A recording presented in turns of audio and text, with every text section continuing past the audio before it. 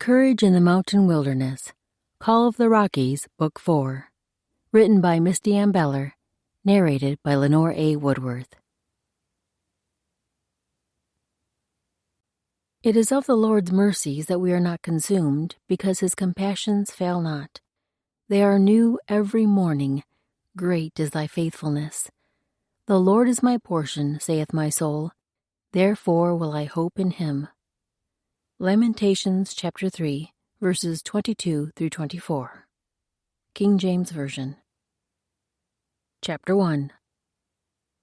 Early spring, 1831, Clearwater River Valley, future Idaho Territory. Even as a grown man, Caleb Jackson still craved the familiar. And the sight of the familiar Nez Perce camp stretching out ahead of him settled around Caleb like the soft blanket he'd carried far too long through his boyhood years. It had been weeks since he and his friends had left this village, and they'd been to 2 other camps since. But something about this one had seeped into his soul and felt a little more like home. A strange feeling when he didn't even speak their tongue. Maybe he'd connected with this place because the people here had been so welcoming. His first taste of the Nimipu way of life. It didn't hurt that the maidens were quite pleasant to look at, especially one in particular, although perhaps she wouldn't be called a maiden. She'd been married once, and from what he'd gathered, her husband had died just before the birth of their son. A cute little chap about 2 years old, with chubby legs, who seemed to get into trouble an awful lot. Movement to the right of the camp near the river swung his gaze that way. Surely that couldn't be the lad he'd just been thinking of, toddling away from the lodges toward the deep currents. The figure was definitely a child around the age of River Boy. Caleb's heart hurtled into his throat, and he spun his horse toward the lad, digging in his heels. The mare sprang into action, surging to a canter. He pushed her faster as he bent low over her neck. Hadn't the lad learned his lesson the last time he played too close to the water's edge? Joel and Adam had barely saved him from freezing to death when his leg had caught in the ice, crusting the murky surface. Joel had narrowly escaped with his own life when the ice broke through while they crossed back over the river to safety. Caleb squeezed his legs tighter, urging the mare faster to close the last 30 strides. The boy had only 2 steps to reach the bank now. Where was his mother? How could he have wandered all the way out of town again?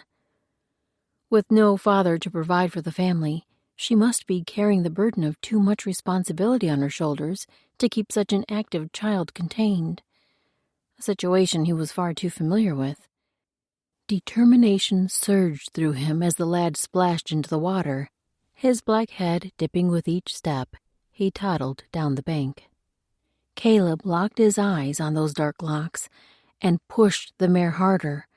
The puff of hair dropped lower when the boy sat quickly. Maybe his feet had been jerked from under him by the swift-flowing current. At least there was no ice now. Was that a good thing? The snowmelt from the mountains had filled the river, rising up to burst over its banks. The mare neared, and Caleb sat back in the saddle, pulling hard on the reins to slow his horse. He leapt to the ground before she stopped and sprinted the last strides to the bank, even as the boy's dark hair floated away from the bank. A child's laugh sounded, and the boy splashed in the rushing water, despite the fact that it was carrying him far from shore, faster and faster with each heartbeat. Did he not know the swift current held his life in its clutch? The lad knew no fear, especially not the healthy kind. Caleb raced 3 long strides along the bank's edge, just far enough to get ahead of where the boy floated. Then he lunged into the icy liquid. The cold sucked his breath, clamping hard on his chest with its frigid claws. Gathering his wits, he mentally scrambled for anything he could recall about how quickly the water deepened. The stretch nearest the bank dipped to waist level, but with the extra snow melt flowing down from the mountains, Caleb had to break into a swim after only 1 step. 3 hard strokes brought him within reach of the lad. He grabbed an arm and held tight, planting his feet in front of him, paddling backward to stop the river's grip. Drawing the boy close to his chest, Caleb turned and swam toward the shore. A group of people had gathered there, his friends from the quick glance he managed between swimming strokes. At last, hands reached out to him, one grabbing his arm and the others taking the boy. Still laughing, River Boy kicked his pudgy arms and legs the whole way up. For Caleb's part, exhaustion weighed his bone-chilled limbs now that fear no longer drove him. He pulled himself up on the bank, crawling to a dry spot to sit. "Here, Caleb, let's get you out of these wet things." Susanna, Beavertail's wife, crouched in front of him and began unbuttoning his coat. She was right. The furs had taken on water, and maybe its weight was part of what stole his strength. He took over unfastening the elk-horn buttons and slipped the heavy coat off. His buckskin tunic underneath was mostly dry, except around the collar, sleeves, and waist. He glanced up at Susanna with a nod of thanks. "That's better." Now that he'd caught most of his breath and a little of his energy, he turned to where the boy was being tended to. His gaze landed on an image that once again stole his breath. The lad's mother ran to her son. While he watched, she cradled him in a tight embrace. Otskai was even more beautiful than Caleb's memories of her face clear, not a wrinkle or blemish to be found. So young. His heart ached. She was too young to already be a widow, raising this boy on her own. Then she lifted her dark lashes and cast her wide gaze toward Caleb. The whites of her eyes glimmered red, so full of unshed tears that the pressure in his chest tightened tenfold. "Thank you." Her words came out in a thick accent, but she spoke English, the first he'd heard from her. The weight on his chest loosened enough for his heart to ramp into another gallop. What was wrong with him, letting himself fall so hard for a woman he barely knew? He felt for her predicament, the way she must have worried over her son and the boy's penchant for danger, but Caleb had never thought to feel anything more than concern for her. He forced his gaze away from hers, letting his focus drop to the toddler. The lad curled against her, cheek resting on her shoulder with a thumb in his mouth, perfectly content in the loving protection of her arms. A burn crept up Caleb's throat. They made such a perfect picture, this woman and boy. He barely knew them, but the pair had already managed to plant themselves firmly in his thoughts, even when he was an entire mountain range away. He needed some space. With a flick of his gaze to her eyes, he nodded. "You're welcome." He wanted to know how the boy had wandered away by himself, again, but he'd have to ask that later. For now he grabbed his coat and pushed to standing, then marched toward his mare. He owed the girl a walk to dry her sweaty sides and a good brushing. Maybe that would give them both enough time to cool off. Otskai clutched her son to her chest as she watched the big man gather his horse's reins and lead her away. She should stand and take River Boy back to their lodge, but fear had leaked away all her strength. How many times would this boy scare her lifeless? So far, these white men had saved River Boy twice. Both times, her son would have died if they hadn't reached him in time. Neither time had she been there. She'd not been what her child needed. The guilt would smother her if she let it, but she couldn't give in to such weakness. River Boy squirmed in her tight hold, a good reminder that she had to get him back to the lodge and out of his wet clothes. The last thing he needed was a sickness from the remnants of this winter wind. After pressing a final kiss to his damp hair, she stood and gripped his chubby little hand. The lad tried to dart ahead, but she'd learned to keep a tight hold. One of the Nimipu women who'd come with the white men was lingering nearby, and Otskai worked for a smile. "Elin?" She remembered this one from a village of the Pekunen band to the north. The first time she'd met Elin, she'd been struck by the fact that the meaning of her name matched her personality. Friendly. The woman nodded with a return smile that didn't mask the concern in her eyes.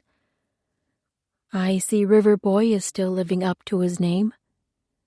Otsukai sent a wry look toward the rushing water, fighting off the shiver that always coursed through her at the sight of the churning current. Perhaps if I change his name, he'll change his ways. Her deceased husband's parents had christened the lad River Boy after his first escapade in the water, back when he could only crawl. He'd been in their care while she worked to scrape a new batch of furs. The lad had crawled right to the edge of the bank and tumbled head over toes into the water. She'd been so relieved they pulled him out safely that she'd accepted the new name, especially since she'd never really liked the one Motsukoi had given him before his birth. Gopskopstimine, strong-willed one. He'd given the name because River Boy had been so active inside her belly. She'd learned after the boy was born that his movement sprang from too much energy, not too strong a will. Maybe if she'd fought this new title, her son wouldn't have developed this deadly love of rushing water. It seemed no matter how careful she was, he still found a way to sneak out of her focus and escape to the river. She forced back those thoughts and turned toward the camp, tightening her grip on her son's hand. I must get him back and changed. Elin fell into step on River Boy's other side. Can I walk with you?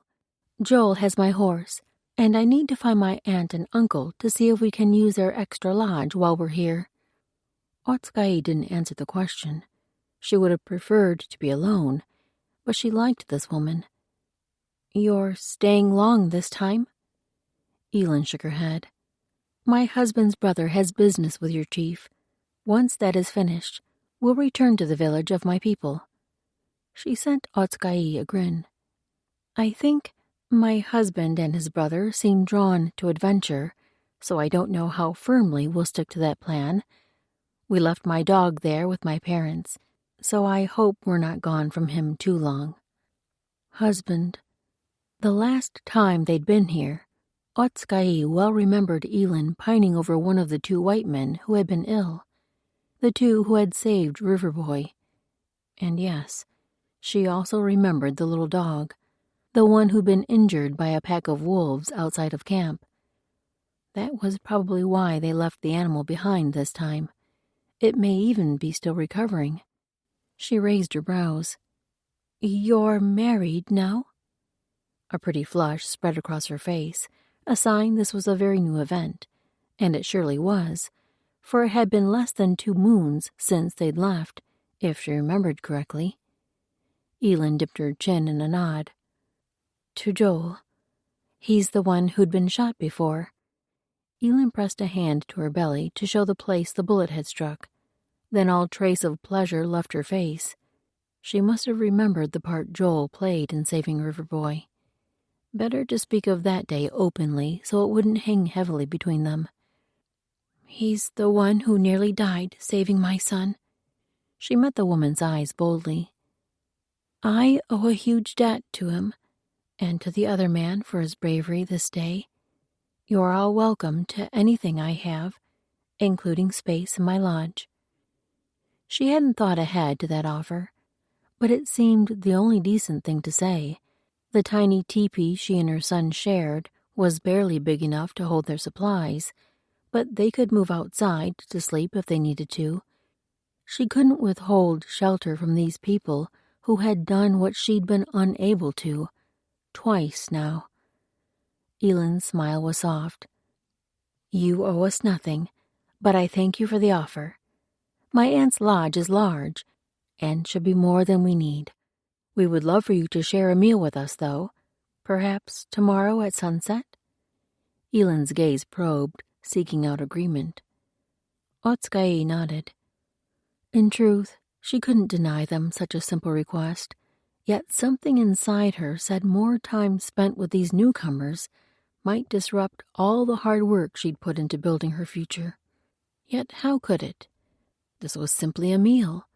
One more opportunity to express gratitude for another selfless act. Good thing she'd been learning to speak the white man's tongue. Chapter 2.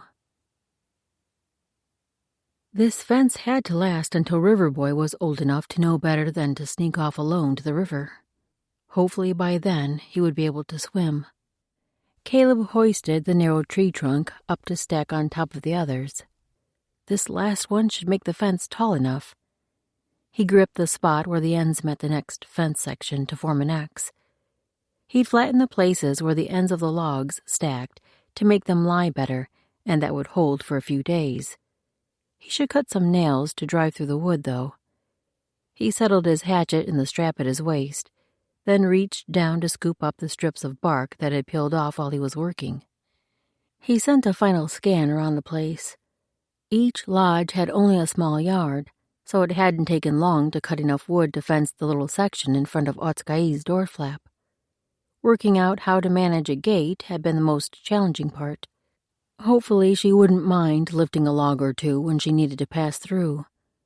He tried to see the spot from her perspective. Her legs were much shorter than his, actually every part of her. Would she think this solution to keep her boy contained was silly? He scanned the other lodges around hers. None had anything even close to this.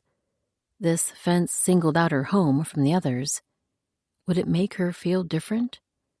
This new worry needled through him like a worm eating an apple. He'd never been good at foreseeing a woman's opinion about anything, especially a woman he barely knew. She might hate this. So, he'd let her look at it, then offer to take the logs down if she didn't like it. Voices sounded behind him, the low murmur of a woman, then the high giggle of a child. A glance over his shoulder sent his heart racing again. He worked for a smile as he turned to face her. Otskai held her son high as he sat on her arm. The position made Caleb think she'd been tickling him, maybe to keep him from squirming out of her arms. But now they both turned their focus to him. Otskai's gaze was curious, and the moment it slipped past him to the lodge and the new fence, her eyes widened. He didn't breathe as he waited for signs of anger, but her brows didn't draw together. Her mouth didn't pinch in a frown. Her jaw dropped open, in fact. When Riverboy wiggled, she lowered him to the ground. The boy scampered forward and went straight for a rail. Caleb had judged the height well, for the fence rose a good head above the lads. The boy peered through the gap between two logs. Caleb strode toward him and reached under his arms. "You want to go inside?" He hoisted the lad and lifted him over the rail, then set him down in the yard. Now he had to face the woman and explain why he thought it would be a good idea to alter her home without her consent. He turned to her, his apology ready, and found her studying the fence.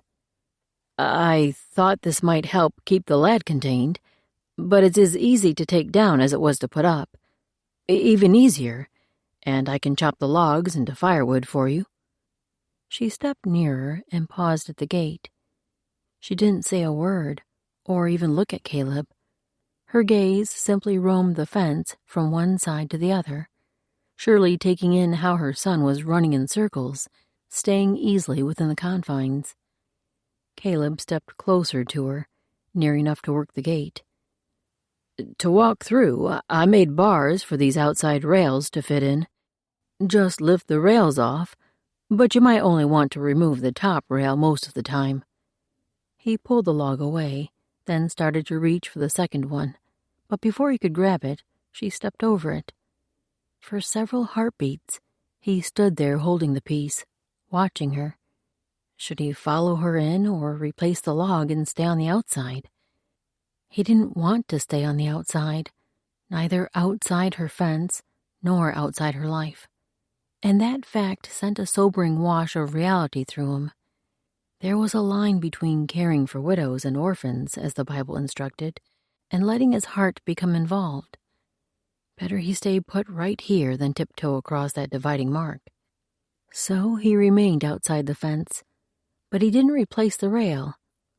Otskai examined his work on both sides, including where he'd driven stakes at the edges of her lodge to secure the log ends as close to the stretched hide as possible.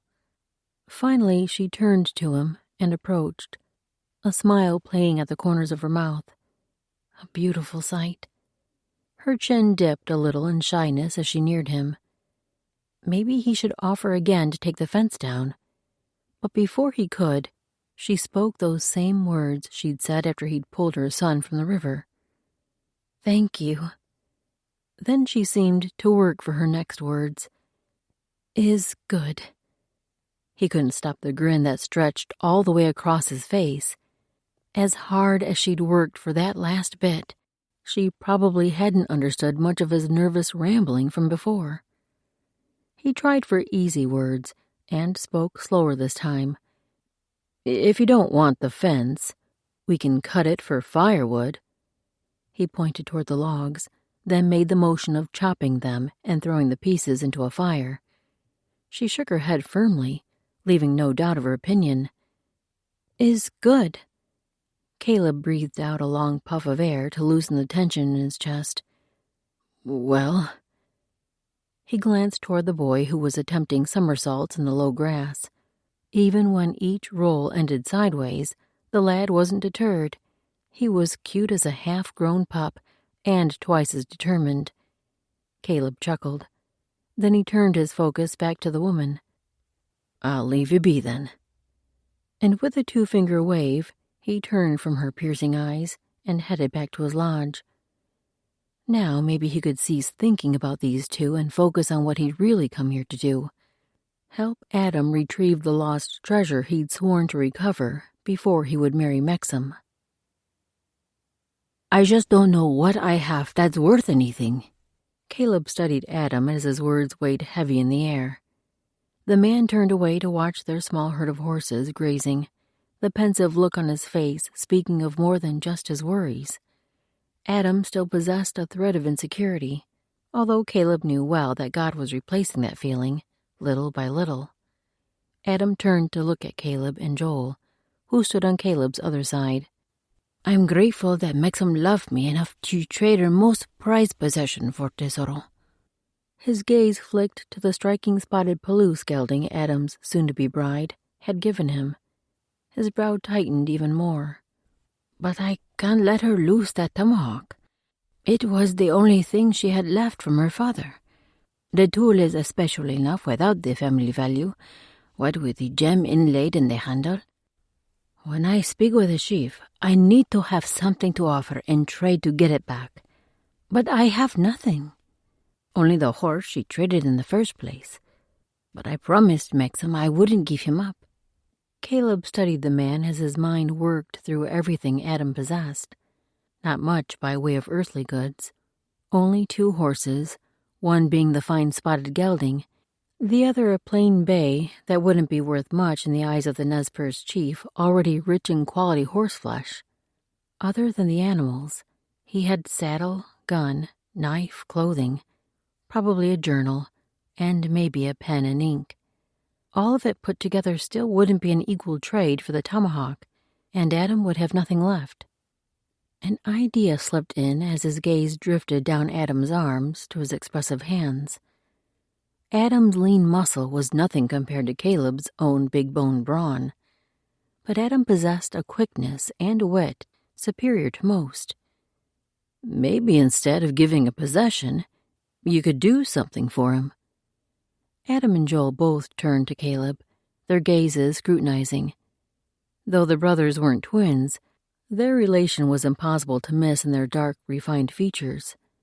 The orange shade of Adam's eyes could be especially daunting when he probed with their full force. Like now. "What do you mean?" Caleb shrugged. "Hunt, maybe? Perhaps you could offer to bring in a half-dozen elk to feed him and his people through the winter. You could start by offering that and see where the conversation goes." Adam turned his gaze back to the horses, but the words he mumbled showed he was deep in thought. "A quest of sorts. Elk might be hard to find after a long winter, but that would make their value even greater.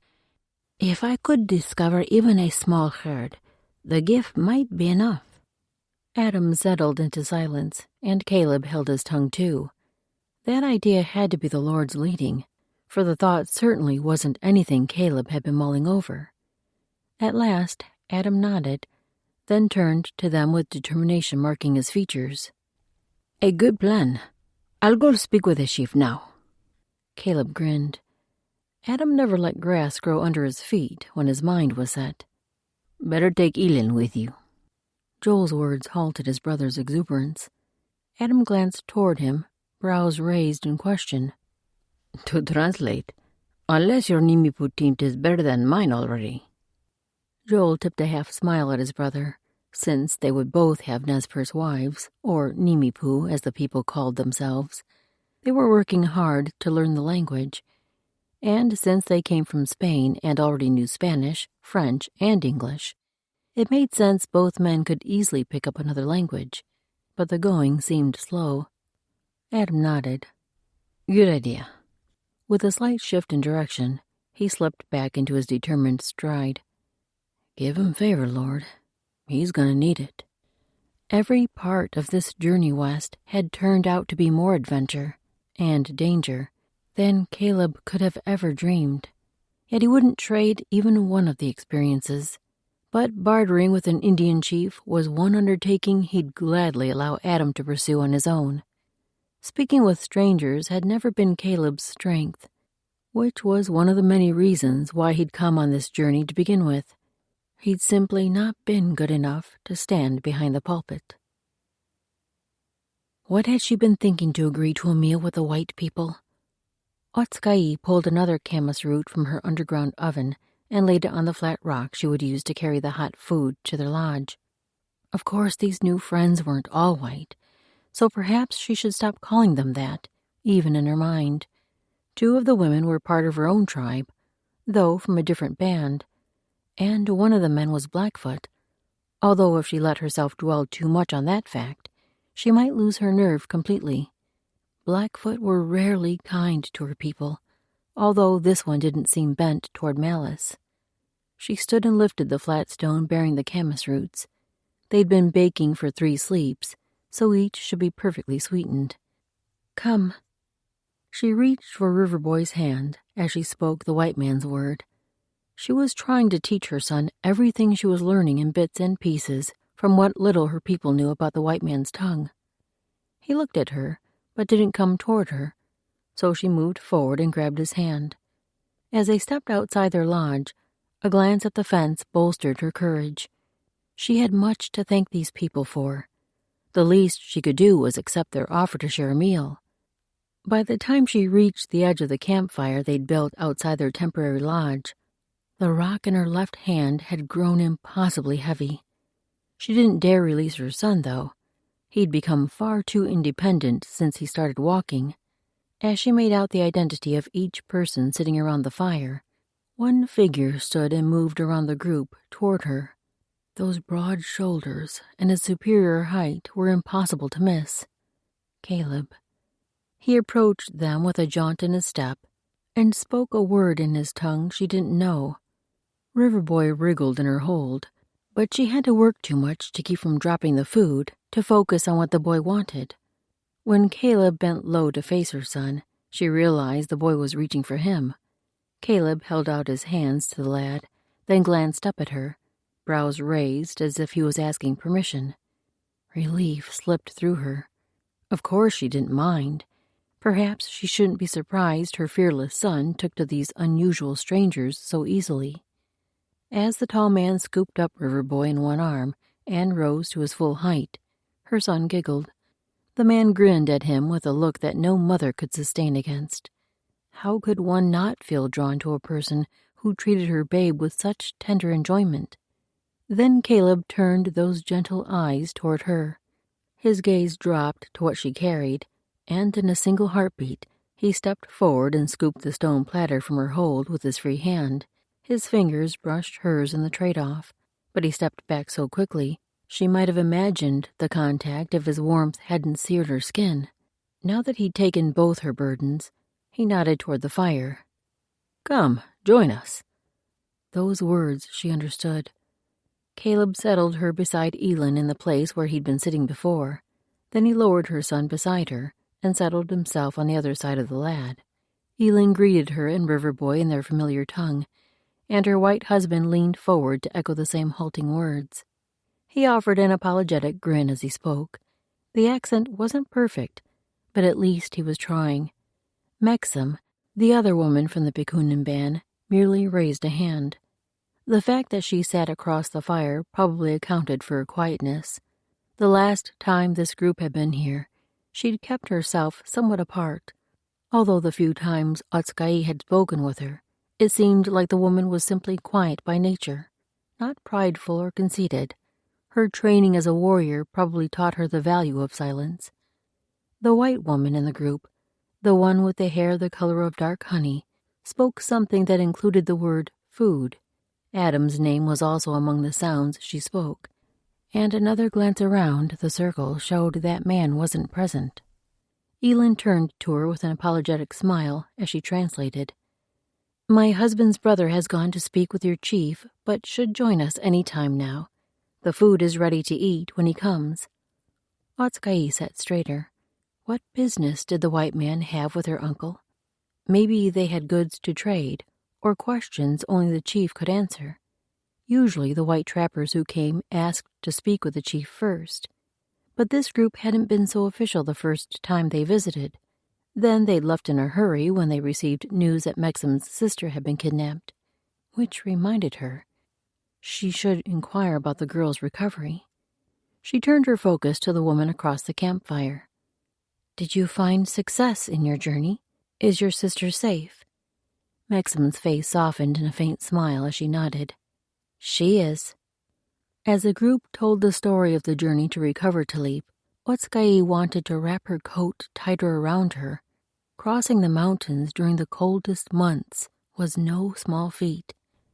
This group had done that twice as they rushed to intercept the Blackfoot war party that had kidnapped the Salish women. At least they'd found success and brought all back safely. Even Talip's unborn babe seemed unharmed. Maxim's quiet relief sounded through her words. Otskay eased out a breath. I'm so glad to hear it. A motion at the edge of the firelight caught everyone's notice, and the man Adam stepped into view. She studied his face as he settled between Maxim and Joel. His lowered brow made his concern clear.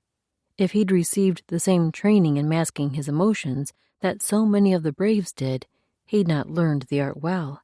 His every thought seemed to cast itself across his features. Well, Joel prompted, giving voice to the expectant silence that had settled over them all.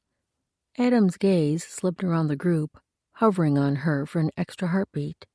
She wanted to shrink back. She shouldn't be here. This group had a private matter to discuss. She pushed up to standing and reached for Riverboy's hand. We'll go and allow you to speak openly. She didn't know the white man's words, so she used her own. Elin could translate for the others, but Caleb grabbed her arm. Wait.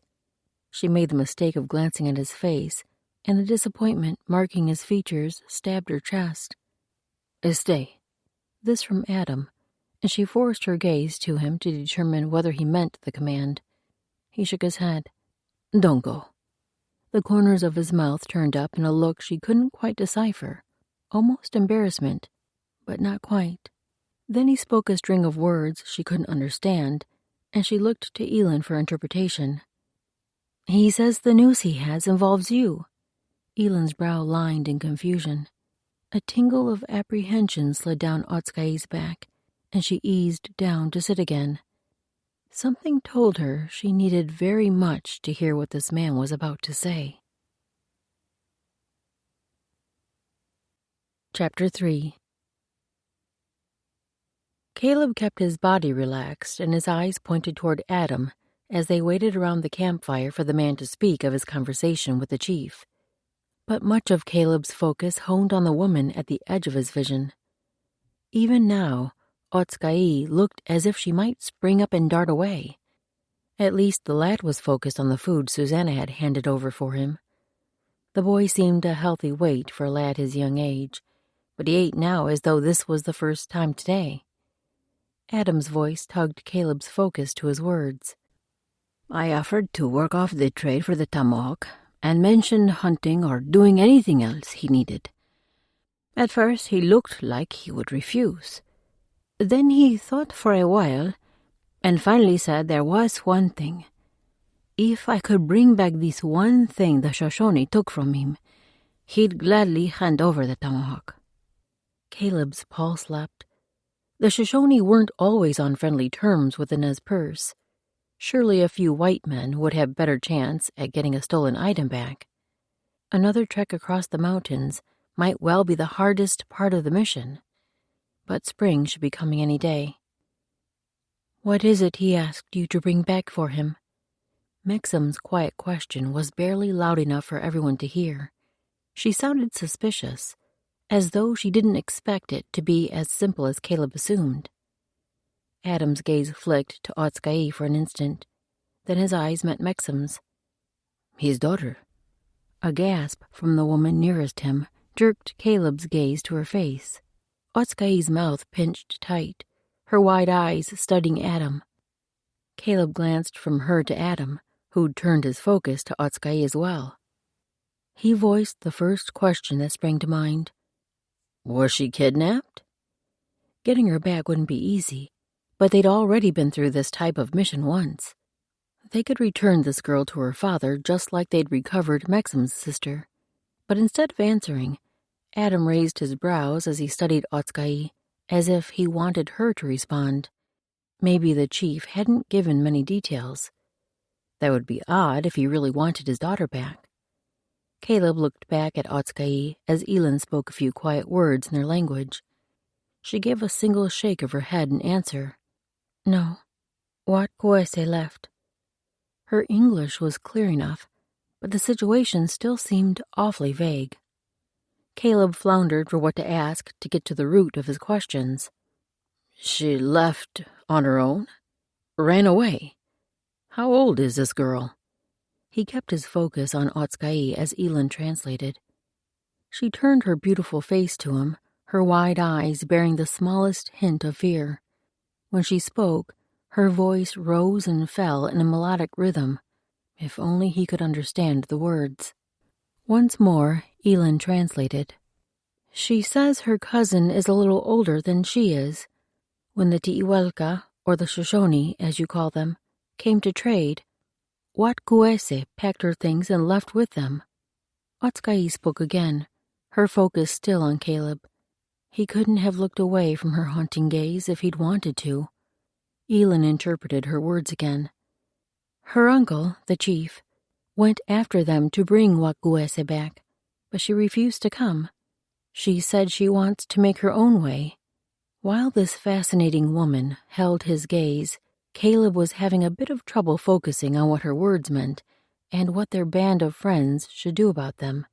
At last, she dropped her gaze to her son to help him with his food. Now, Caleb could muddle through what she'd said. The most startling fact finally glared up at him.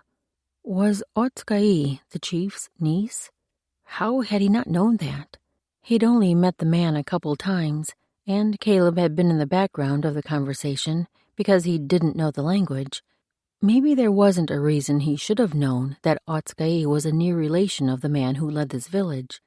But still, that seemed like an important detail.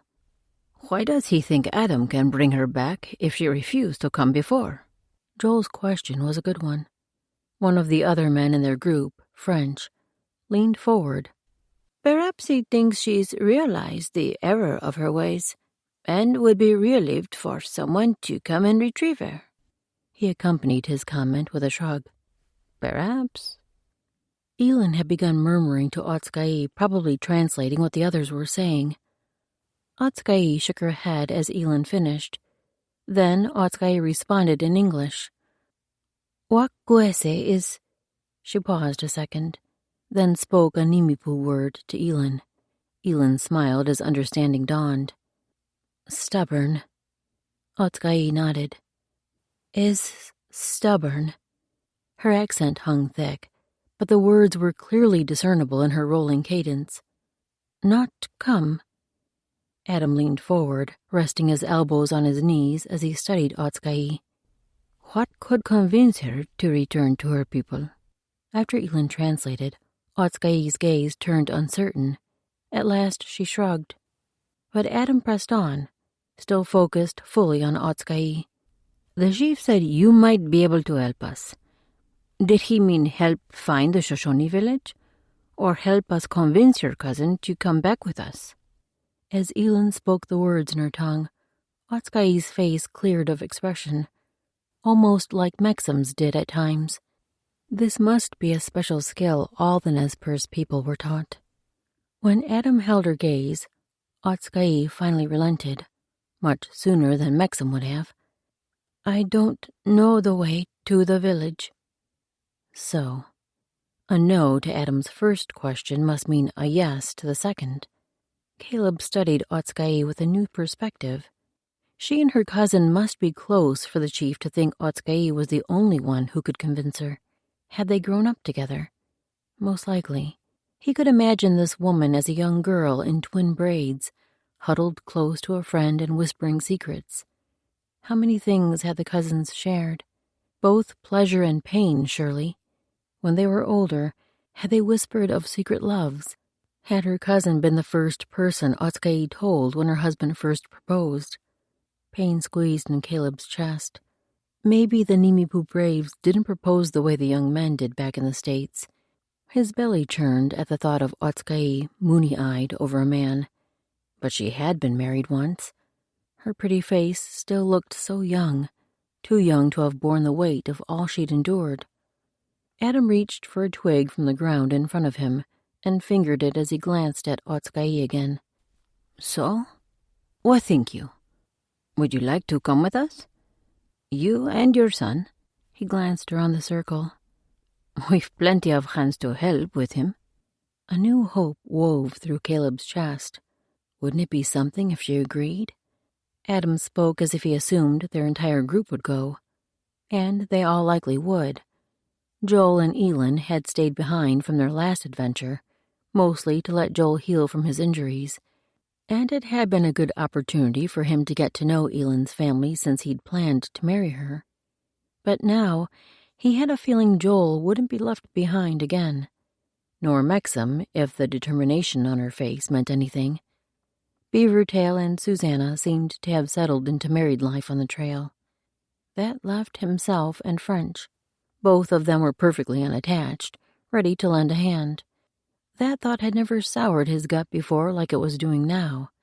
He'd come on this trip for that very reason, to see new lands, find adventure, and help where he could. Just because the men he'd come with were finding the women God planned for them didn't mean his own intentions had to change. He glanced at the woman who still hadn't answered Adam's question. The thought of her accompanying them made the journey so much more appealing. The mission would likely take several weeks when they'd be thrust in close quarters with long days on horseback. But when his gaze dropped to the lad shoveling a final handful of meat into his mouth, his resolve wavered. This journey could possibly be dangerous for the boy.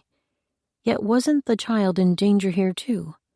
Riverboy seemed to find a way to reach trouble even in this village.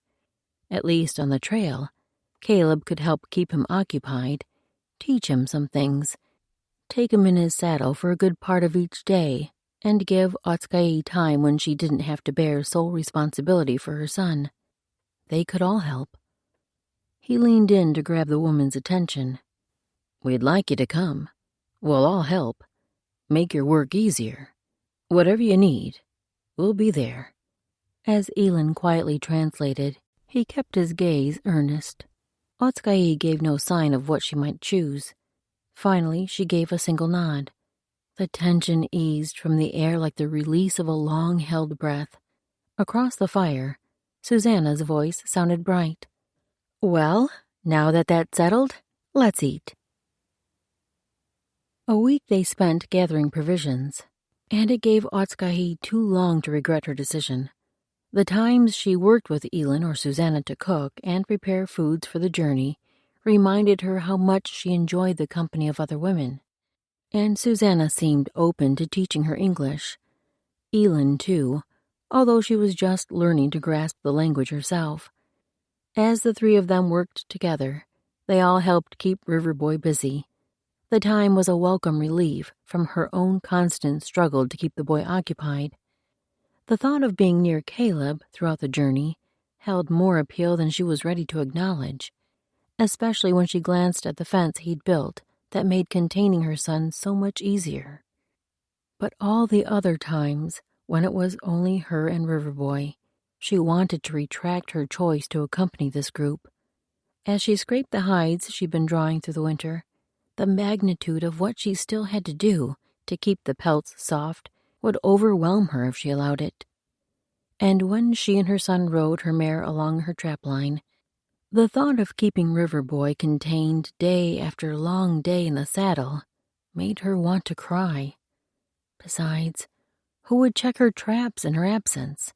She would have to ask one of her cousins, but giving away the carefully selected location of each one felt like wasting all the hard work she'd spent finding those perfect spots.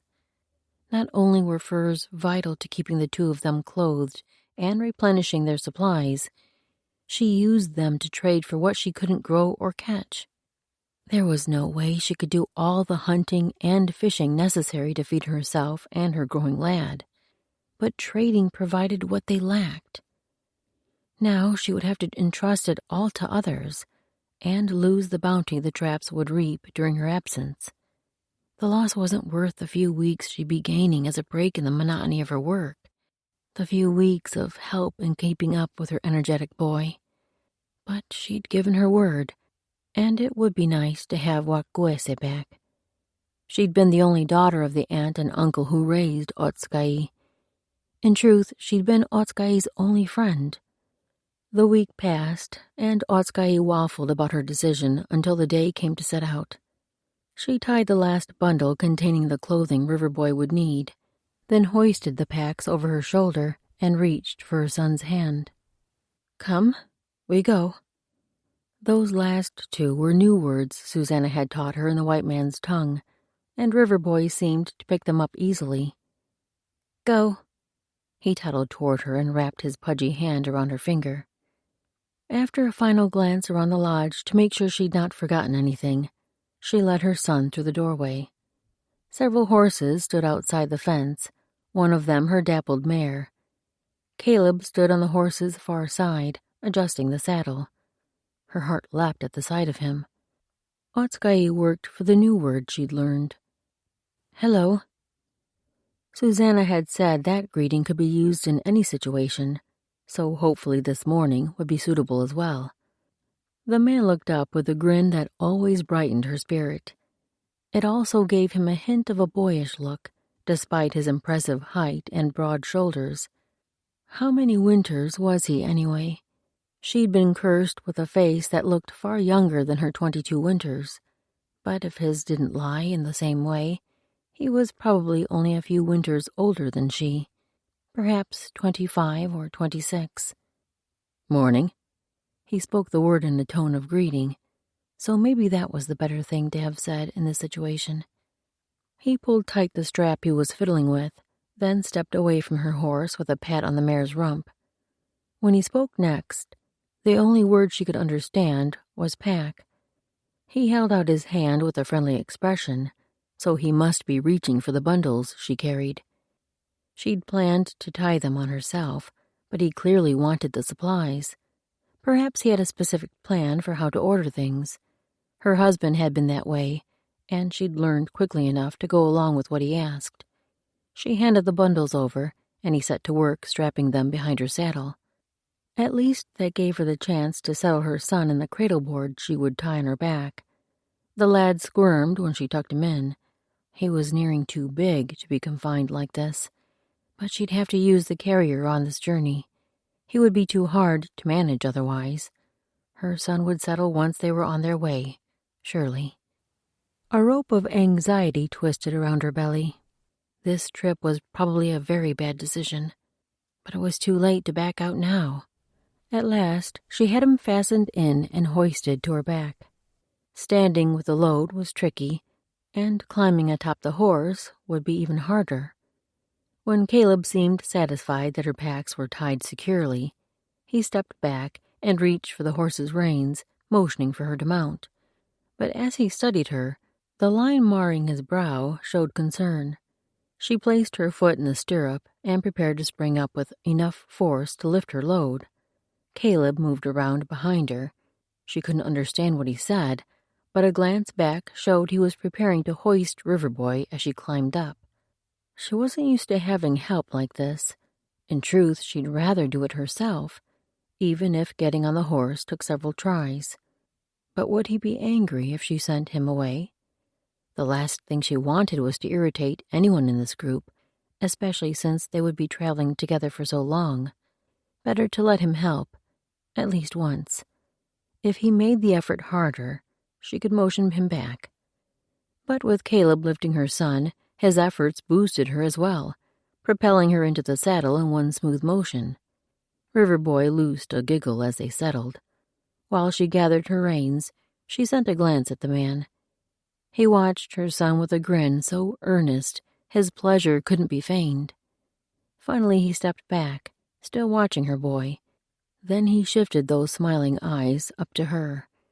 He raised his brows in question. "All set?" She sent him a tentative smile. She wouldn't have thought the answer would be yes, but it was, and she spoke the word in his tongue. "Yes." Chapter 4.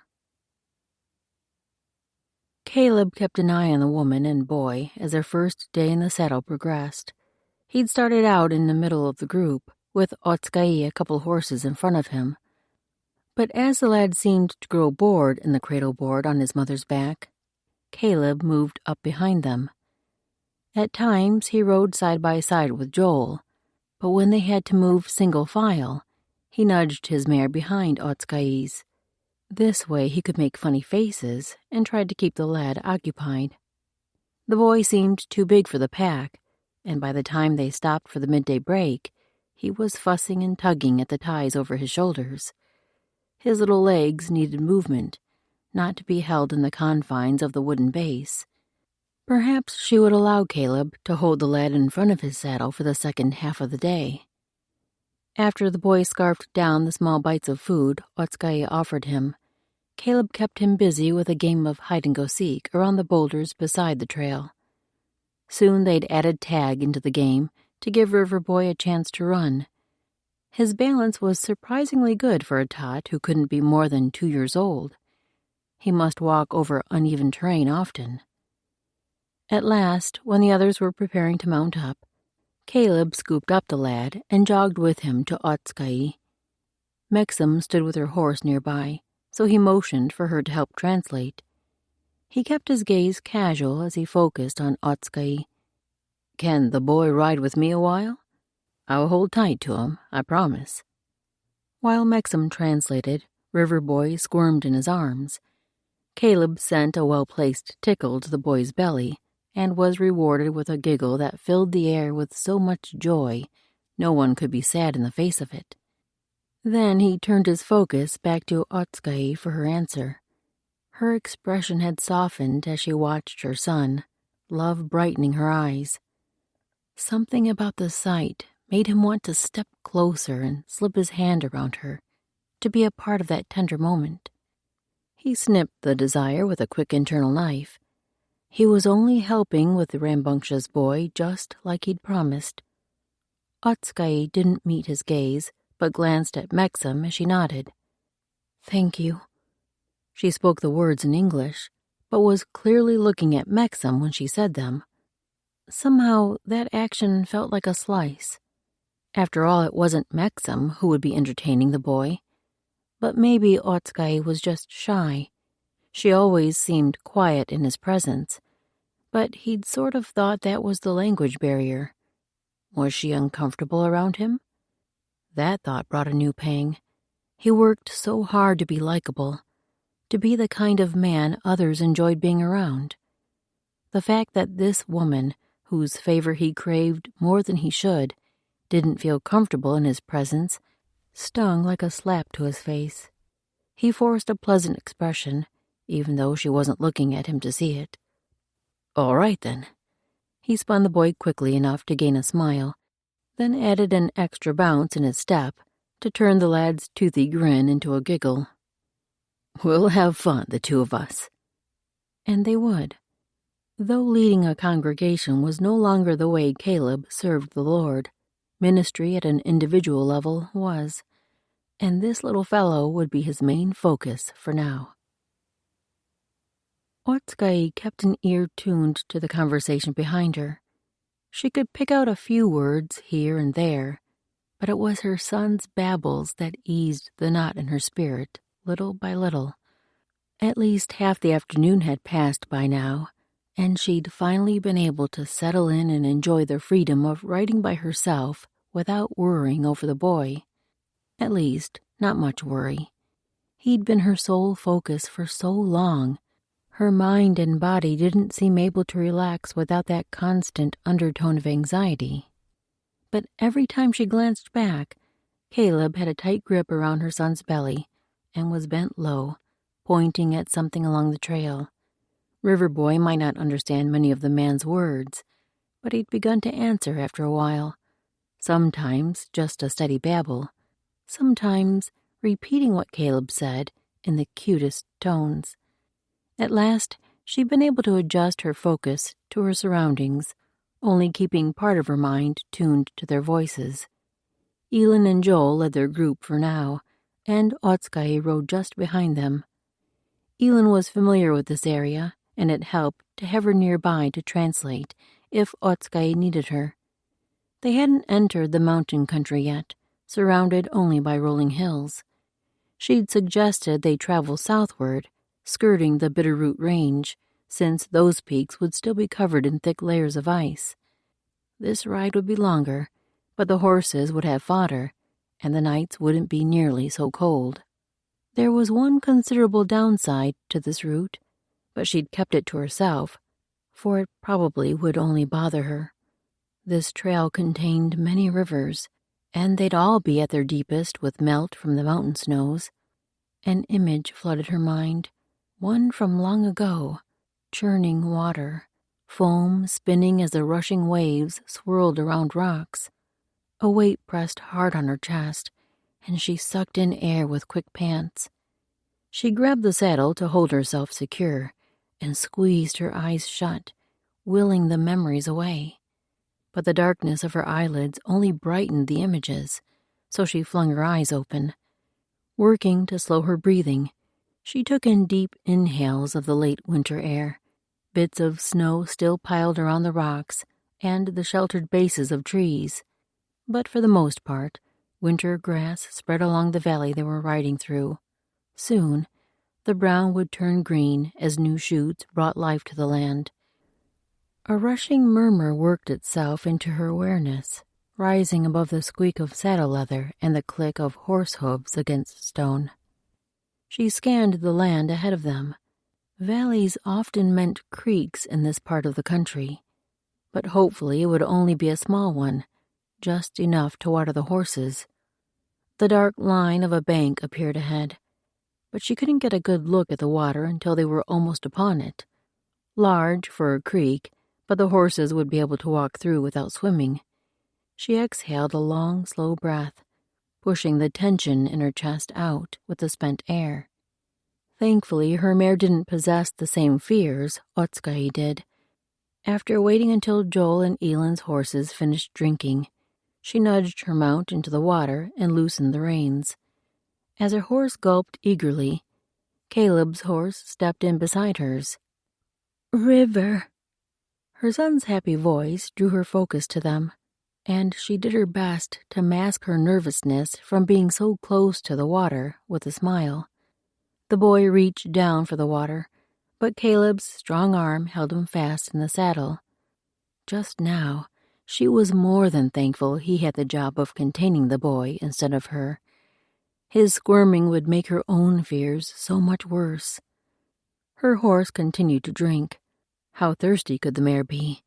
She glanced at the man and boy beside her to distract herself again, her gaze honed on Caleb's hand wrapped around her son's side.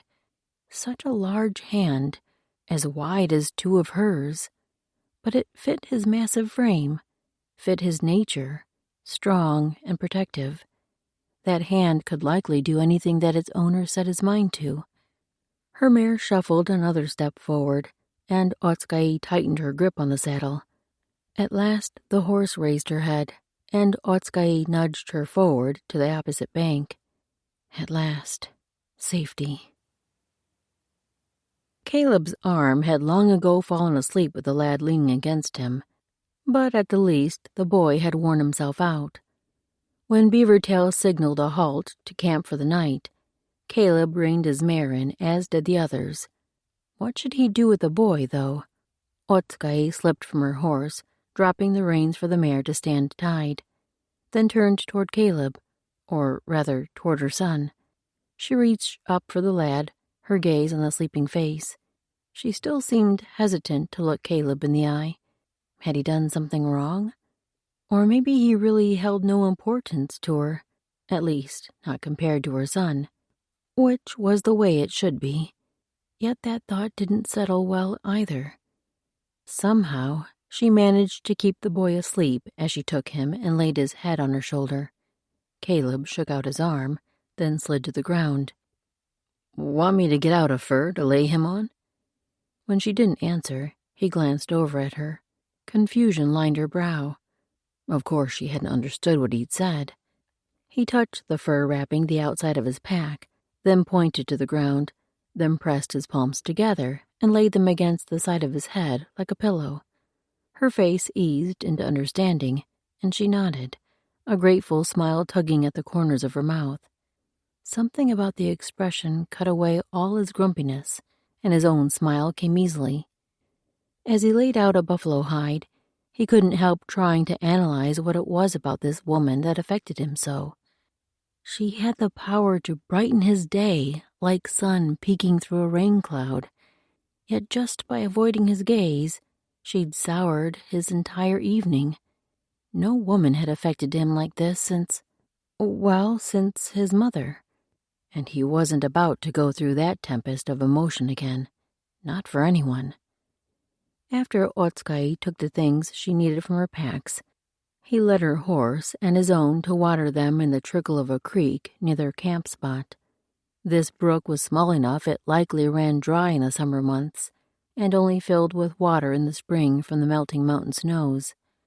Adam, Joel, and Beavertail had brought the rest of the horses to water.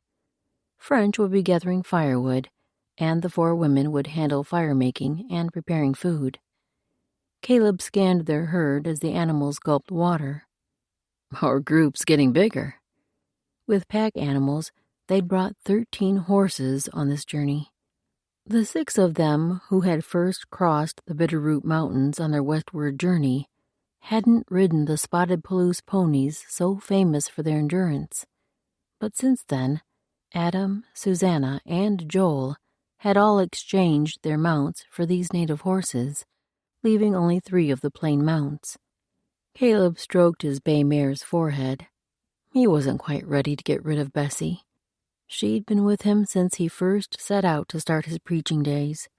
She was the only one who'd stood by him as he slowly failed the flock in Indiana he was supposed to have been tending. Bessie had been faithful to him, so he would be faithful to her. Although there were times he was pretty sure dragging his monstrous hide up a mountainside was the opposite of the kindness he meant to show. Those were the times he usually got off and walked beside the old girl. Darkness had settled on them fully by the time the horses were tied to graze. The fire was established enough to release a roaring heat, and the food passed around.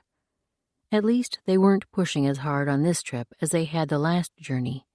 On that mission, they'd ridden through the night to catch up with the braves who'd stolen Mexham's sister. This time, they could start setting up camp before dark and get a full night's sleep. Yet Caleb's spirit was too restless to settle just yet. He'd already polished off his dried elk meat, so he scooped up the baked camas root and pushed standing. Think I'll go for a walk. He strolled along the little creek. Thankfully, there weren't many clouds to cover the moon and stars, giving him enough light to maneuver rocks and brush. The icy chill in the air kept him moving, But it also kept his mind from lingering on questions he wasn't ready to ponder. After a few minutes, voices drifted to him, and he paused to listen. Those weren't sounds from their group. Someone else was traveling these parts, and their voices drifted from up ahead. He'd better find out if they were friend or foe. Chapter 5. Caleb crept forward, but it was almost impossible for his big frame to move with stealth. As the voices grew into distinct sounds, he slowed to decipher words. The rolling cadence wasn't English, but it wasn't the high-low sounds of the Indian dialects either. More like the sweeping tones of the French boatsmen who he, Joel, and Adam had traveled with up the Missouri on the first part of their journey. They'd met the man they called French in that group, and he'd immediately stood out from the others. He possessed the same lively personality and penchant for storytelling as his countrymen, but he had a seriousness too, a depth of character and faith that had drawn Caleb from their first conversations. Should Caleb stride forward and introduce himself to these strangers, or go back and let the others know, maybe bringing French back with him to meet them? He might be needed as an interpreter. Better the latter choice. Just in case these men didn't take kindly to the presence of a stranger, he should let the others know what was happening. Not that he judged men without giving them a fair chance, but he'd also learned the value in being sensible. Once he'd traveled far enough away that his footfalls wouldn't be heard by the strangers, he lengthened his stride to cover ground. When he neared their camp, he called out to let the others know it was him, then stepped into the ring of firelight. Beaver Tail was standing as Caleb scanned the group, the man clearly at the ready in case of danger. Maybe something in Caleb's call had alerted him. "You are back sooner than we expected." French studied him with a lazy gaze from where he lay back, propped on his elbows. The man kept an easy-going facade, which was part of his charm, especially with the few ladies they'd met along the way, including those now part of their group. Caleb directed his words to French. "Found some people about 10 minutes' walk from here. Only got close enough to hear they were speaking French. Thought I'd come back and get a translator before introducing myself." French sprang to a sitting position, his attention clearly pricked. "How many? Did they speak to you? What are they doing out here?" Caleb raised his brows. He must not have listened past the word French. "Don't know without my translator." He waved the man up. "Come on." French bolted to his feet and was striding forward as Caleb sent another look around the group. "I suspect they're friendly trappers. We'll say our howdies, then be back." Beaver wore a look that meant he was thinking hard about something. In their early days together, the man's face had been almost impossible to read, but Caleb had learned to watch his brows and the tilt of his eyes. Now the man was probably debating whether they should even alert the strangers of their presence.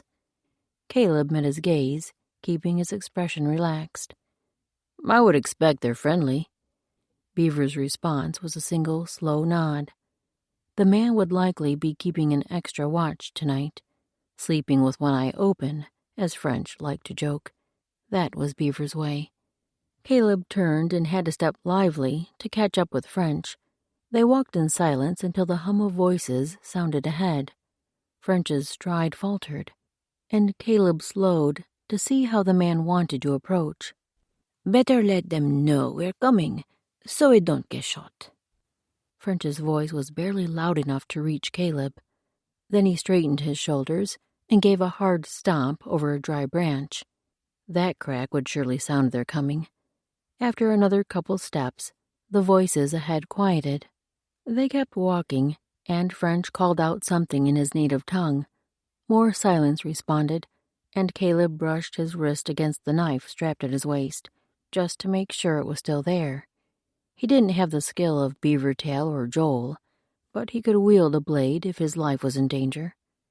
As they neared a cluster of leafless trees, he could just make out the forms of men on horseback through the branches. French spoke again, and finally an answer came from the strangers. Caleb had learned a few French words from their journey upriver, but maybe his ear had gone rusty, for he couldn't decipher what that fellow said. French motioned him onward as they stepped around the trees to reveal themselves to the group. He set off a rapid-fire speech, motioning toward Caleb as he threw out the words, "Caleb Jackson?" Then to himself, "Jean-Jacques Baptiste." With a final flourish as polished as if it were a bow, he finished his monologue. There were 3 strangers watching them with expressions more staid than French's. They didn't seem quite as eager to meet a fellow countryman as did the grinning man standing beside Caleb. The one mounted on a palomino spoke, using the rolling cadence that made the French language so beautiful. Or so the women who'd flocked around the French boatsman had said. For his part, Caleb preferred to take the measure of a man's inner strength, not rely on the smoothness of the tongue he spoke. Despite the fact that these 3 didn't look so friendly, he was willing to give them a fair chance. French and the spokesman from the other group batted words back and forth for a few minutes. Then French turned to Caleb. "There are trappers from the north, from the Northwest Fur Company." That would be a mark in their favor in French's mind. He'd never said exactly why he despised the Hudson Bay Company so, but he would only associate with men from Northwest Fur. "They want to meet the others in our group. I believe they mean us no harm." Caleb's gut tightened. He wasn't sure about bringing strangers around the women and boy. Why had he brought French for a full conversation with these men? Better if he just nodded to them in passing and moved on. But one glance at his friend's expression reminded him why. French was probably missing that camaraderie only someone with the same language and customs could offer. It would be worth a night of extra watchfulness for his friend to have this pleasure. Hopefully the strangers wouldn't ask to share their campfire until morning, though. But then again, if they left quickly, French wouldn't have as long to enjoy their presence. After all, the Lord had made these strangers as well. He loved them just as much as every single one of his creations. How could Caleb do otherwise? So he nodded. "Tell him to follow us." As he and French led the way back to their campsite, French bandied words back and forth with the newcomers. That left Caleb time for his mind to wander ahead. Maybe he should get to the camp early and warn the others of their visitors. But Beavertail would be expecting them, no doubt. He would have them all on their guard. As firelight and smoke drifted from ahead, French cupped his hands around his mouth. "We bring visitors, fellow countrymen who wish to break bread with us." Truly, Caleb hadn't seen French so eager in months. Maybe not in the year and a half since they'd left the boatsman on the Missouri. How had Caleb not realized the change in his friend? Did French regret coming with them? Was he miserable around so many foreign people? As they made introductions, it turned out the man who'd done most of the talking, Minar, spoke a little broken English, and all 3 knew some of the signs common to the Indian tribes. The men seemed friendly enough, although more reserved than the boatsman Caleb had known. Perhaps their quietness came from spending so many months in this remote mountain wilderness. After French told the shortened version of their journey upriver, then across the mountains to the land of the Nez Perce, and now the purpose for their visit back to the Shoshone, the men listened with keen interest. French did a decent job of speaking so all could understand, first in French to the visitors, then in English so the rest of them would know what he was saying. Even Otskay seemed to hang on his words as she worked to decipher them. She'd moved in front of the fur where her son still slept, shielding him from view by the strangers. Smart lady. After finishing the highlights of their own story, French asked the men about their travels. Minar spoke only in his mother tongue, and after a few minutes, French raised a hand to pause the fellow as he interpreted for the rest of them. "He says they came down from Rupert's Land, west of the Canadas. They've been following the rivers south, first to Blackfoot country, then along the eastern side of the Bitterroot Range.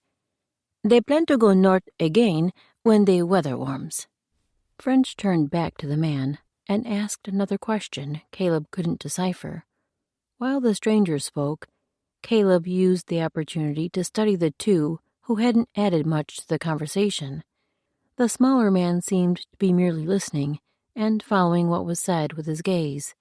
But the other man, the one who carried a bit more paunch around his waist, seemed to ignore the speakers completely. He'd studied Beavertail for a while, then Joel, then his gaze lingered overlong on Adam. Adam's orange eyes always caught people's interest at first, but then the stranger turned his focus to the women. Or rather, not all the women, just Susanna. As long as Caleb watched the man, he didn't once flick a gaze toward Elin, Maxim, or Otska'i, as though they weren't sitting here around the fire. Did he think them less than the rest because they were native to this land? He locked his jaw to hold in the anger building in his chest. He knew better than to jump to conclusions. He knew better than anyone that people weren't always what their outer appearance seemed. But the longer Caleb studied the man, the more the gleam of lust as he studied Susanna was impossible to ignore. Susanna gave the man no notice. Beavertail did, though. The hard glare he kept focused on the stranger left no doubt. The fellow seemed not to notice the flaming arrows shooting from the Blackfoot warrior's gaze. BT might be level-headed and wiser than most, but his protective instincts soared when it came to his woman. Perhaps it was time the strangers moved on to find their own campsite for the night. As soon as the newcomers finished the food that had been passed to them, Caleb found the first gap in conversation. "It was awful nice to meet you fellas. Reckon you'll be wanting to go find a campsite where you can spread your bedrolls and hobble your horses." French turned to study Caleb, clearly surprised at the barely veiled suggestion his new friends leave. Caleb tried to send him a warning glance. French didn't seem to understand, but he must have trusted Caleb's reasons, for he gave a hesitant translation of the invitation to leave. Even with the honey French probably coded over his words, the strangers' faces darkened as they took in the dismissal. The man who'd been watching Susanna turned downright sullen, but they all three stood. French rose to see them off, and Caleb did too. The manners Mrs. Sandifer had pressed into him were too deeply ingrained to keep from offering a final farewell, and he barely stopped the good riddance from forming in his thoughts. "Sorry, Lord. Help me see them through your eyes." After a wave, Caleb stood beside French to watch the three mounted forms fade into the darkness. French eased out a long sigh that seemed to push away all the air around them. Caleb should say something to let him know he understood the pain of longing, the yearning for companionship, for someone who felt familiar, someone who felt like home. "I guess it was nice to revisit a bit of home, huh?" Those words weren't as profound as he'd been hoping for, but it was a start. "Oui." The statement came out on another long breath. Then French seemed to pull himself back together and straightened, turning toward the group a dozen steps behind them. "Guess it might be good to turn in early tonight." As they took their previous places around the campfire, Beavertail stood and pulled Susanna up by her hand. "Think we'll take a walk." The steel edging his tone almost made Caleb chuckle. The man would be reestablishing his place with his wife, no doubt. As the pair slipped away, Caleb slid his gaze to Otska'i. She stared into the fire's dancing flames, her mind clearly somewhere distant. Was she thinking how the man's lack of attention made her feel less? If only he had the right to take her hand and restore her confidence the way Beavertail had with his wife. If only. Chapter 6. Another day in the saddle, and Otska'i was determined this one wouldn't be such a challenge to her emotions. She'd keep her son with her and enjoy the ever-changing scenery. This time, she would try Caleb's method, planting her son in front of her in the saddle instead of in the cradle board at her back. The trail they followed wove up into the mountains, making them ride single file for much of the day. She used the opportunity to practice some of the white language she'd learned. If she set her mind to it, by the end of this journey, she could have a decent grasp of the foreign words. Her son would have the advantage of knowing both tongues from the very beginning. By the time they all returned to their saddles after the midday meal, she'd found a rhythm with everything they passed. Tree? Deolicht. She reached out to touch the barren fingers of an aspen beside the trail. Riverboy did the same, and when his pudgy fingers struck the branch, he giggled and popped it again. She pointed up to the wide expanse of blue above them. Clear sky. Aikat. Always the white man's tongue first, then the Nimiputint. Kat. Her son's version of the Nimipu word pressed a smile in her chest. Aikat. Clear sky. This time she swapped the order. Her lad was a smart one. He would pick up on the words quickly. A few times she turned to Susanna behind her to ask the white man's word for things she didn't know. She hadn't realized how much she'd already learned. If only she could recall the words when she was trying to speak to others, especially Caleb. When he drew near her, all speech seemed to flee her mind, even her own language. Maybe when they stopped for camp this day, she would be able to face him with confidence and with her new vocabulary. A rustle ahead made her mare's ears perk, and Otskai honed her gaze on the path before them. They were working their way down the side of the mountain, skirting around its edge so the trail didn't grow too steep. All she could see in front of them was a cluster of boulders and a gathering of cedars near the base. But the farther they rode, the more distinct came the rustling. There was no doubt what the sound had to be. She'd heard it so many times in her nightmares. A river lay somewhere in the valley below. Not a shallow stream, but quick, rushing water swirling around rocks, flowing high against its banks, infused with melted snow from the mountains. She gripped tighter on her mare's reins and had to force herself not to tighten the hand secured around her son's belly. She had to stay calm. Maybe this river would still be shallow. Her horse could simply walk across. But as they rounded that clump of boulders and the trees extended down the mountainside to form a line, she caught her first glimpse of rushing water through their barren branches. Fear clutched in her chest, stealing a breath. She focused on steady inhales. This fear would take no more than that single breath. She could manage, even if her horse had to swim. She was a grown woman, not a child so easily tossed about by rushing water. Not like she'd once been. More importantly, she had a son to protect. She couldn't let the river steal her from Riverboy as it had stolen her parents from her. For her son, she would keep a level head. She would bravely do whatever she had to get them across, calmly. She kept her mare tucked right behind the horse in front of her, Caleb's horse, as usual. The man seemed to have appointed himself as her helper, a fact she both begrudged and was grateful for. As much as his assistance lightened her own load, she should be able to manage by herself. It shouldn't be such a relief for someone else to step in and help. But just now, she couldn't think about her weakness. If she kept her gaze on the swishing tail of his bay mare and focused on taking steady breaths, each one no shorter or longer or deeper or shallower than the last, she would have the strength she needed for this battle.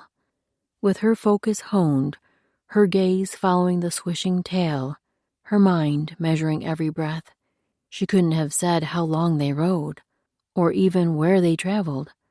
A river, not in her tiny world, only the swish of the tail and one perfectly even breath after another. Otsukai? The call of her name broke her concentration. She had to blink to readjust her vision and lift her gaze. Caleb had turned in his saddle and was watching her, brows raised as he waited for an answer. He'd stopped his horse, although the mare's tail still swished, which was why Otsukai hadn't realized their halt. A glance around showed everyone else had stopped too. They stood at the bank of the river. Her gaze pulled to the swirling eddies, the bubbles churning around rocks, the water foaming in angry waves. Otsukai? This time it took the combination of her name and Caleb riding in front of her line of vision to wrench her focus from the awful clutch of the river. He stopped in front of her, his brows drawn together as his troubled gaze studied her. What is it? She knew that question in his tongue because Elin had taught her to ask it when she needed to know the white man's word for something. And she didn't have to wonder what Caleb wanted to know about now. It's fear. Out of my mind terror that the water will grab me in its clutches, swirl me around, strike me against rocks, and yank me into its depths. I won't ever return this time. The blackness will hold me down forever, just like it did my parents. The need for breath will drown me in its pain. But she couldn't say that, even if she'd known the words. She had to force herself from this place, had to find her strength again. She focused her mind on steady breaths like before. She honed her gaze on him. His eyes were a dark blue, like the clear night sky, just as the sun was almost ready to give up its vivid colors. That blue spoke of his steadiness, his surety. This man was a rock who would hold her up even when the water tried to pull her under, if she let him. But this line of thought could be almost as dangerous as the other. Riverboy squirmed in front of her, giving her the perfect distraction. She dropped her chin to look at her son. Otsukai? Again Caleb called her name, but this time she didn't let herself look up to find his eyes. Yes? He paused, probably waiting for her to explain the tempest that must have shown on her face. She wouldn't, even if she could. When he spoke again, she was able to decipher the words we and river. He motioned toward the water, but she didn't let her gaze follow his arm. She didn't need another look to know what he was saying. They would have to cross here, in this place of the raging river. His next words didn't find a home to rest amidst her swirling thoughts, but when he reached out to take her son, his meaning was clear. He would carry her lad to safety on the other side. Yes, even as the word raced through her, her mind yanked it back. Hadn't she determined she would do this herself? She had to keep Riverboy close. If her parents had only kept her with them, they all would have survived that awful long-ago day. She had to keep her son with her now. She drew her back straighter and shook her head. I will. There. She'd even found the white man's words to answer him. He didn't say anything else, simply sat watching her. She couldn't bring herself to see what his expression would say, just busied herself settling her son. At last, Caleb turned his mare away, and the murmur of voices around her lasted for several minutes. Thankfully, Riverboy gave her much to focus on. Now that they weren't moving, the lad had begun to squirm. She returned to their game of naming things, but couldn't find the white man's words for anything she pointed to. The Nimipu names would be enough for now. Finally, the horses reassembled in the same order as before, and as Beavertail led them onward, her chest pressed tight again. She forced her attention back to the swishing tail in front of her. This time, not even focusing on steady breaths was enough to keep the edges of her vision from grasping at the churning water as Caleb's mare stepped into it. The first step covered the horse's front ankles, but the mare didn't balk in the least. Maybe the river wasn't as tumultuous as Otsukai had expected. 2 more steps, and the mare's back hooves stepped into the water. The ends of the tail were caught up in the flow, swirling downstream. Her own horse reached the water's edge, and Otskai's effort to keep her breath steady failed her. No air could pass through the solid stone of her chest. Her mount followed the others into the river, and Otskai gripped her mane with a tight clutch. River Boy squirmed, reaching for the water. Otskai tightened her hold. If only she could speak a soothing word to him, but her throat had closed completely. As the mare stepped fully into the water, her son's wriggling increased. He cried out and pushed at her arm wrapped around him. She fought the urge to draw him tighter, but her hold was probably too constricting already. A few more steps brought the water up to Otskai's toes. She sucked in a hard breath at the icy touch. River Boy loosed a cry, stealing a bit more of her confidence. She must be holding the lad too tight, but she couldn't force herself to loosen her hold. In truth, her arm no longer moved as her mind instructed. Her entire body seemed disconnected. With her mount's next step, the horse tripped, plunging its chest down into the water. A scream tore from Otskai's throat before she could stop it. She gripped the horse's mane and reins with one hand and her son with the other. River Boy's wails grew louder, but she could do nothing to calm him. Her horse scrambled for its footing, but couldn't seem to find a hold. Another lunge forward, and the water rose up to Otskai's waist. Her son's lower half was submerged, and for some reason that lessened the volume of his cries. Her own body screamed as fear pressed harder. Her mare still hadn't found its footing, but was lunging forward. Was she swimming? A new wave of terror crashed into Otskai as water washed over her, sweeping her legs away from the horse's body with a ferocious shove. The river's current swung her legs downstream, and she clung to the horse with one hand, squeezing her son tight with the other. Shouts sounded around her, and screams. Were those her own? Terror pushed her down, washing the water over her face, stealing her breath. She swallowed a mouthful of the icy river. Her son cried, but she could only hold him tight. If she lost him in this fierce current, he would be gone forever. My love, my life. She couldn't lose him. The river fought against her grip on the horse, and those slippery threads of mane slipped from her clutch, but she held fast to the reins. Her son. Don't let this be the end. If only there were a God who could swoop down and pluck them both from the violence of the river, like an eagle clutching its prey in strong talons. As the water clogged her nose, filling her mouth and gagging on its way down, she could do nothing except cling to her boy and the leathers. Maybe yet the horse would find solid footing and drag them out. But how could that happen? The river was too strong. Not even her faithful steed could withstand the water's power. She would die in a watery grave, just as her parents had, but in her case, her son might die with her. Chapter 7. Caleb reached Otskai's mount with one strong swimming stroke. With a grip on her saddle, he reached out and grabbed Otskai's wrist where she clutched the reins. The water had sucked her under, and she dragged the boy down with her. The current was strong, but not so strong it should have overtaken them like this. The other horses were easily managing to swim across, and Caleb thought he might have been able to press a flat foot to the river bottom and still keep his eyes above the surface. Yet he'd seen the fear in Otskai's gaze before they'd started out. Nay, that was terror, sheer, immobilizing terror. Why had he let her cross by herself, and with her son? He'd known better. His spirit had fought against the choice to let her go alone. Hadn't he learned by now that when his heart tugged that strongly, it wasn't his spirit, but God doing the leading? He pulled Otskai to his side, raising her face up out of the water.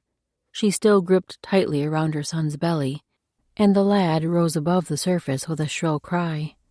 Otskai looked barely conscious, her head rolling to the side. Her eyes stared with a glassy sheen. He adjusted his hold around her waist, gripping tighter to the saddle with his other hand to keep them upright. Then his foot struck hard ground at the same time the horse's did. "Thank you, Father." He kept a hold on the saddle for the first few steps until the water sank below his waist. Then he loosed the horse and used both arms to hold the woman and boy. She didn't seem able to walk, or even straighten her legs underneath her at all.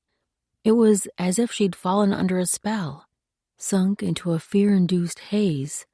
He shifted his hold and scooped her up and carried her like a babe in both arms.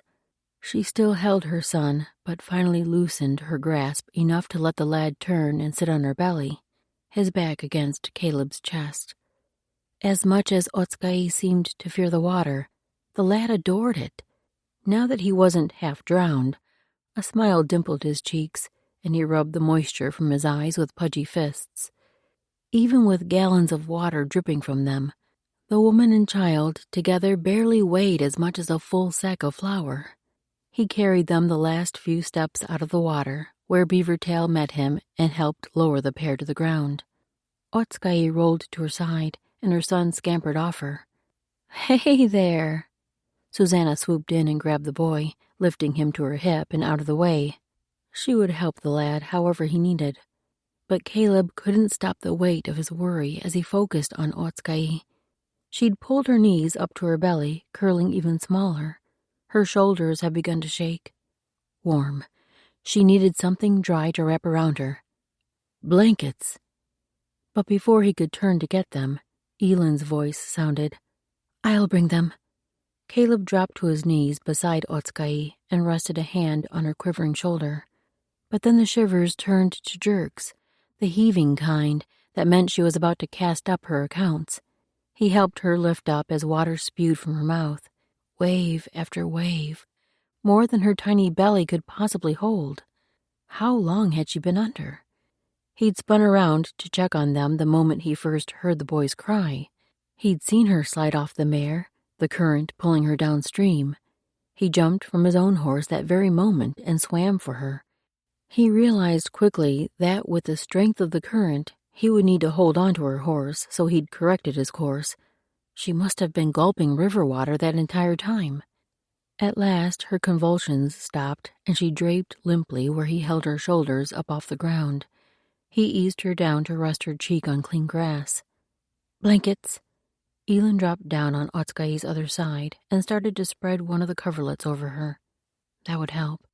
But Otskayi really needed to be cocooned in them, swaddled like a newborn babe. "Here." He held out his arms like when he'd carried the woman. "Lay the blanket across me." Elin seemed to catch his meaning, for she spread the covering over his arms. Beavertail and Joel stepped close and lifted Otskayi onto the blanket, and Elin wrapped the sides around her, then laid a second blanket over her. With the woman securely wrapped, Caleb sat and cradled her close. The heat from his body could help her too. Elin tucked the coverings around Otskayi's head and feet, until the only part exposed was her face. Otskayi's eyes had stayed closed throughout, and her shivers had returned with a fierceness. Her lips were an orangish blue, an awful color when they'd been so vibrant only an hour before. He tucked her even closer, wrapping his warmth around her.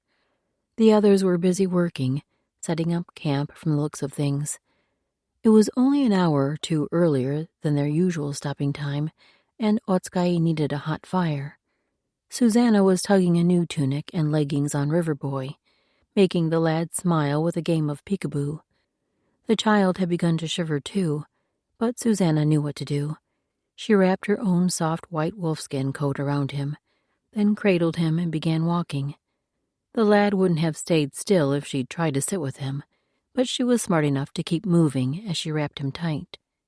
After long moments, Otskayi's shivers finally subsided. He tucked her head under his chin, so he couldn't tell if her eyes were open. She must be awake, though. Had she finally pulled out of the trance that had seemed to overwhelm her? He didn't dare move to see. In truth, he was enjoying her nearness too much. She fit so perfectly in his lap, snuggled in his arms. She wasn't stiff as if she were uncomfortable. so relaxed. It felt almost like she trusted him, and that felt like the best gift she could have offered him. This woman who seemed so young and fragile, but carried the weight of so many burdens, and managed them well, despite the challenges her adventurous boy threw her way. She always seemed so strong. She needed this chance to let herself rest under the strength of another.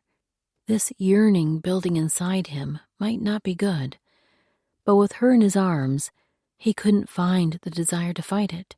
He wanted to be the one to shelter her every time, to lend his strength when hers grew weary. Yet that should be God's place. He had to do a better job of pointing her upward. If she tried to rely on Caleb Jackson, she would be disappointed every time. Watching Susanna play with Otskai's son always raised a warmth in her chest. Like now, as the pair sat in the shade of a leafless aspen, Susanna held Riverboy on her lap, singing some kind of counting song as she wiggled his fingers to the rhythm. Her boy sat comfortably in the crook of Susanna's arm, a smile on his face as he watched the woman's every move. The bump of Susanna's own babe could just barely be seen beside Riverboy. A longing she hadn't felt in a long time seeped through Otskai, a yearning for another babe to cradle, a playmate for her lively son. She would never have another little one unless she chose to marry again, but she wouldn't. When her shock over Motsugue's death had settled, she knew in her heart that if she could possibly manage on her own, she would build a life for herself and her unborn child without the help of a man. She'd never had the chance to make her own choices before that. Now that she had a taste of freedom, both the liberty of having nobody else to answer to and the challenges of having no one else to rely on, she couldn't bring herself to imagine giving over her independence to another. Otskae refocused her attention on the soup in the pot before her. Elin had determined they needed this warm stew after that awful river crossing. Since they'd camped early, they had time to prepare a hot meal. While Otskae tended the pot, Elin worked camas root and dried berries into cakes to cook in the coals. Maxim approached with her hands full of something she'd brought back from her hunt. "I have fox meat to go in the stew. I need only to cut the good parts from the bone." She spoke their Nimipu tongue, even though Susanna was close enough to be part of their conversation if they spoke the white language. Maxim must have used Nimipu-teamt for Otskai, for these two Nimipu women had already become fluent in the white man's tongue. They even seemed to prefer it, or maybe speaking it every chance they could was how they'd become so adept this quickly. She should do the same, no matter how hard the effort was.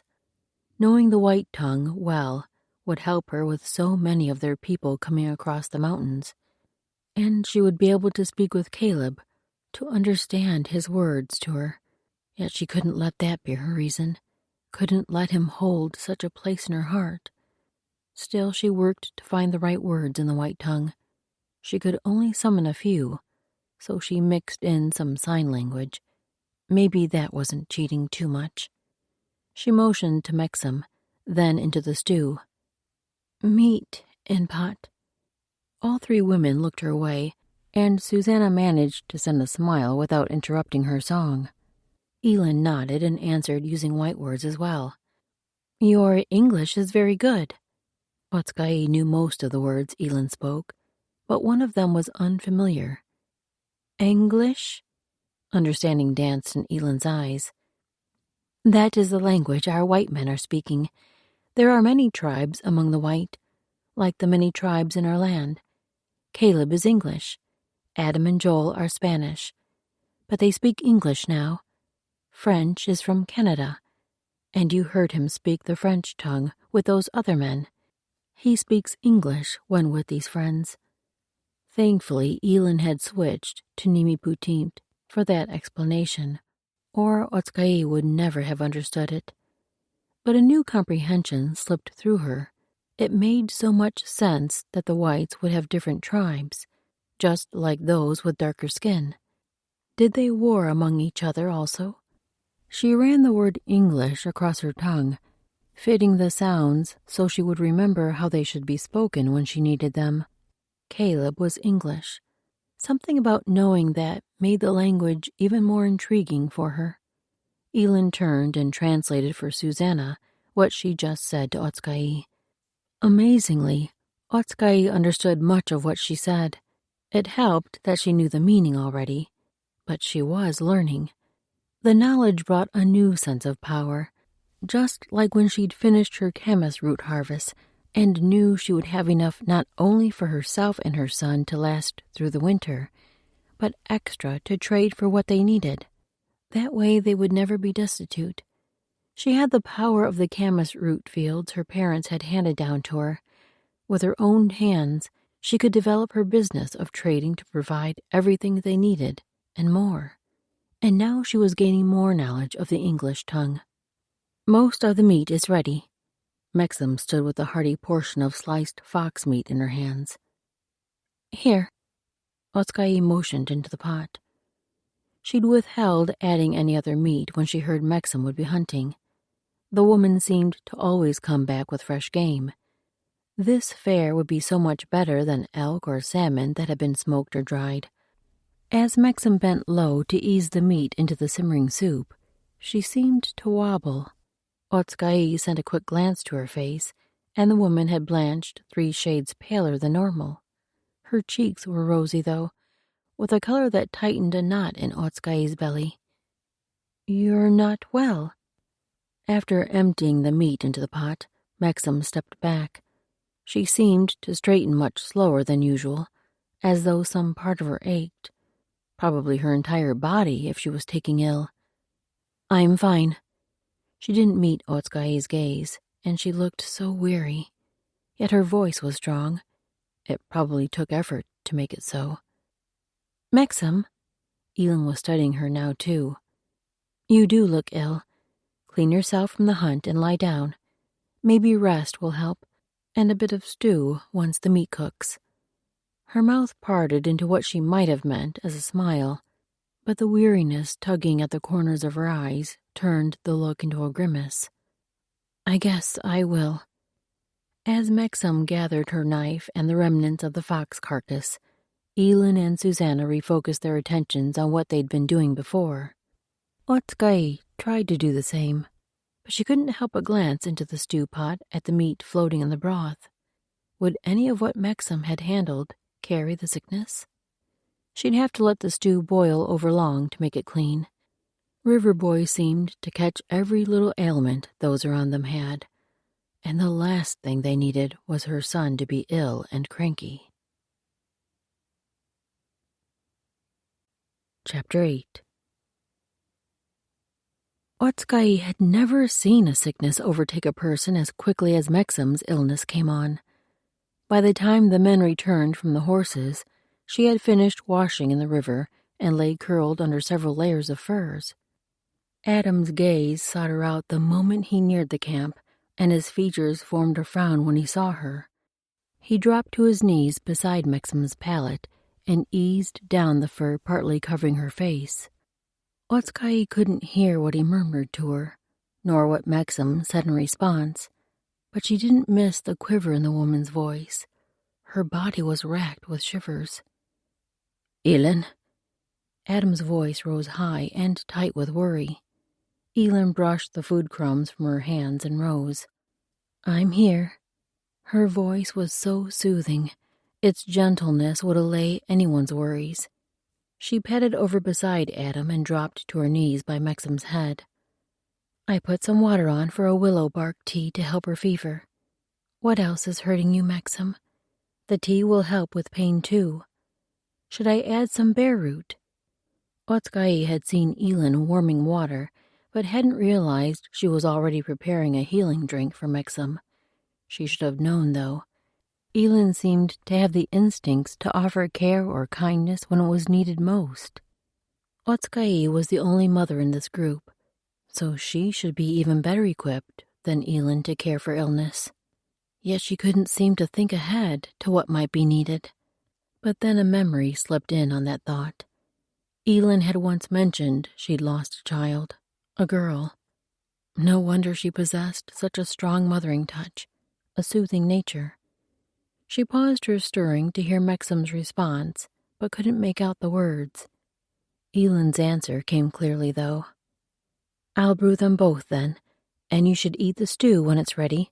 It will give you strength to fight away this illness." Otskaya returned to her stirring. The sooner the stew was ready, the better. But then Elend's next words gave her a new pause. "We should ask God to heal her." Pray to the Great Spirit? Did Adam believe in that being too? Otskaya had never fully embraced the beliefs her uncle and most of her people held.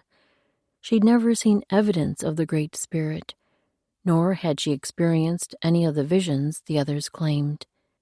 Maybe the power of the sun god was real for them, but she'd learned after her parents died that she had to make her own way.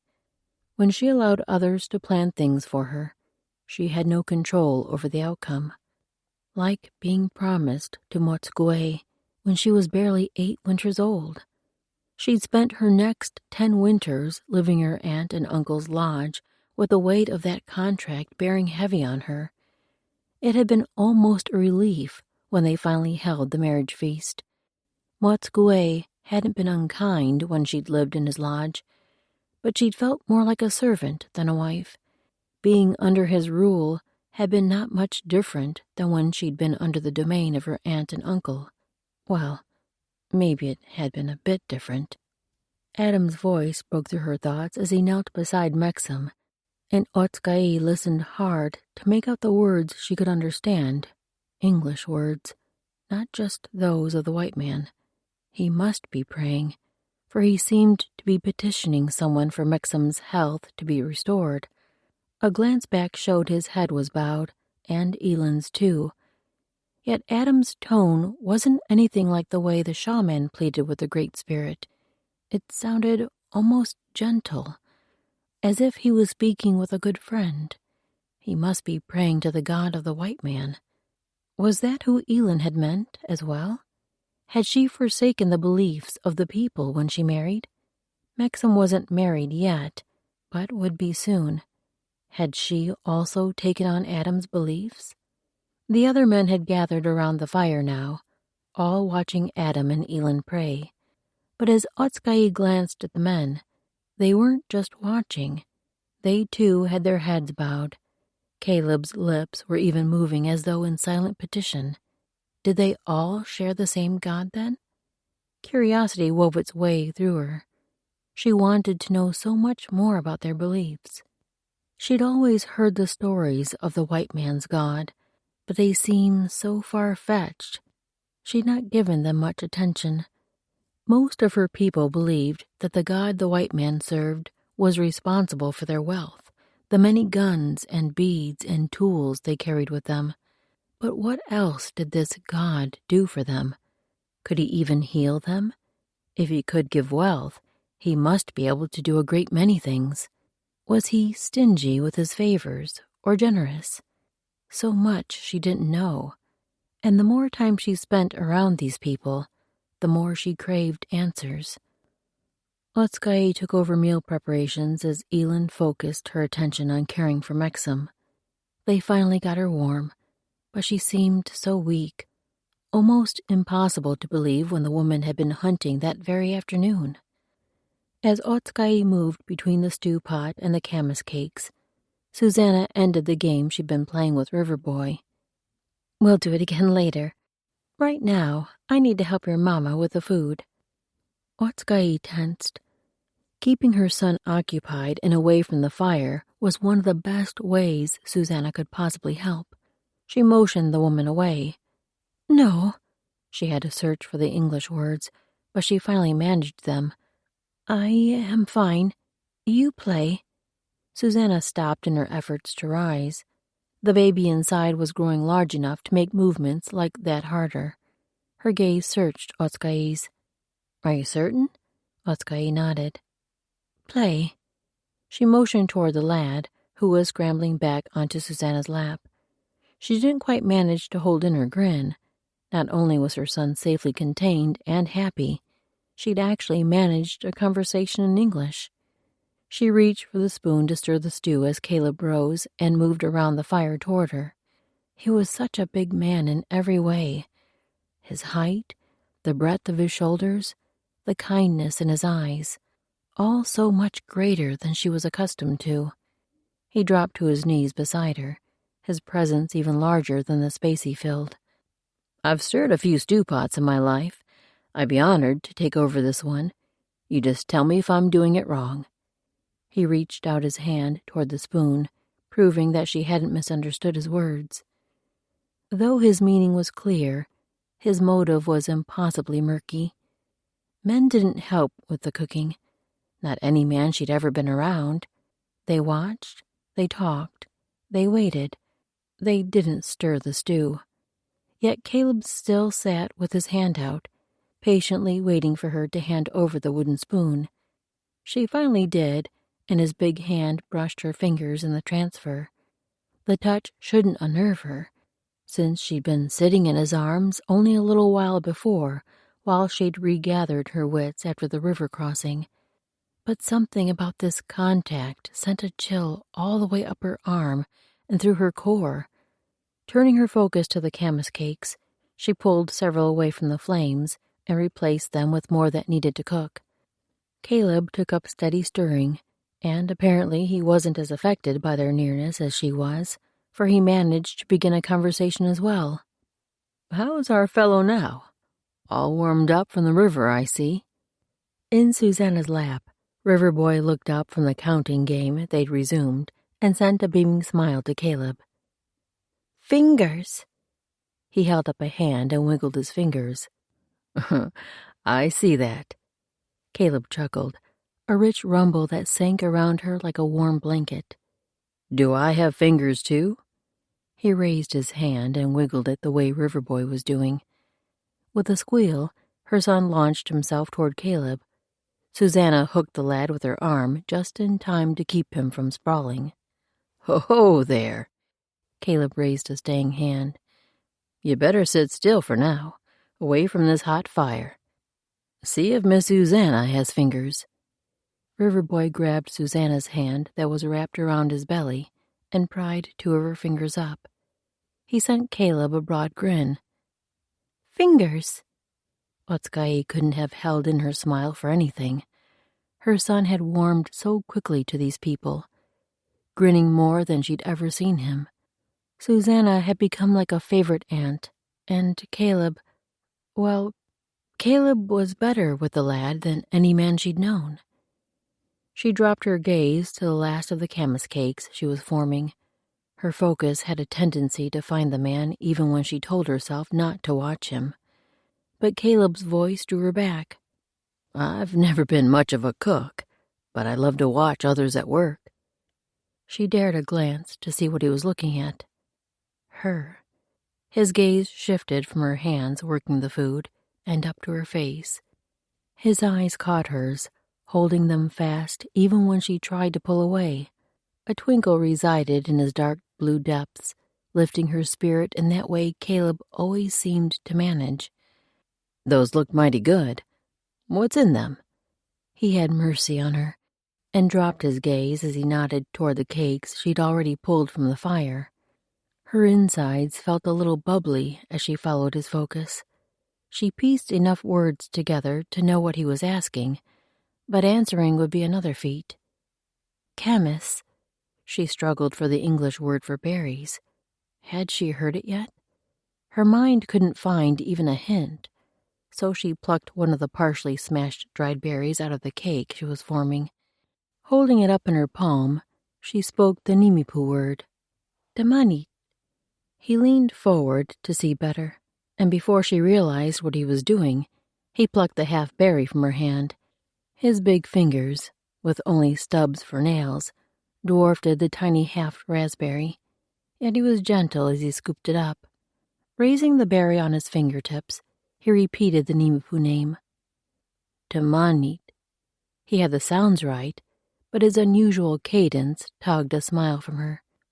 The light in his eyes turned to a sparkle, which was her only warning before he popped the berry in his mouth. He sent her a wink that slid warmth all the way through her. This man, how had she let herself turn so soft in his presence? Throughout the next morning, a hush lay over the camp as Mexam slept. They went through the normal ritual of breaking their fast, but all kept their voices low so the woman huddled under the furs could rest. Mexam usually wore strength like a comfortable cloak, so this illness that had laid her low must be powerful indeed. Otskae managed to keep her son quiet as she filled his mouth, but when he'd eaten as much as he would, he started squirming to get up and play. Between the fire in front of them and the river not 20 strides away, the dangers for her son were too great to allow him to wander. Caleb brushed the crumbs from his hands. "How about I take him to find some birds?" He watched her, waiting for her answer. She let herself sink into his gaze, just for a moment, his reassuring warmth. Then she nodded. "Thank you." His grin told her she'd spoken the right answer, in English. She ducked back to the dishes she was cleaning to cover her smile. "Come on, fella." Caleb gripped her son's hands and lifted him to his feet. Then he held out a finger for the boy to wrap it with one of his chubby hands. "Let's go find some birds." "Find bird?"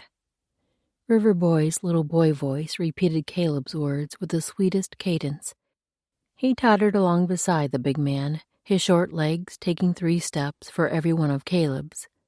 "They sure are sweet together," Elin smiled, her gaze following them as she stacked bark plates. "They are." Otskae let herself watch a moment longer as the pair headed toward a group of trees. Riverboy had latched onto Caleb's attention as if he'd been craving it all his life. Did Caleb know how important he was becoming to her son?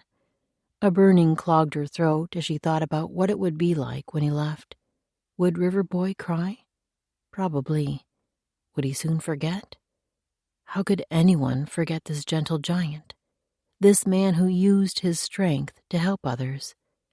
That thought would only keep her shackled to pain, so she pushed it away and focused on wiping the pot they'd used to fry the last of the fox meat. French had taken his morning food with him on a hunt, so maybe he would find more fresh game for the midday meal. "I'm in need of a few herbs for my healing kit. When we finish here, Joel and I are going to see if we can find some of them along the bank." A smile tickled the corners of Elin's mouth, though her gaze was focused on her work. She and her husband likely wanted time alone even more than fresh herbs. Beavertail and Susanna had already slipped away for that same purpose. Otskae made a shooing motion. "Go now. There's not much left here, and I need something to keep me busy."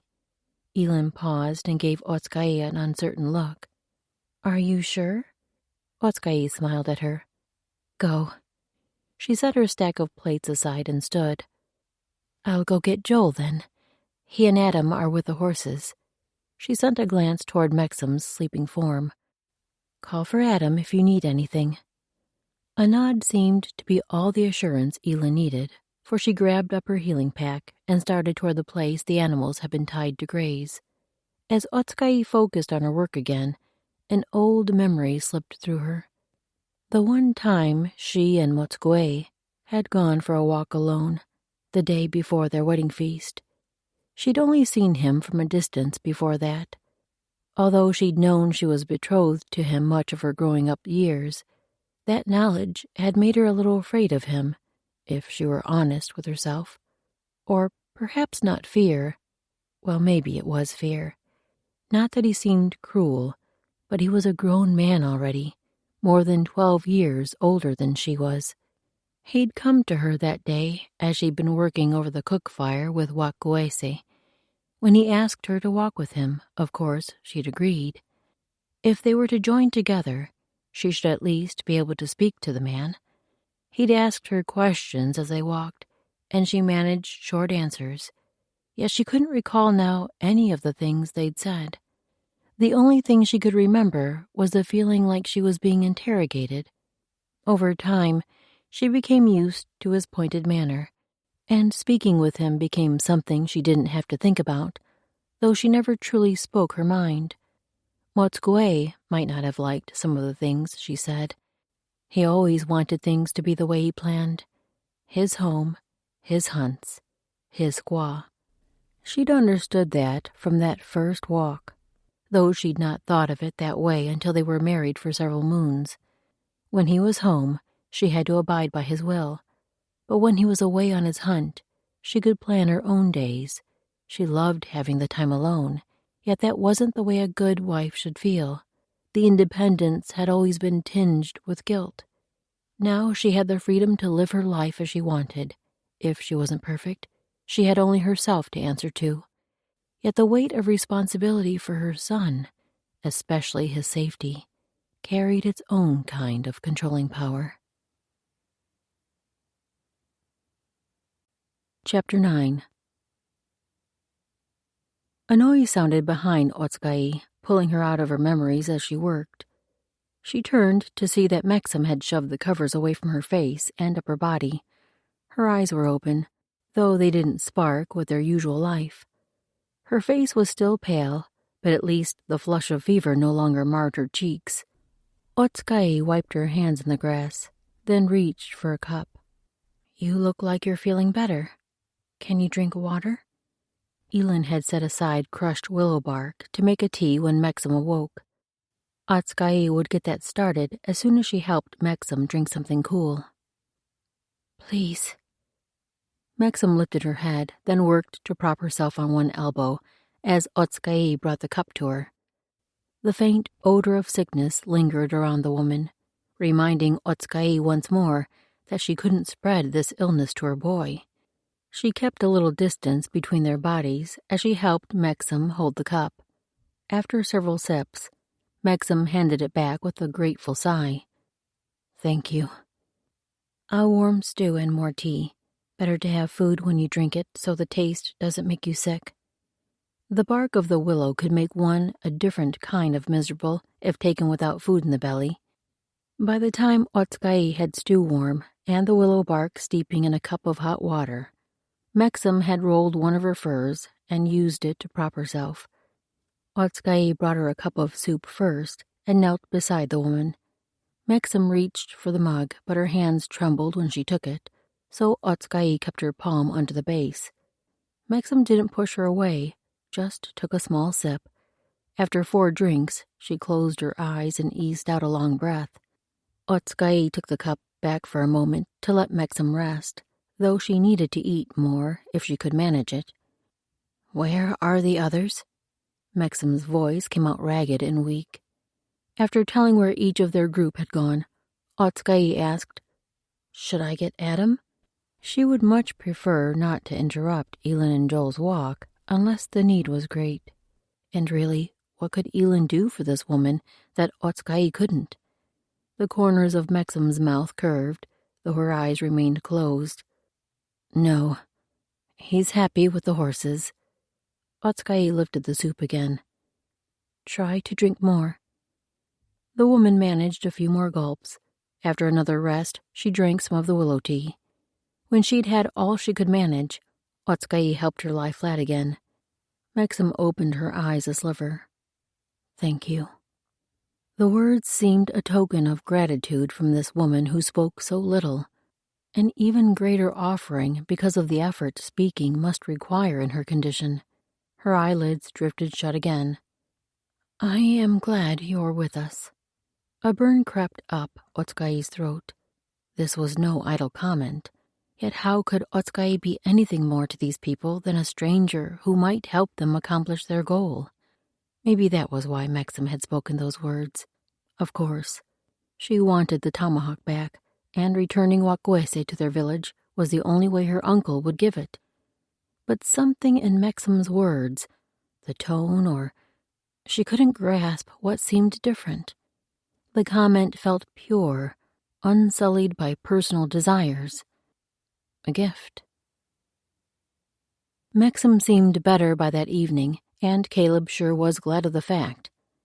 He didn't want her to suffer, of course, and she'd seemed miserable when she first took sick the night before.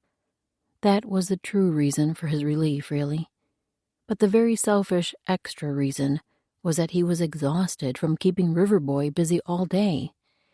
He'd never thought a 2-year-old could wear him out in the space of an hour, but that possibility had now proved fact, over and over.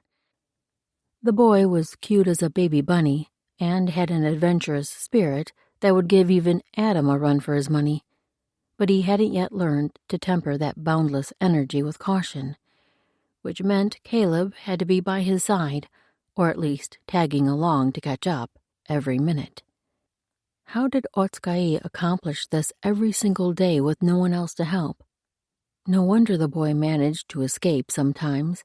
Even the most protective of mothers couldn't be as diligent as this lad needed and get anything else done. He was a 2-person job, no doubt about it. Since Otska'i had her hands full with him all the time, Caleb had done his best to keep the boy occupied this day, but it was a relief to hand him over for her to feed as they sat around the campfire to eat the evening meal.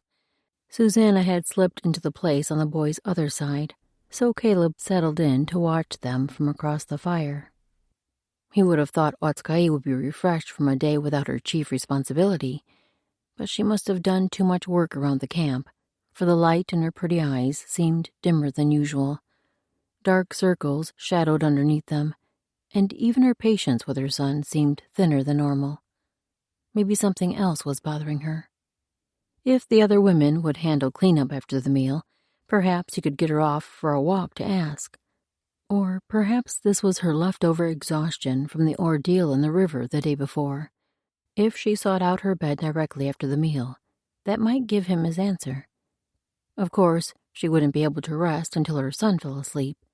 Maybe Caleb could volunteer to lie down beside Riverboy, tell stories or count stars until the chap drifted off. Another day in camp should have the horses rested up. Adam's voice cut through Caleb's planning. The man sent his gaze around their group as though seeking agreement from them all. He seemed to be ignoring the glare from the woman beside him. Maxim had felt well enough to draw near the fire to eat, although she sat propped against furs stacked behind her. No. She spoke with the authority only a warrior could manage. The word hit its mark like a well-placed arrow. Adam turned her way with an innocent expression. By morning, I'll be ready to ride. Maxim's half-reclined position didn't diminish the power of her gaze in the least. Adam shrugged. There's no hurry. No one's life is at stake this time. Another day to graze will be good for the horses. Prepare them for the trek through the mountains. Maxim shook her head, but her gaze seemed to soften. Tomorrow, I will be ready. For a long moment, Adam studied her. A conversation seemed to pass between them. It wasn't quite as intimate a look as Susanna and Beavertail when they both turned sappy. This connection held something more like respect. Well, maybe it was a little sappy, too. Caleb looked away, his focus quickly drawn to where Riverboy was shoveling bits of camas cake in his mouth, smearing it across his chin and cheeks in the process. But even that picture didn't keep him from hearing Adam's soft words. All right, if you say so. His tone held nothing begrudging, only an intimacy that brought heat to Caleb's cheeks. Did I ever tell you about the time my donkey took sick? French's voice broke the intimate moment, like an axe blade crashing through a paper-thin layer of ice. Caleb sent a scowl toward the man to show him his comment wasn't timed very well, at least not the glaring tone of his voice. But French's expression didn't hold the usual grin it did when he shared one of his far-fetched tales. His dark brows had lowered in a look that spoke of frustration, maybe even a hint of anger, and it was aimed toward Adam and Maxim. Had something happened to draw the man's ire? French was usually as pleasant and easygoing as a fellow could find. In fact, none of them were of an ill nature. Their group had become a tight family, knitted together by the bond of friendship, honed by more than one adventure where each man's life lay in the protection of the others. Maybe French was having a bad day. Maybe he was catching whatever had laid Maxim low. That would explain a bit of ill humor. French looked to be waiting for a response, so Caleb took his bait. Don't think I've heard that one. Well, We were checking traps along the river. I had a bunch that winter, and all were working well, so I took the barrel with me to empty and reset them. One day she just laid down there on the bank and stretched out her head in the snow. French's expression had softened, and he seemed to be settling into the story, though his eyes still didn't sparkle like they normally did when he told a wild tale. At first, I couldn't get her up. This was up north in Rupert's Land. The weather had dropped cold enough to freeze a tear on the cheek, so I knew we couldn't stay away from camp without a fire for long. Some winters there could be bad enough to make even the snowshoe hares hibernate till spring. The man seemed to have gained more wild experiences than a fellow twice his age. It was a wonder how he could have done as much as he had in his 25 years.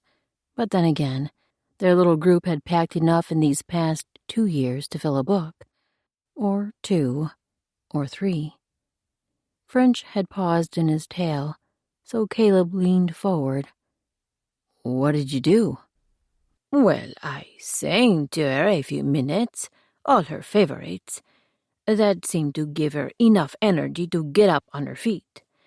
Her nose was dripping and her skin overly warm, her head hanging low, so I knew she wasn't her usual self.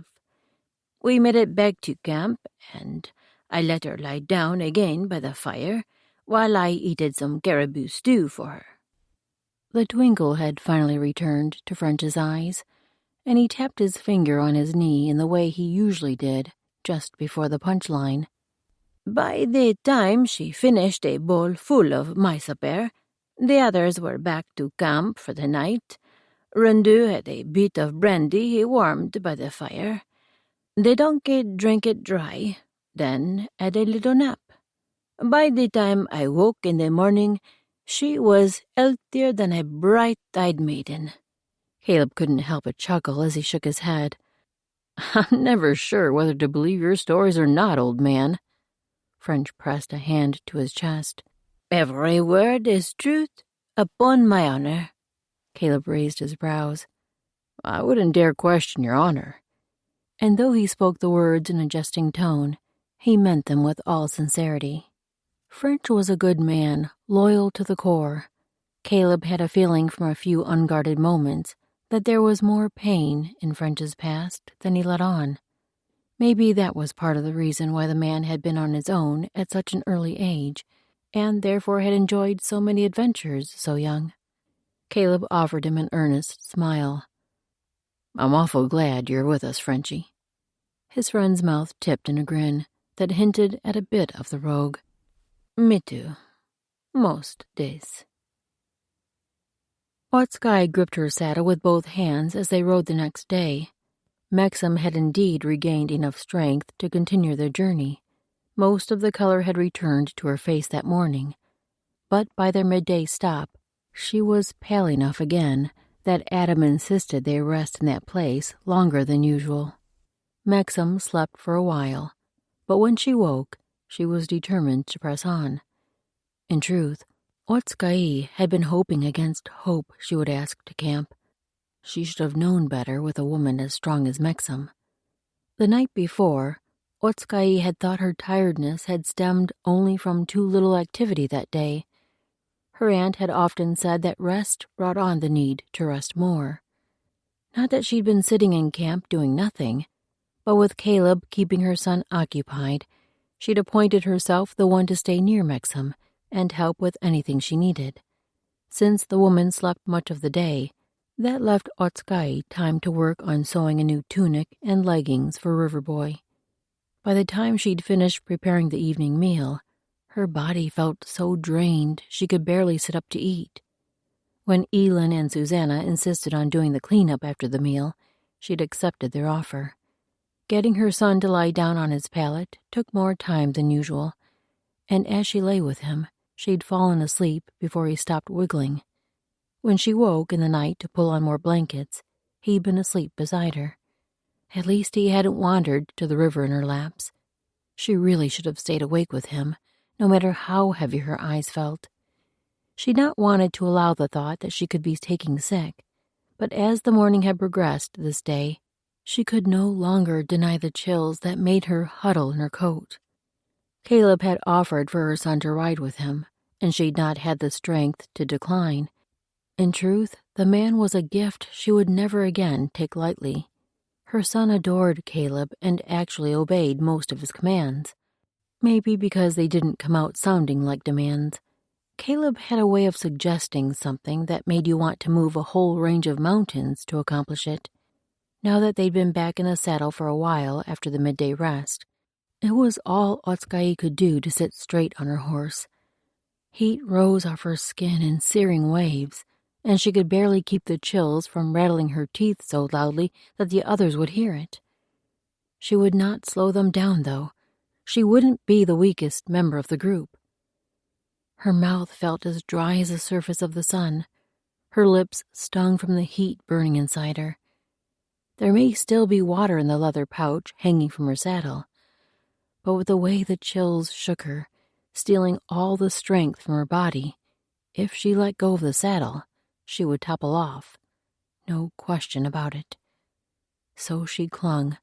Her mind ached too much to think, and her vision had honed to the swishing tail of the mare in front of her, Caleb's horse. A feeling like she'd done this very thing before swept through her, and she had. First, a steady breath in. A sharp pain twinged in her chest, but she worked through it with a steady breath out. First in, then out. No gaps between each breath, no hurried intakes, perfectly measured. Her eyes honed in on the swish, swish of the tail in front of her.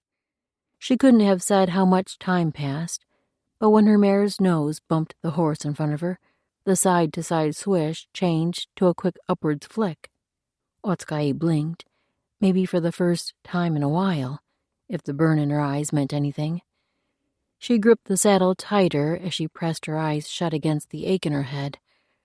Her upper body seemed to sway, teetering to one side. She pushed hard to correct herself, but then she was falling the other way. Her fingers squeezed tighter on the saddle to hold her upright, but the momentum of her body was too strong, her fingers and arms too weak. She sucked a hard breath as she lost her hold on the saddle. The swimming in her head swirled harder, and she squeezed her eyes shut. Her head struck first, and she gasped as her shoulder slammed hard into the unforgiving ground. Then blessed peace took over. Chapter 10. Otskay? Caleb leapt to the ground, River Boy still in his arms as he scrambled back to the woman who had just fallen from her horse. Her mount sidestepped away from her lifeless form. Caleb set the boy to the side, away from the horses, and closed the final step to drop to his knees beside Otskay's still body. She lay on her belly, face turned to the side, eyes closed. Had she hit her head? Should he touch her? What in the world would make her fall off her horse like this? With the gentlest of touches, he laid his hand on her shoulder. She didn't move, her body perfectly relaxed. Otskay, what's wrong? If only he knew the words in her language. He'd been working to learn, but since they spoke English in camp, the going was slow. He had to ask the meaning of every word he learned. Maybe he should ask their group to speak Nimiputint, at least some of the time. Elin crouched on Otskay's other side, and thankfully Susanna had scooped up the fussing boy. No doubt he was worried about his mother. What happened? Elin pressed a hand to Otskay's face. She's burning up. She must have caught Maxim's illness. We need to make camp and get her comfortable. As Elin stood and started giving orders to the others, Caleb pressed his fingers against Otskay's temple where Elin had. Heat rose off her like steam from boiling water. How had he not felt that when he touched her shoulder? The thickness of her coat must be holding the warmth in. Maybe that was part of the reason she was so hot, smothering under these layers. But then a shiver coursed through her body. She stirred, moaning as she seemed to be trying to turn on her side. The moan turned to a mumble. He helped her shift onto her side, and as more shivers convulsed through her body, she curled her knees up, tucking into herself. She was freezing, so he scooped her up and settled into a sitting position, setting her in his lap much the way he'd done to warm her after her near drowning in the river. With her eyes squeezed shut, the lower half of her jaw vibrated as she quivered for warmth. He tucked her closer, cradling her face in the crook of his neck, rocking to ease her misery. "Shh, it's all right. We'll get you warm. Easy there." He murmured whatever slipped out to calm her as he held her close, rocking her in a rhythm that felt as natural as time. She snuggled so perfectly in the curve of his big body, just the right size for him to protect her in every way. If only he could take this miserable sickness from her, soothe away the fever and whatever else was adding to her pain. The others were hurrying through the makings of camp, Adam, French, and Beavertail settling the horses, Joel bringing the packs and dry wood they carried so Mexam could build a fire, and Elin laying out bedding that must be for Otskai. Susanna had taken responsibility for Riverboy and was helping the lad unpack pots, probably for the evening meal, or maybe to make a tea for Otskai like they'd given Mexam. Normally, Caleb would have stepped in to help where he could, with the horses or lifting heavy things, maybe toting pots and water skins to and from the creek so the women could start cooking. But he had no desire to move from Otskai. His place was where she needed him.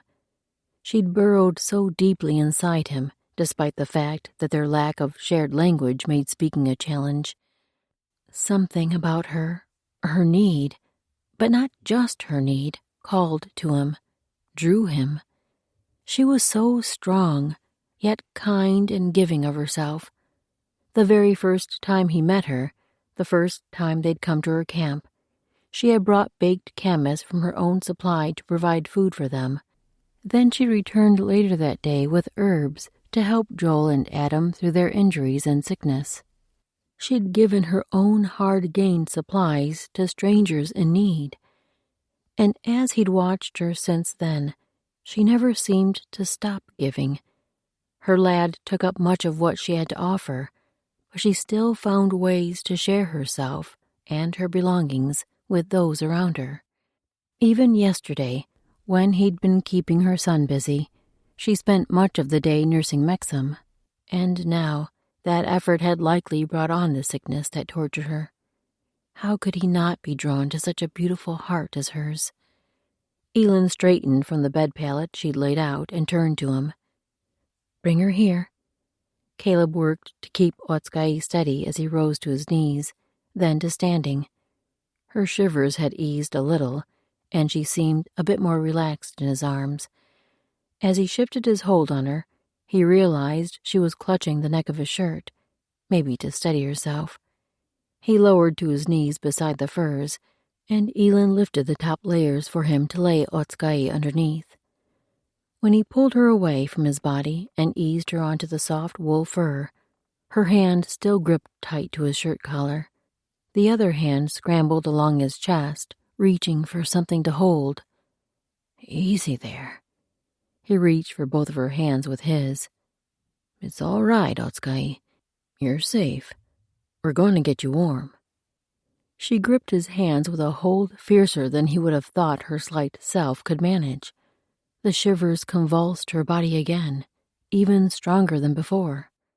Elin pulled the stack of fur coverings over her shoulders, leaving her hands peeking out where they clutched Caleb's. Otskai still squeezed her eyes shut, and if her lids were pressed as tight as she was gripping his hands, there wasn't much that would pry them open. He wrapped his fingers tight around hers, holding her secure in his grip. As her breathing shifted to something more intentional, deep, steady inhales and exhales, he rubbed his thumbs over the back of her hands. "There you go. You're getting warm." He kept his voice calm and soothing, just as if he were speaking to a foal fresh from its mother's womb. A steady tone could ease the fears of any of God's creatures, soothing a racing heartbeat and helping a little thing gain strength to manage what should come next. Help her, Lord. He kept his voice the same soothing tone as his words turned to a prayer. Heal Otskai from this sickness. Jesus gave us the power to bind every evil spirit of sickness, and we use that power now to cast away this ailment. Strength and certainty washed through him as he continued the prayer. Through the power Jesus gave his disciples, this awful fever and whatever else came with it would be gone from their camp. The prayer consumed his focus for a while, but when he spoke a final, "In Jesus' name," he realized Otskai's shivering had faded completely. She still held his hands, but not with the tight grip of before. Her breathing had softened, even steadier now, like that of sleep. Had God taken the fever already? Her hands were still warm, but not the searing heat. Maybe this would be enough for her to rest. He shifted his hold to loosen one of his hands from hers, then reached up to stroke the loose tendrils of hair that had fallen over her face. Her skin held a sheen of sweat, her hair damp around the edges, and though her skin didn't burn with fever as much as it had before, the feel of her soft face under his calloused fingers sent warmth all the way up his arm. She was so beautiful. He couldn't help taking the chance to watch her. Always before, he'd simply known how her beauty struck him with every glance, but he'd never had the opportunity to decipher each individual feature, how they all worked together to form the whole alluring package. Her lashes were long and curled a bit at the ends, the curl surprising because her hair lay fine and straight. The bones of her cheeks curved upward at the outer edges, helping to create the heart shape of her face as her chin came to a rounded point. Sounds approached from behind, forcing his focus away from her. Susanna was coming with Riverboy, the lad's hand clutching hers, and worry marring the soft skin of his brow. He wants to see his mama. Susanna kept her voice to a whisper, and her gaze shifted from Caleb to Otskai. Caleb motioned the boy over. If Otskai was awake, she would open her eyes for her son, he had no doubt, but she didn't, and the fur covering her shoulders rose and fell in steady rhythm. Caleb released her hand and reached from the boy, holding one finger over his mouth to help the lad understand to be as quiet as possible. Riverboy crept closer, and Caleb settled him in his lap, then bent low to speak into the boy's ear. Your mama's feeling a lot better. She's just tired now. The boy studied Otskai for long moments. Caleb stayed still with him, giving him as much time as he needed. For once, the lad wasn't squirming or wiggling to get free. If only Caleb knew what the child was thinking, he could relieve his fears better. But for now, all he could do was sit with him. After a while, Riverboy turned sideways so he could lay his cheek against Caleb's chest and still watch his mother. In that position, the boy's body seemed to relax. Caleb held him in a loose hold, praying over him as they sat, that the Lord would bring peace to this boy's spirit and raise him up to know his heavenly Father, that he would be a strong man of God. After a while, the gentle rise and fall of the boy's shoulders signaled sleep. Weariness weighted Otskai's body as she worked to open her eyes. Her head pounded, especially when morning light shone brightly around her. A sparrow had already begun its song. She squinted to make out how late she'd slept. The sun was already a finger above the horizon.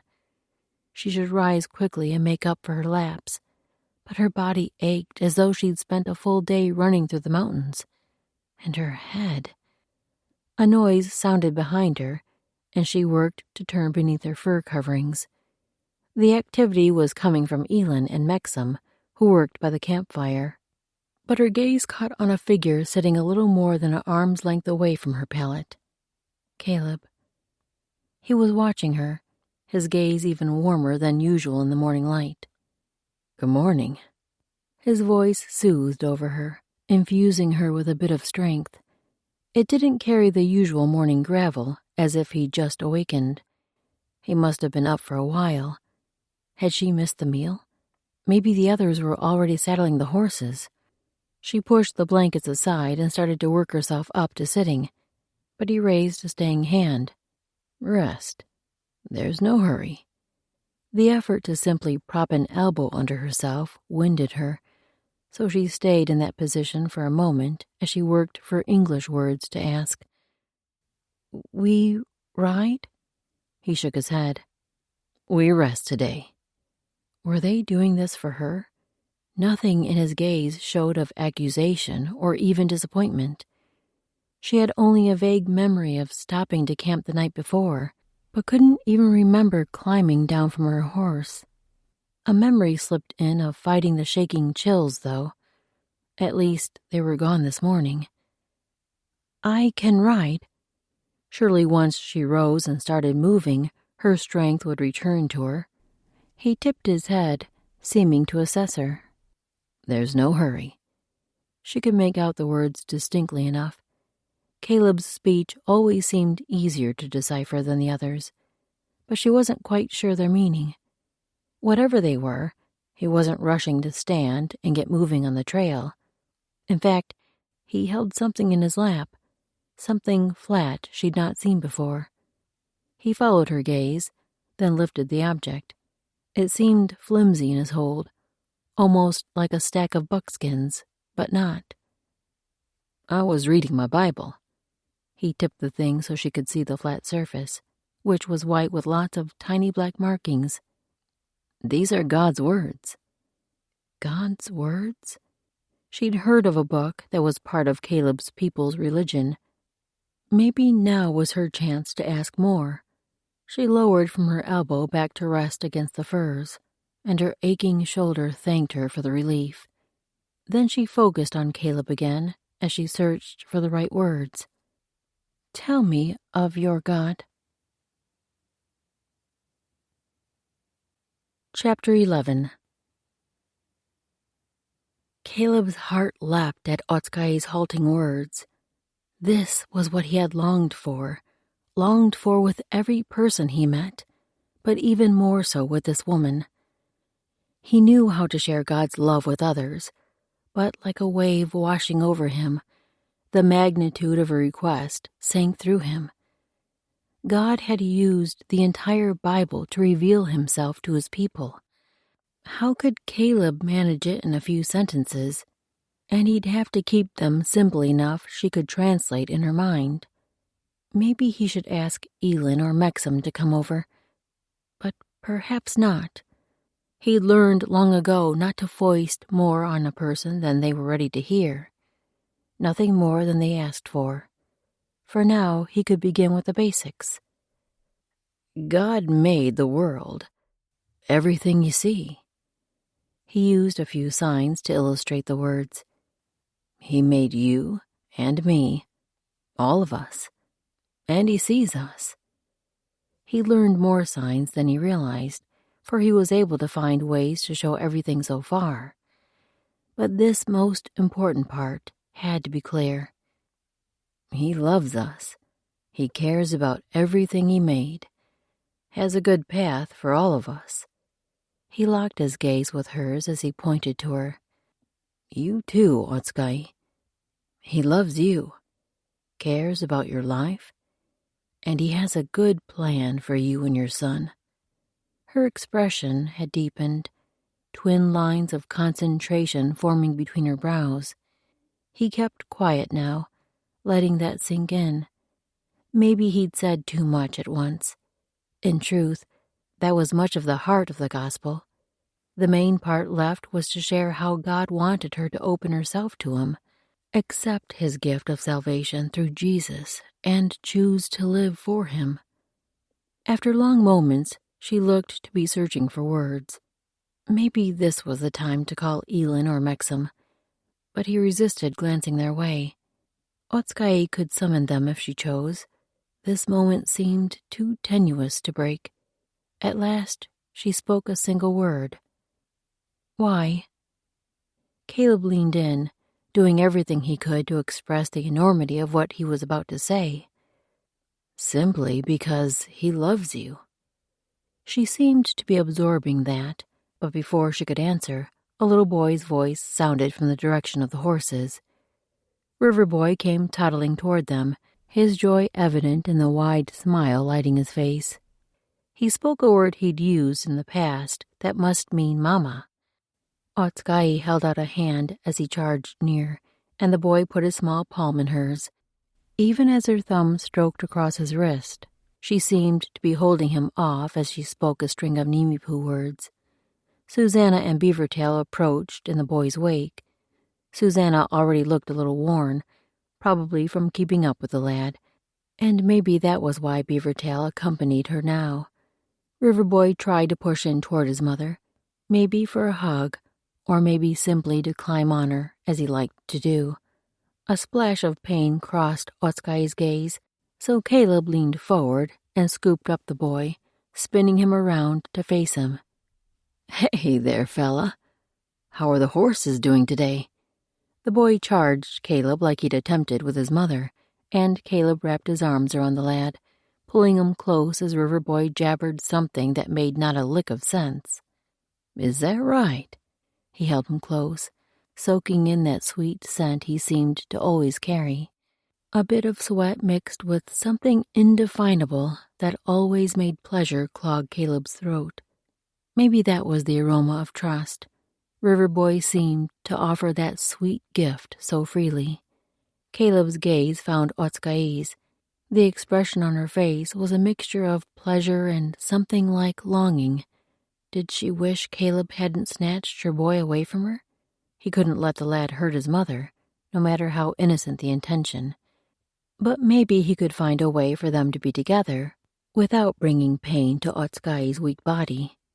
When Riverboy turned in Caleb's arms, Caleb scooted closer to Otskay and settled the boy in his lap. "Tell your mama what we call this." He plucked a blade of grass and held it up. "Guess." The boy grinned.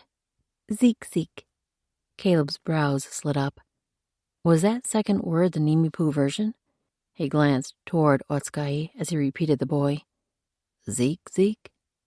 Otskay nodded, pleasure softening her face. Maybe at his understanding, or maybe because he'd attempted to speak her language. How hard it must be to travel with people who always spoke a foreign tongue. At least Elin or Mexam made the effort to translate when their group was speaking, and Otskay seemed to be learning English quickly. But it wasn't fair for him to put the burden on her. He needed to learn the Nimipu tongue, and it was high time he put some effort into it. For the next hour or so, he quizzed Otskay on the Nimipu words for everything he could think of. He may not remember half of them, but he would do his best. The others who slipped in and out of camp seemed amused by their conversation, but they weren't making fun. All of them had struggled to learn languages on this journey. His effort may not be as graceful as some of the others, but he would get it one way or another. When Riverboy started squirming, Elin took him for a walk to gather sticks for the fire. Otskay didn't ask again if they would ride that day. In truth, she seemed barely able to sit up until after the noon meal. But every so often she would send a worried glance toward the horses. Maybe he should tell her again to relax, but that hadn't seemed to help before. At least she wasn't pushing herself beyond what her strength would allow. Lord willing, this day of rest would aid both Otskay and Mexam. Then tomorrow they could get back on the trail and finally make progress to the Shoshone camp. For he had a feeling that the journey wouldn't be the hardest part of this mission. Weakness kept Otskay almost limp in the saddle the next morning, but at least she could sit up on her own. Caleb kept her son saddled in front of him, and since the trail was wide through here, the two of them rode side by side. Riverboy alternated between chattering an endless stream of barely understandable Nimipu words and contented silence. But in both cases, he seemed happy to be perched with the man he'd become so attached to. Never once did he try to climb out of the firm hand Caleb kept around his belly. Would her son be heartbroken when Caleb eventually left them? A burn pressed her eyes, an emotion she had no business feeling. She didn't have the strength right now to separate the pair and help her little boy guard his heart. The least she could do was guard her own from this gentle man who'd taken a place there so quickly. When they stopped for the noon meal, she let herself lie in the grass to eat. Her son hadn't slept in the saddle, so he snuggled in beside her. This was the first time she'd allowed him so close. But maybe she was enough recovered that she wouldn't pass the illness on to him. She could only hope. They spent a short day in the saddle on the first day after Otskai's sickness, and by the second morning, she seemed mostly recovered. Mexam, too, had returned to her usual vigor quicker than Caleb would have expected, and thanks be to God, none of the rest of them had taken sick. In fact, the next few days on the trail were the calmest their little group had experienced in as long as he could remember. The weather held steady with chilly spring temperatures. Snow still covered many of the peaks, but the lower lands were turning the green of early spring. The creeks rushed full of snowmelt, but thankfully none were deep enough to require the horses to swim. He made sure Riverboy rode with him or Beavertail any time they waded through water, and he kept a close eye on Otskai during the crossings. Though she seemed edgy, the panic from before didn't cloud her eyes. He could get used to a life like this. Days filled with this beautiful woman by his side, sharing responsibility for the boy who'd long ago snatched a big part of his heart. The days were busy, no doubt, but the kind of busy that left a man feeling full and satisfied. He couldn't help the prayer he'd started sending up more often each day. Let Otskai learn to love me, Father. If these two are your plan for my life, open her heart to me. Surely God wouldn't have planted them so deeply in Caleb's heart if the Lord didn't have a design that included the three of them together. Yet despite the occasional times he caught a tender glance from Otskai as she watched him play with her son, she still seemed to keep herself distant from him. Not physically, but she wasn't warming to him. Those looks he saw occasionally must be only pleasure at watching her son's joy. Finding excuses to be near her wasn't hard. She seemed to always be wrist-deep in wash water after meals, or slicing food in preparation for the next big feed. He could wash a pot as well as the next man, and he was even picking up a few new cooking methods from helping her. He could only pray he didn't have to use them as a bachelor after this journey was over. She seemed to appreciate the help and had lost most of her shyness around him. He was doing his best to speak her language every chance he could, but she was also working to learn English. That left a lot of halting conversation made up of half heavily accented words and half sign language. At least they had those moments of connection. Maybe that would make her more willing to agree when he asked her for a walk under the stars that evening. As usual, Otskai played a significant role in preparing their evening meal. He would have been happy with cold elk meat and baked camas root, but the women usually outdid themselves with a hot meal in the evenings. That suited him fine, too. Riverboy finished eating first, and Susanna gave him a set of sticks to tap with on a rock. They only occupied the lad a few minutes, so Caleb tied a pebble on each end to add more sound. As the lad pounded the sticks again, a wide, toothy grin split his face. Who could resist a smile like that? As usual, Otskai began cleanup as soon as she finished her fare. French and Adam were swapping tales about boyhood pranks. If Caleb didn't take action, this night seemed destined to end in the way many of them did. Him keeping the boy busy while Otskai oversaw cleanup from the meal. The other men would wipe down rifles, sharpen knives, or do whatever else needed doing. Then the couples would slip away. French might check on the horses, and Otskai would take over her son to bed him down to sleep. The problem was, she usually laid herself beside him, and Caleb wouldn't see her again until morning. If he wanted to find a few moments to woo her, he'd have to make that time himself.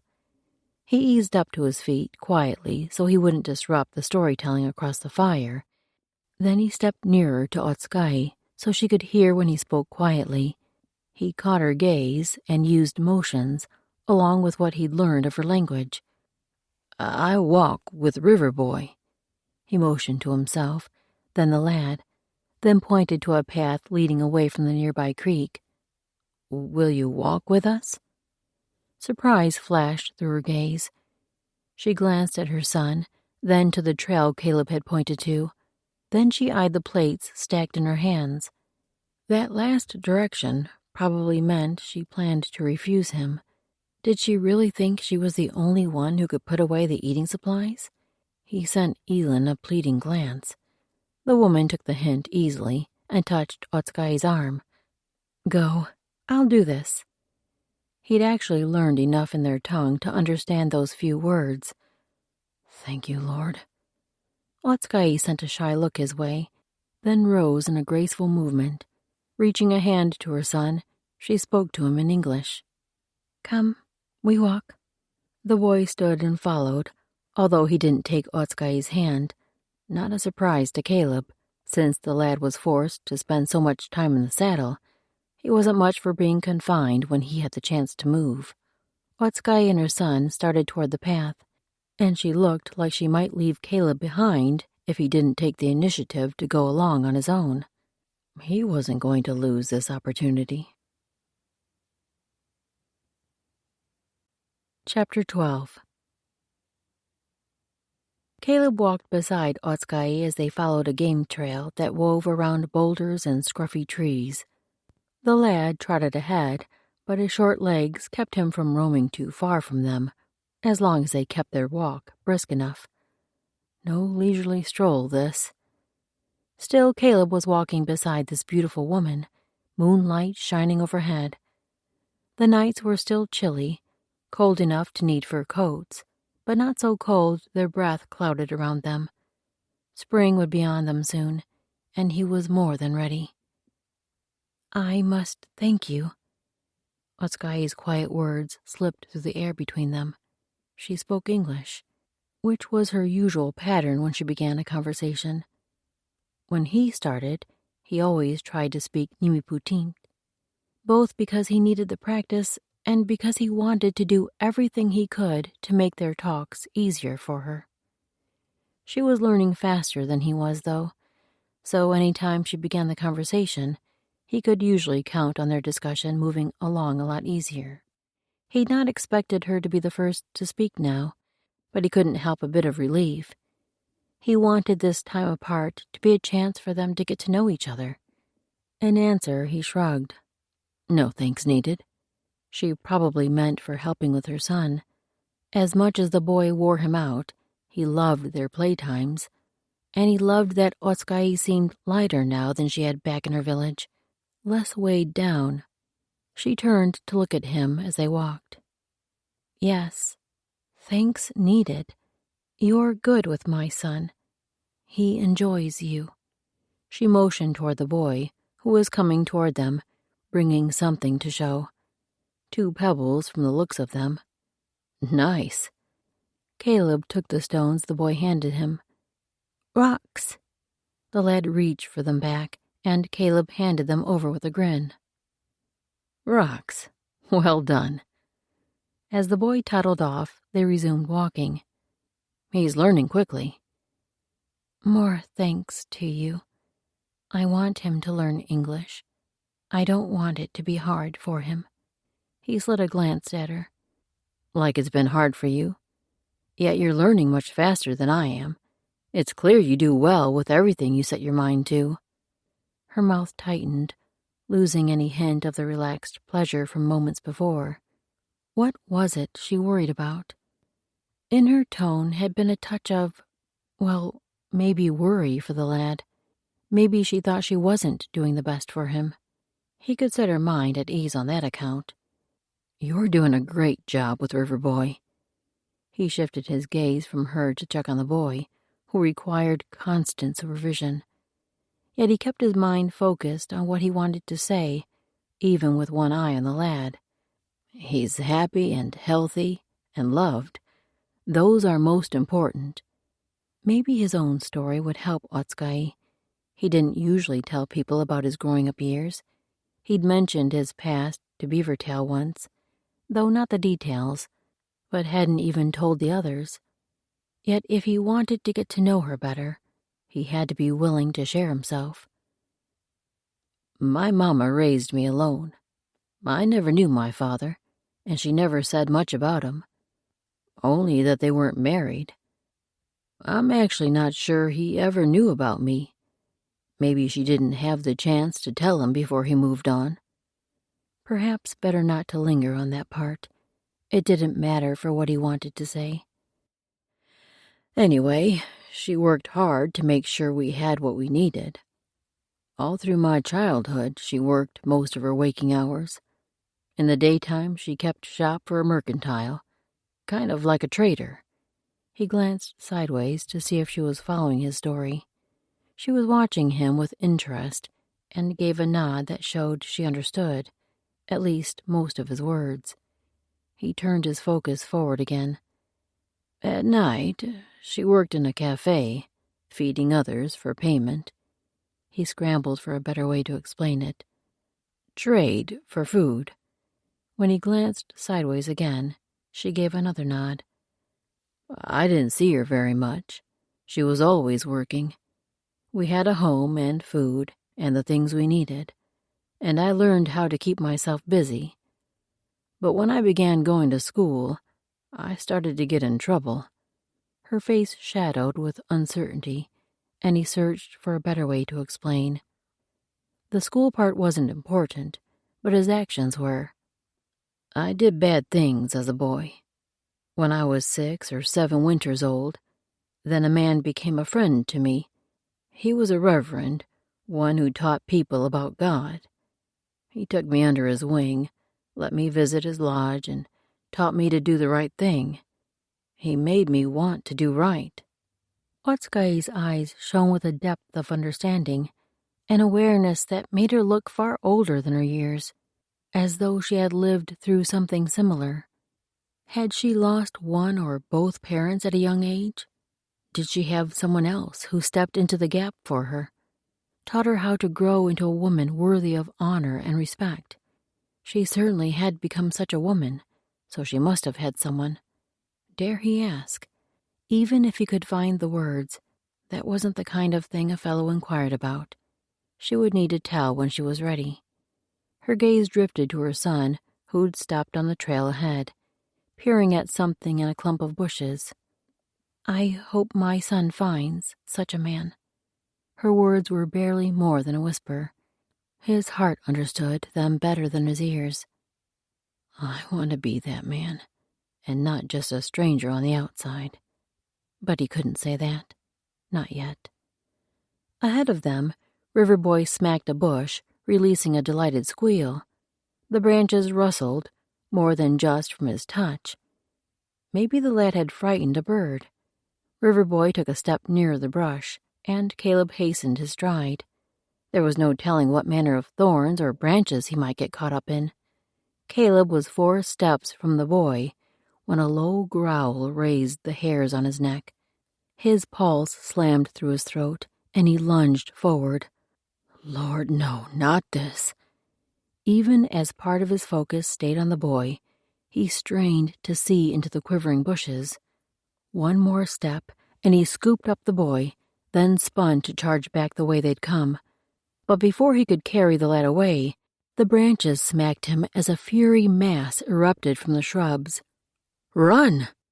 Caleb sprinted hard, closing the distance between him and Otskay as a grizzly bear thundered behind them. They raced back down the trail, Caleb still holding the lad in a sideways grip, his arm around the boy's middle, and the head of fluffy black hair pointed forward. He didn't have time to move him into a comfortable position. The bear's rumbling growls thundered through Caleb's chest with every pounding step. Otskay was running faster than he'd have guessed she could, the speed of her shorter legs more than a match for his longer stride. But the bear wasn't backing off. He'd not thought grizzlies would have awakened from their winter sleep yet. This one must have stirred from hibernation ravenous. A hunger those bushes couldn't dull. Only meat could quell it, and this creature lusted for a nice, bloodied human steak. He couldn't let Otskay or the boy get hurt, nor could he lead the beast back to their camp, although that was exactly where they were running. He'd have to veer away and make sure the bear went with him, but he couldn't take the lad. If they got close enough to camp, would the others hear and be ready with rifles? Maybe he could throw the boy toward his mother and face the bear, enough to keep its rage directed toward him. Could the others get a shot in before the creature mauled him into a bloody mess? He'd have to risk it. That was the only plan he could manage with his heart thundering and grisly breath heating his neck. With the only extra strength he could manage, he yelled, "Bear!" Hopefully the others would hear and have their weapons ready. They were closing hard on the camp now. He could probably see it if he were looking, but he had too much to focus on elsewhere. "Save me, Lord." He braced his feet to slow his speed. "Otskay, get the boy." He whipped the lad around and ducked low to send him in a roll. The motion surely wasn't pleasant, but it was better than tossing him on the hard ground, and Caleb had to get him out of the way. As he suspected, Otskay spun at his words and leapt for her son. Caleb turned his focus on the bear, whirling to meet the creature. Ducking his head low, he barreled his right shoulder into the massive chest. Underneath the fur, a hard body slammed into him. A massive paw pummeled the top of Caleb's head. He'd tucked his chin against his chest, else that blow would have struck his face. But it was enough to knock him backward. He scrambled to keep his footing, but a slam from the other paw shoved him forward, like a rag doll tossed from one hand to the other. Pain shot up his neck as his head flopped. He tried to keep himself straight, infuse strength in his body, fight back. But the bear spun him, then smashed him hard into the ground. His shoulder hit first, and his head bounced off the packed dirt. Pain ricocheted through his skull. The ache echoed so long, he couldn't tell if the blast of gunfire had come from within his mind or without. Otskay screamed as she clutched her son to herself and ran. The rifle sounded again, and the explosion made her jerk. Her foot stumbled, her toes struck a rock and she went down. Her knees pounded the ground first, then her hip and shoulder. She gripped her son tight, pressing him to her chest as she struggled to draw breath. Was the bear advancing? She craned to see. Her body had lost all its strength to run, but she would summon the effort, if necessary, to get Riverboy out of danger. In the moonlight, a form lay still, like a boulder rising, almost as tall as her waist. There had been no boulder there, so it must be the bear. The body didn't move. "Otskay?" A loud whisper came from behind her. "Are you hurt?" She rolled to see the speaker, shifting her son with her. The movement seemed to wake him from the trance he'd been under. He let out a wail. Susanna crawled toward her. Otskay glanced back at the bear and caught the movement of a man edging toward the form, rifle raised in a firing position. That outline had to be Beavertail. Riverboy was squirming out of her hold, so she returned her focus to him, loosening her arms as she worked to sit up. "Let me have him." Susanna rose to her knees and reached for the lad. Riverboy crawled toward her as Otskay let him go. Relief that he was safe overrode the ache from the fact that he felt Susanna's arms would be safer than his mother's. He probably just wanted as far away from the trauma of past moments as he could get. As Otskay worked up to her feet, she glanced back to make sure Beavertail wasn't in danger with the bear. With no weapon, she could do naught but scream, but she'd run for a gun if she had to. The hulking form didn't move as Beavertail nudged it with his rifle. She eased out a breath. But where was Caleb? She glanced to the left, the direction he'd been running after he sent Riverboy to her. He'd been distracting the bear so she and her son could get to safety. But it didn't look like the bear had covered much ground since that last moment she saw them. A painful suspicion slid through her, and she shifted her gaze to the ground around the beast. There, the spot where Beavertail focused. That wasn't a fallen tree. A cry loosed from her throat as she stumbled forward. No, he couldn't be. How had the bear caught up to him? But in truth, how could the man have escaped the bear? The creature had been nearly tromping their heels. That instant it took him to send her son rolling toward her must have been enough for the bear to reach him. As she neared the form where Beavertail crouched, her heart pounded an aching rhythm in her head. He couldn't be. Not Caleb. She dropped to her knees opposite Beavertail and took in the way Caleb's body lay. The moon had ducked behind the clouds as though it couldn't stand to look down on the awfulness below. Caleb lay with his face pressed to the ground, one arm hidden beneath him, and the other sprawled away from his side. His legs extended straight, with one kicked out in front of him, and the other facing a little backward, as though he were a stiff-armed toy a child had tossed to the ground, stuck in the position he'd landed. She rested a hand on his back, feeling for the pulse of life flowing through him. A moan slipped from the ground where his face was pressed. Or maybe she'd only imagined the sound. She leaned over him, resting her other hand on his arm, and lowering so her ear was near his cheek. Caleb? His body shifted the slightest bit under her hands. She rose up, and another moan slipped from him as he started to turn. Tentative hope leapt within her. He was alive, but she had no idea if he would stay that way. Chapter 13. Otskay helped Caleb turn, first onto his side, then easing onto his back. He seemed to have little power within him to accomplish the movement, not even enough to shift his feet as she turned the rest of him. She moved down the length of his body and lifted one thick leg over the other to lay his limbs out straight. Stretched out like this man was even bigger than he seemed standing beside her. "Where does it hurt?" Beavertail was feeling down Caleb's left arm. When he moved back up to the shoulder, Caleb moaned and tried to pull away. Beavertail's hand stilled. "He's bleeding here." The bear must have struck its claws in the spot, or perhaps Caleb's bone had broken through the skin. Either would be painful. As Beavertail worked the antler buttons to open Caleb's coat, Otskay placed her hands on Caleb's other shoulder to check that arm. Her first touch landed on thick wetness. Her belly churned with the sensation. How badly was he hurt? Were these all claw marks? Blood here. She kept her voice low and in her own tongue, so maybe Caleb wouldn't understand, although he surely knew the severity of the wounds better than she did, at least the pain from it. Beavertail gave a single nod to show he'd heard her, and finally finished working open the buttons on the coat. He opened his side, and she did the same with hers.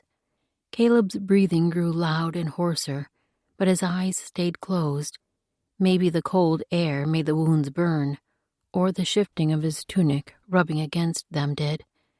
The moon cast a small shadow on her side, but she couldn't miss the dark lines striating his right shoulder. Claws must have pierced his outer fur as though it were no thicker than water. A glance at the shoulder on Beaver's side showed the same stripes, appearing darker in the direct moonlight. At least the moon had peeked out from behind the clouds to face this awful sight. "Is there anything broken, Caleb?" Beavertail's voice rang clear and measured. "We need to get you back to the fire and cleaned up. There I'll have enough light to take care of any broken bones if you know of them." Caleb's lips parted, and he seemed to be gathering himself to speak. "Maybe the ankle hurts." The words were no louder than a gravelly whisper. Realization pulsed through her. She should have known the ankle might be broken when he didn't move the foot on his own. She'd merely thought him weakened from his other injuries, or maybe in shock from the ordeal itself. Beavertail glanced up at Joel, Adam, and French. She'd not even realized they were standing nearby. These comrades seemed as near as brothers, although Joel and Adam were the only ones who bore a resemblance to each other. Behind them, a few steps, stood Elin and Mexam, and Susanna swaying Riverboy in her arms. A thread of relief slipped through Otskay. She could always trust Susanna with her son. These others, too. They'd all taken the place of family for the boy. And for her? Maybe. At least for now. Beavertail and the other men surrounded Caleb, and she stepped back to give them room as they hoisted him and carried him toward the firelight. Elin and Mexam had already moved into action, laying out a fur pallet. Otskay forced her feet into motion. She should be the one scurrying around, readying things to help him. Not that she had a real claim on him. No claim at all, save the way her heart yearned when he was near, and the way he filled her thoughts when he wasn't. After the men settled him on the fur, they stepped back, all except Beavertail, who took up the side he'd been on before. While he started working the coat sleeve down Caleb's arm, he glanced up at her, probably wondering why she was still standing there doing nothing. "We need to remove these, clean the wounds." She dropped to her knees on Caleb's other side and set in to do as Beavertail did. This time, the light of the fire came from behind her, clearly showing the blood matted in the brown fur of his coat sleeve. The lighter brown of his buckskin tunic appeared through the tears in the outer fur. The red of more blood showed too. She could only hope the layers had protected his flesh, at least from deep punctures. Caleb's jaw had locked impossibly tight, the cords of his neck flexing at times. He must be holding in a lot of pain. The side of his face nearest Beavertail had a spot of blood up by the temple, but it didn't seem to be expanding, so maybe the crimson was merely a smear or scratch. As gently as she could manage, she extracted Caleb's arm from the coat, and the sight that glared up at her sent the burn of tears surging into her eyes. Long strips of his tunic hung loose down his side, revealing deep, bloodied gashes in the skin beneath. She reached for the bottom hem of the shirt and eased it upward. Beavertail helped on his side, and soon they worked the garment up to his underarms. His belly was streaked with so many claw marks, like lashes of a whip with a knife blade tied to the end. She glanced up at Caleb's face as much to block out the sight of his mangled flesh as to see how he was faring. His eyes were open now, slitted and focused on her. He surely saw the horror in her expression, and she did her best to wipe her features clean. She touched the buckskin gathered at his chest. "Need take off." Doing so would require him to shift in ways that would be painful.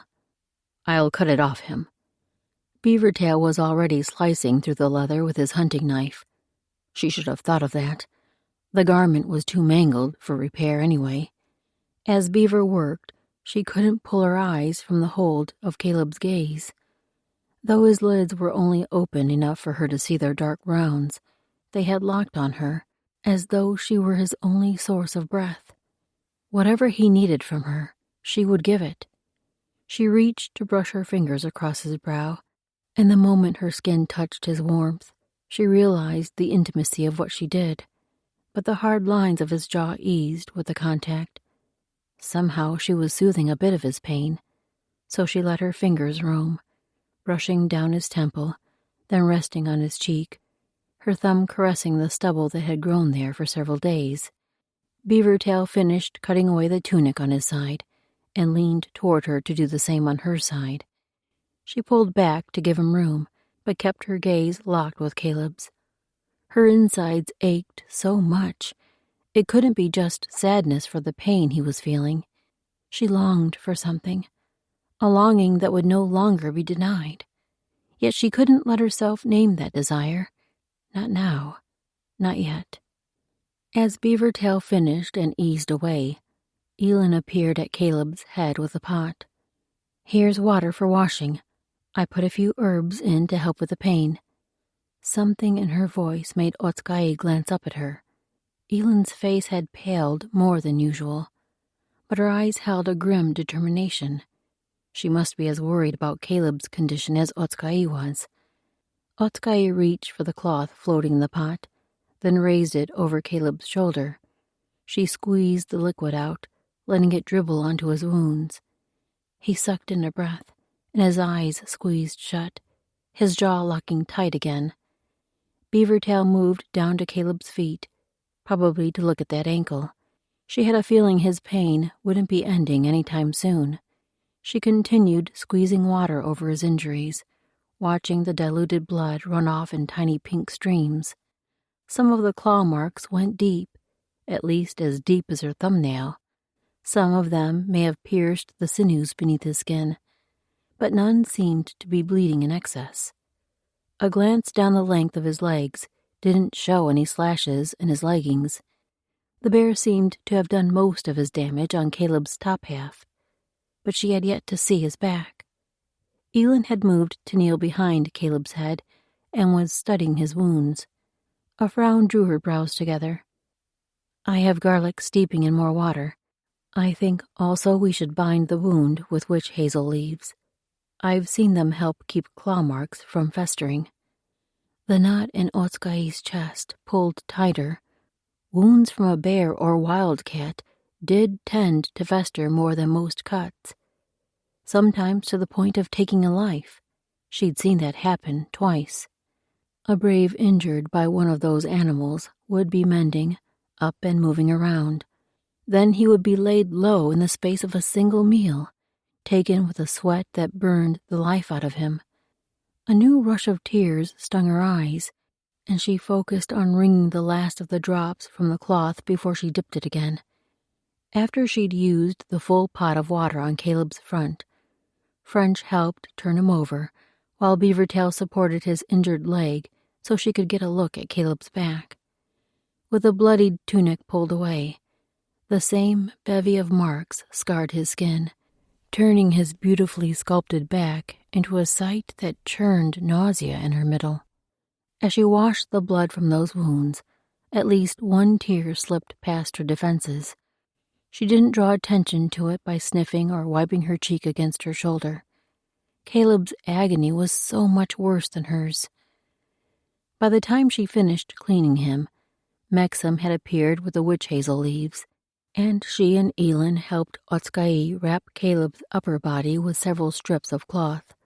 They finally had him settled, and every line of him seemed pinched tight against the pain. A few spots on his belly were swelling, although it was hard to tell for sure, with the cuts striped in multiple directions across him. She would need to watch those places. If the claws had struck something vital within, she couldn't let her mind travel that path. They laid Caleb on his back, and Beaver settled the man's leg straight. "The joint is swelling, but no bone has broken through. While he lies still, I won't wrap it." He sent a weighted look to Otska'i, his meaning clear. If Caleb did attempt to move around in coming days, they would need to do something more to protect the ankle. She nodded, then reached for the stack of blankets and furs Susanna had brought. She laid the cloth blanket on him first. Caleb was the only one of the party who used a fabric covering along with his furs every night, and the feel of it might help soothe him now. This one had grown ragged at the edges, as woven cloth was apt to do. Its top was constructed of many small pieces of fabric stitched together. The blanket had probably once been beautiful, but many of the patches had come loose on one or more sides, flapping as she spread the covering over him. She fingered one of them. The pieces were stitched with some kind of flexible woven strip, not the quills her people used for beadwork on leather. She would repair the blanket if she could find something that would be as soft and pliant as what was used before. She'd have to think on what might work. After arranging the furs over the blanket, she scanned the length of Caleb. His wounds were clean and wrapped. Hopefully the coverings would soon warm him. Elin was brewing willow tea to ease his pain and help him sleep. Beyond that, was there anything that might help him? "We've done all we can." Elin laid a gentle hand on Otska'i's back. "Go. See to yourself and your son." Otskai's gaze roamed to her boy. He was eating again, sitting beside Susanna. His eyes hung heavy, probably the excitement wearing off. She should help him sleep, assure him they were all well. But the thought sent her focus back to Caleb. Would he be well? If he didn't recover from these wounds, losing him would slay her son. Her own heart might not recover. She couldn't let that happen. Even though she'd known Caleb would leave them at the end of this journey, that was different from watching him die in agony. She had to do everything she could to keep him alive. She shook her head in response to Elin. When the bark tea is ready, I'll feed him, then see to my son. I will feed him the tea. Elin's voice came firmer than usual. You and your son need to rest. Otskai sent another look to Riverboy. He truly did look exhausted. Susanna was an able caretaker, but after the ordeal this night, Otskai should be the one to provide that extra measure of security to his little heart. Caleb needed her too, but Riverboy was her flesh, the one dependent on her alone. Her heart ached to the point of rending, but she had to make a choice, and that choice had to be her child, didn't it? Chapter 14. Every part of Caleb ached, an ache all the way through his bones, to every callus and toenail. He had to sit up, though. He'd been watching the others buzz around camp like a group of hummingbirds, working steadily while he laid there with barely enough strength to crack his eyelids open. Otskai and Elin kept plying him with tea, and he half wondered if that was keeping him flat on his back, a position his cut-up skin didn't thank him for. With most of the others busy working over the bear carcass, he eased himself onto his left side. That arm groaned as loudly as his back had, having to bear his weight on the cuts.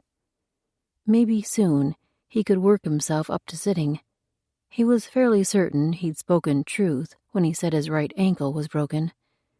The foot simply wouldn't move the way he told it to. How in the world were they going to get to the Shoshone camp with him in this state? Adam had been right the other night when he'd told Mexham they didn't have to hurry on this journey, but that didn't mean they could sit around this place for a week or two until he would be able to stand on both feet. And if the break in his ankle was a bad one, he'd be lame longer than that. The others should ride on without him. By the time they found Wakwese and circled back, he should be well enough to ride, as long as they left him his rifle, his bedroll, some food, and some water nearby. He'd manage just fine. But he knew better than to even suggest the idea. They'd kept to a no-one-goes-alone policy in every part of their travels, and the stakes had been much higher in some of those other situations. So he was back to his first question. How was he going to get himself in good enough shape to be upright in the saddle come the next morning? He could ride with the injured foot hanging loose. It'd likely be swollen bigger than his head by evening, but he could manage that. Getting on and off would be a trick. Maybe Sweet Bessie could stand to carry his substantial hide all day without relief. That way he wouldn't need to climb on and off more than once. Although it would be better for the swelling if he could soak the ankle in cool creek water whenever they rested. Come to think of it, that was something he should be doing right now. He eyed the banks of the little stream, maybe a dozen steps away. Crawling might be a sight easier than finding a stick to help him hobble, and he'd be less likely to draw the attention of everyone working on the bear. They might not want him moving around, but he had to do something. Good thing there were a few cedar shrub trees separating that skinning area from where he lay beside the fire coals. He managed to work up to his hands and one knee, but he had to clamp hard on his jaw to keep his pain from leaching out in noises that would bring the others. His ankle raged as if a bonfire flamed inside it, and he had to use his hands to lift his calf and turn the foot into a crawling position. That eased the pain just a tad. This movement might do more damage than any good that would come from soaking the foot. Should he stop now? Just getting up on hands and knees felt like he'd done half the work to reach the creek. Better keep moving and not waste his efforts so far. Dragging that foot still ached like a gunshot with every stride, but the rest of his body eased the farther he went. This had been a wise move. Maybe lying around all morning had stoved him up. He reached the creek, which was barely high enough to cover his swollen ankle. Hopefully the icy water would still do the trick. Sitting there with nothing to lean back against was a mite harder than he'd expected. Just that measly crawl had exhausted his limbs, but he'd worked hard enough to get to the water. He planned to stay here till his foot felt nigh to freezing off. Just when lying back in the grass was starting to sound like a good idea, a muffled cry sounded from the direction of camp. "Caleb!"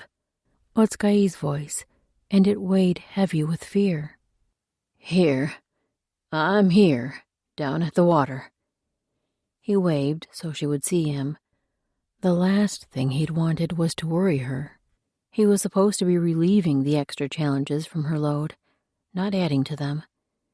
She was already marching his way, and though she was usually good at masking her thoughts on her pretty face, there was no denying the anger charging through her stride. She'd barely covered half the distance to reach him when she started in. "What?" She threw out a hand to take in Caleb's entire location. She'd spoken that first word in English, but now started spouting Nimiputint faster than his ears could catch the words. He didn't have to understand them, though. Anger sounded the same in every tongue. She was a sight to behold, standing not 2 strides from him, hands talking as fast as her lips, eyes flashing and sparking so they shone even brighter than the sun behind her. He did his best to clamp his teeth on his grin, but the fact that she was this rattled over his well-being made it even harder not to smile. He hadn't meant to spark her ire, and he shouldn't be enjoying her anger so much. Most of the time his mother had been too exhausted to get angry with his boyhood antics, but the few times her temper had flared, he'd learned shying away from her only made the fury grow hotter. Getting close was what cooled the flame. So now he reached his hand out to Otskai. The chance she'd take it and let him tug her down beside him was slim. But if this didn't work, he'd find another way to ask. She eased her firing off, her hands slowing their rapid motions. She spoke her final words slowly, as though they were an afterthought, while she focused on determining his intentions. He reached his hand farther, flattening his fingers to show he wanted her to put her palm on his. Though her furrowed brow showed she wasn't ready to call a truce, she eased her hand out and placed it in his. He wrapped his big fingers around her hand and gave a gentle tug. With his other hand, he patted the ground beside him. Her mouth pinched in a reluctant line, but she sank down next to him. The grin tried to burst out of him, but he locked it inside. He had a feeling concern for him might have been the main reason she complied, and crowing over her compliance would do him no favors.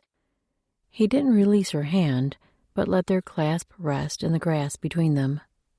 Might be best to distract her, too, lest she dwell on their touch. Besides, he had some explaining to do. He motioned with his free hand toward his foot in the water. "I thought the cold would help the swelling in my ankle." That pinch returned to her mouth as she studied his overlarge appendage. His feet had never been much to look at, with his toes so long and the joints too big. He'd not spent much time thinking about his feet before, but maybe he shouldn't have drawn attention to them. Not the attention of this woman whose good opinion he craved. But the long release of her breath snagged his focus from that selfish line of thought. He glanced at her as she ran a hand down the side of her face. That was the motion of a woman trying to push off the weight of fear and anxiety, and he'd been the one to layer that burden on her this time. "I'm sorry, Otskai. I didn't mean to worry you." The thought that she might get so upset had never really entered his mind. She met his gaze, and the red lacing the whites of her eyes pierced an arrow through his chest. "Oh, Otsukai." He reached over and cupped her cheek. He should be taken outside camp and hung at sunset for causing this woman grief. But all he could do now was apologize and do better next time. "Forgive me?" She didn't drop her gaze, but her eyes turned shy. She gave a single nod. "Forgive." Then her shoulders rose as she took in a deep breath, as the look in her eyes turned earnest. "I need say thank you for giving your life for my son and for me." Warmth eased the tightening in his chest. "I'm glad it didn't come to that." His body longed to reach forward and brush her lips with his. That would sure make him feel better, but he had a feeling it wouldn't have the same effect on her. Not yet, but in time, if the Lord willed. For now he'd be praying that time came soon, and also he'd be praying he didn't mess up like this again. This woman's heart was too precious to handle without care. They were on the trail again, and Otsukai had her son firmly planted in front of her saddle. She rode behind Caleb when the trail forced them to ride single file, but when the path widened through the valleys, she nudged her mare up beside his. He slumped in the saddle, both hands gripping the front bar. But at least he stayed upright. His face wore grim exhaustion most of the time, but when he realized she was looking, he usually tried to summon a smile. The saddest smile she'd ever seen. The look tightened her chest every time. But he was determined they would keep riding. He'd allowed 2 days of rest after the bear attack, but then insisted they move on. He'd spent much of those 2 days sitting by the stream, keeping his foot in the water until he probably couldn't feel the limb anymore. Then he'd rest it on the bank for a while, then again in the water. By midway through that second day, the ankle had eased down to near its regular size, and Caleb seemed much stronger than before, still tender in all his wounds, but not so weak as that first sleep. She'd unwrapped and cleaned the wounds twice each day, applying new witch hazel leaves to keep the cuts from festering. Some of the lacerations were deep in his flesh. They would close eventually, but the scars they left would be bright for years. Badges of honor, for he'd lived and the bear had not. The others had allowed her to attend him, and her heart took too much pleasure in each touch. His bare back, thick with ropey muscles, those wide shoulders, surely broader than the bear's had been, and his arms, with so much strength. She could still feel the way they'd wrapped her after she nearly drowned in the river. When he cradled her, she'd felt more protected than ever before, so safe, so free from every burden. Her gaze wandered to those arms now. They bulged with the strain of gripping the saddle. He looked as though that hold might be all that was keeping him on his horse. She sent a glance skyward. The sun had only traveled half of its downward trek to the west, not their usual time to camp, but maybe the others would have mercy on Caleb and stop early. The sound of a horse coming up on her left made her turn. Adam moved alongside as the trail widened. His face showed a purpose, a question. She waited for him to speak. He glanced her way. "I traveled with the Shoshone last autumn, stayed in 3 different camps. Can you tell me about the people your cousin went with? I might have met them." She took a minute to decipher the words. Most were familiar. She just had to think of the meanings. As his question came clear, relief slipped through her. They were only 5 or 6 sleeps from the land of the Shoshone, but she'd had no idea how to find Wakwese's camp, other than asking those they met along the way. If Adam had knowledge of these people, their search could be so much easier. She sank into the memory of those men who'd come the summer her cousin left. 5 braves had approached the edge of their camp, with one woman riding with them, midway between the age of Wakwese and her mother. The woman had slept in Wakwese's lodge, and the 2 of them had taken to each other from the beginning. Otsukai had already been given to Motsukue by then and had just learned of the new life growing inside her. Accomplishing each day's needs amidst the roiling in her belly had been all she could manage, so she'd seen little of the Shoshone visitors. Maybe if she'd spent more time with her cousin, she would have seen what was happening and been able to stop it. Wakuese had never been one to abide quietly under an order, especially when her father issued commands in his domineering manner. Otsukai was one of the only people who saw that clearly and always took a different tact to manage her cousin. Wakuese hadn't come to Otsukai's lodge to say farewell before she left. She'd not told anyone of her leaving. Her father and all the camp knew the Shoshone were to go, and a farewell ceremony was given for them, a goodwill offering to help solidify the tentative peace between their peoples. Yet when Wakuese's mother had risen the next morning and the girl was gone, along with the Shoshone, they had no doubt who had taken her. Her father had gathered a war party and thundered after them. Wakuese must have expected it, for she met them a distance from those she traveled with. "I'm leaving of my own accord," she'd said, and Otsukai could well imagine her stubborn cousin saying such. "If you value my life, you will let me go and find my own way." Wakuese's father had allowed her to go, even though it made him look weak in the eyes of his people. He'd never seemed to understand his daughter or know how to speak in a way that would make her want to obey. But Otsukai had never doubted his love for her cousin, a love he showed in his grief over the next several moons. He'd grieved as if she died, but every so often, Otsukai would find him standing at the edge of camp, gazing at the mountains to the east, as if watching for Wakuese's return. It shouldn't have surprised her that this was the request he made of the white men, nor that he would tell them to bring Otsukai along. Her uncle must not have been as blind to his daughter's tendencies as Otsukai had always thought. Now when they found Wakuese, would she be willing to go home? Assuming she was alive and well. A new fear needled through Otsukai's chest. Wakuese had to be well. She couldn't let her mind travel that path. But what if she was married? Would she come back, at least to visit her father and mother? Maybe. But would that be enough for the great chief Run's bear? Adam's horse shook its head, bringing Otsukai back to the present, the Shoshone. What could she say of them? There was one woman, about 35 winters old, 5 braves. A new memory pierced. The woman belonged to a man with a burn on the side of his face. She touched her right cheek. Like he fell in the fire. She glanced over at Adam to see if that sounded familiar to him. His brow was lowered in thought. "A burn on their right side." He murmured the words as though they would resurrect a memory. Then he blinked and turned to her.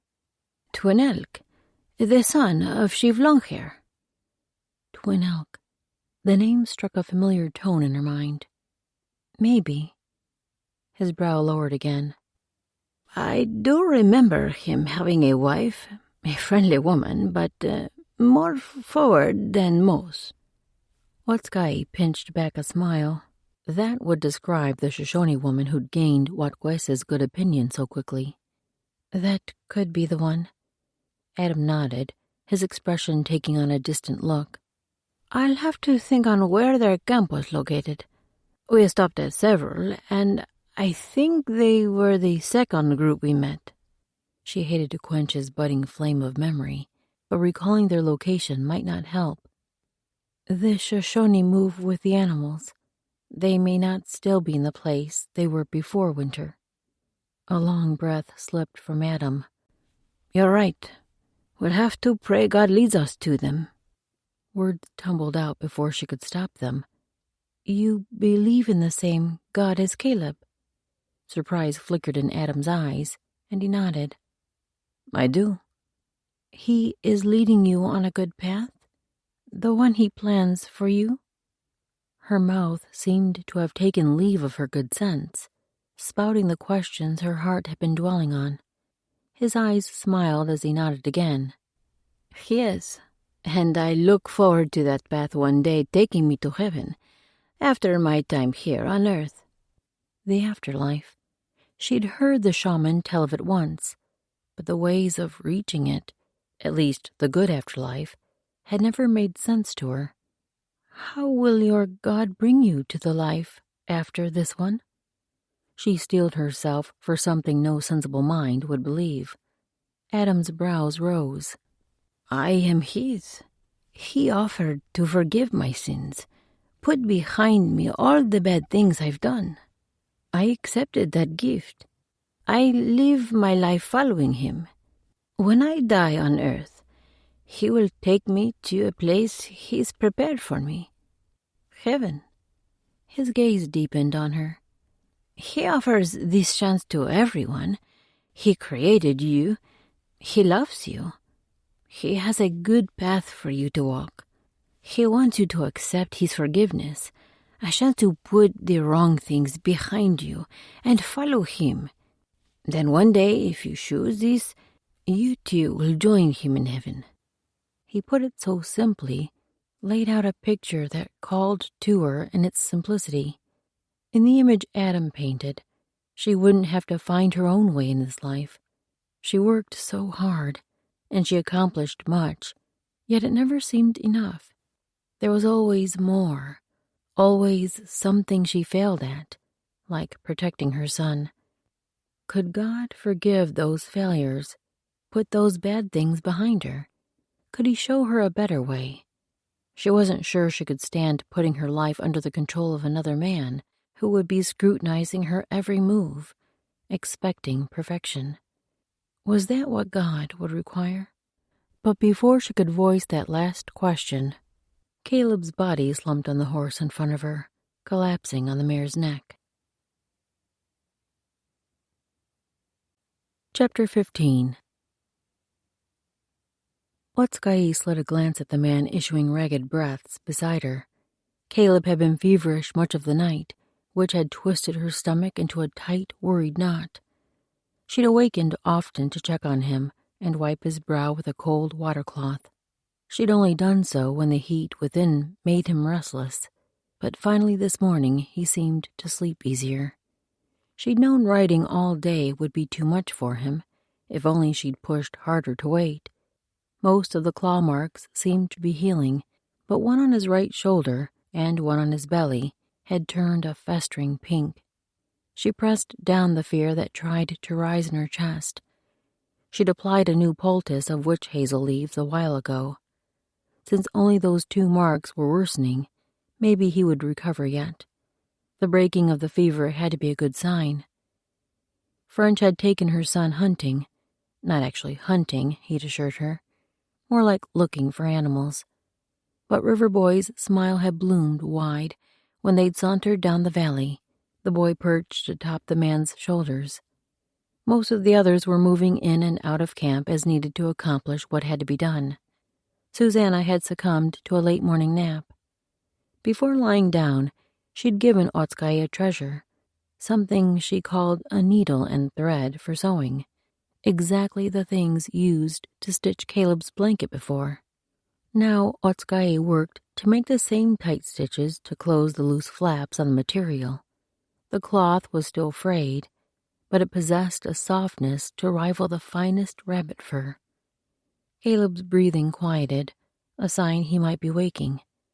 At first his body didn't move, but then one eyelid lifted. It seemed as though that eye was a scout sent to discover the surrounding area, then report back before the rest of him came to life.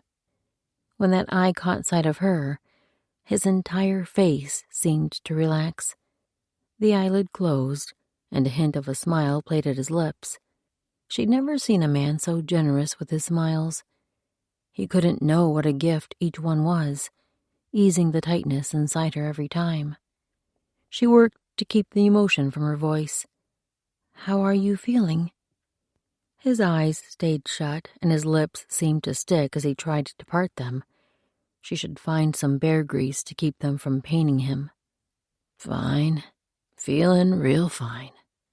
Even in a foreign tongue, she knew a lie when she heard one. But that was Caleb, always seeing things a few shades better than they were. Good. She set the blanket she was working on to the side. I will get bear grease for your lips and bark tea to drink. What else? More stew? He gave the tiniest nod of his chin, eyes still closed. That would be nice. His head must pain him, along with everything else. Adam's scramble to catch Caleb from falling off the horse had kept his head from striking the ground, but the tumble couldn't have helped his existing injuries. She had both liquids keeping warm in the coals, so it didn't take long to retrieve a cup of each, along with the bear grease from Ellen's healing kit. Better to save that last item for after he ate, lest everything be tainted with a sour taste. Willow bark would be bitter enough. She settled beside Caleb. Stew first. He opened both eyes part way and positioned his elbows to rise up on them, but at his wince, she touched a hand to his arm. Just lift your head. She scooted forward so she could slip a hand behind his head while she used the other to lift the cup to his lips. The intimacy of the position washed through her. He kept his hair shorter than most, and the ends slipped over her fingers, wrapping its fullness around her. Even his head was big, proportionate to the rest of him. In this position, she was nearly hugging him. The odor of fever that still lingered around him didn't disguise that unique scent that was Caleb's. Tender strength, if those attributes could have a smell. She'd always thought those two traits, tenderness and strength, were at odds with each other, but they both fit so perfectly on him. After 3 gulps, he eased back from the cup, and his breathing was loud as he worked to draw in air. His eyelids slipped open for a quick glance at her, then closed just as quickly. At least he had that mercy on her. If he'd held those midnight blue eyes on her very long, she would have ceased breathing completely. As it was, she had to think about every measured intake. He drank 2 more sips of broth, then seemed spent. She eased his head back down to the fur and waited till his labored breathing slowed. Can you drink tea now? It will help with pain. Anything he could manage would benefit. Another single nod of his chin. She slipped her hand behind his head again. He seemed less able to lift himself this time, but working together he managed 4 sips of the tea. When he'd settled once more, she reached for the bear grease. This goes on your mouth. Make feel better. As she dabbed a bit on her fingertip and smeared it across his full lower lip, her chest seized breathing altogether. Awareness of him spiked through every part of her. His lips were just right for a man, not too full, not too thin, just as strong and sturdy as the rest of him, though they'd cracked from the fever. She might have run her finger over them a time or 2 more than needed. But even when she'd caressed his mouth as much as she could, she still had a little bear grease left on her finger. The stuff was thick enough to cover a whole arm with only a few drops. Her gaze slid down to his hands resting atop his fur covering. Winter had dried them, making the knuckles crack as much as his lips had. She stroked her finger across the knuckles of his right hand, and he shifted to give her better access. They were so dry. She needed another dab of bear grease. She smoothed the ointment over every part of his hand, weaving her fingers between his as she rubbed it into the webs between each one. Maybe he wouldn't think this as intimate as it felt to her, yet she couldn't bring herself to stop, and the dryness of his skin gave her reason to continue. When that hand had absorbed everything it would, she reached for his other one, pulling it closer so she could massage the grease over every part. At last she could find no more excuse to continue, and gave the back of his hand a final stroke with her thumb. Then she pulled back, rubbing her hands together to soak in the last of the grease. But in truth, she wanted to soak in the warmth of his touch, the feel of him, both rough and strong, and so capable, even in this vulnerable state. She dropped her hands to her lap and let herself watch him for a moment. She probably shouldn't allow herself the luxury of staring so openly. Maybe she should take up her work on the blanket again. but she didn't want to smudge the cloth with grease marks. Perhaps Caleb was so weary he'd already begun to doze and wouldn't realize she was watching him. Besides, considering the thorough massage she'd just given his hands, studying him seemed far more innocent. His eyes never opened, but he shifted his hand from the fur to lay on the ground in front of her, palm up. He flattened his fingers as though he wanted her to lay something there. Then an awareness sank through her. He wanted her hand. Did she dare? Every intimate touch between them so far had had a reason. Even the other day by the creek, when he'd brushed her cheek to wipe away tears. Even when he'd held her hand by the water for solace. Even the thorough caress of his hands that she just performed with the bear grease. But if she were to place her hand in his now, it would break the barrier of mere friendship. She would be pulling the blanket off her heart and acknowledging her attraction for him. He had become more to her than merely a friend who did far more to help her than he should. Did she dare? Good sense told her to rise and run far away, but maybe her actions moments before had stolen too much of her control. She wanted to place her hand in his, wanted to acknowledge the way she felt about him, at least in part. So she reached out and covered his palm with her own. Caleb was getting stronger, and it wasn't the stew and willow bark Otskay and Elin kept plying him with that was helping so much. No, his turning point had been that moment when Otskay placed her hand in his, that slight revealing of her heart. Finally, inside, he'd been whooping and spinning her in circles, though outwardly he'd only managed what might have barely passed for a smile. But as the rest of that day had passed, he ate stew and drank tea until his body could hold no more liquid. The trip to find a secluded tree had helped too, even if he was leaning on Beavertail for the walking. At least he'd gotten up and moved around. And when Otskay had presented him with the quilt she'd repaired, the moment had filled him with enough pleasure to keep him going for days. The blanket had been a parting gift from the Reverend and Mrs. Sandifer when he'd left to take his position as minister in his own church. Being a reverend himself had been an awful debacle, but he still treasured those two people who had poured so much good into his life.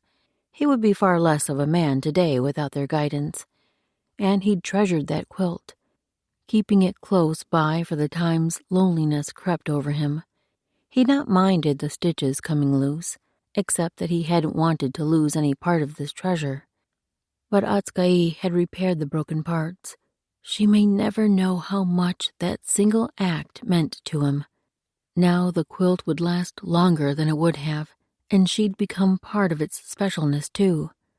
The women insisted they stay in camp another day, and he tried to use the time to help as much as he could, mostly telling the boys stories and playing games with rocks.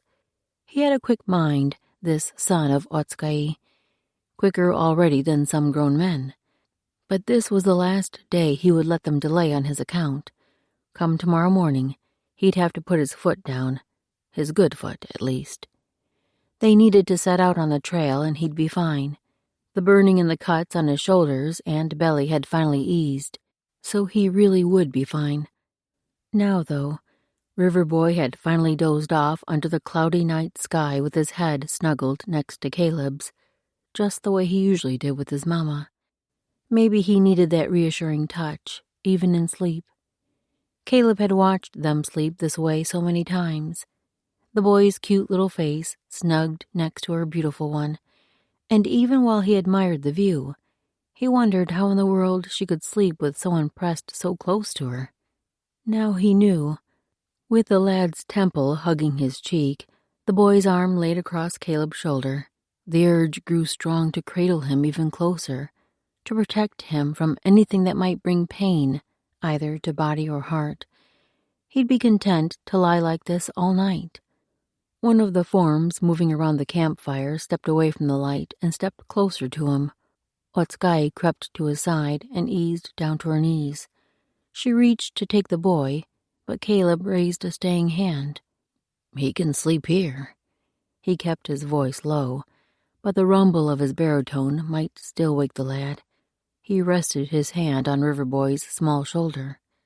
The firelight shone on one side of Otskai's face, casting the other side in deep shadows.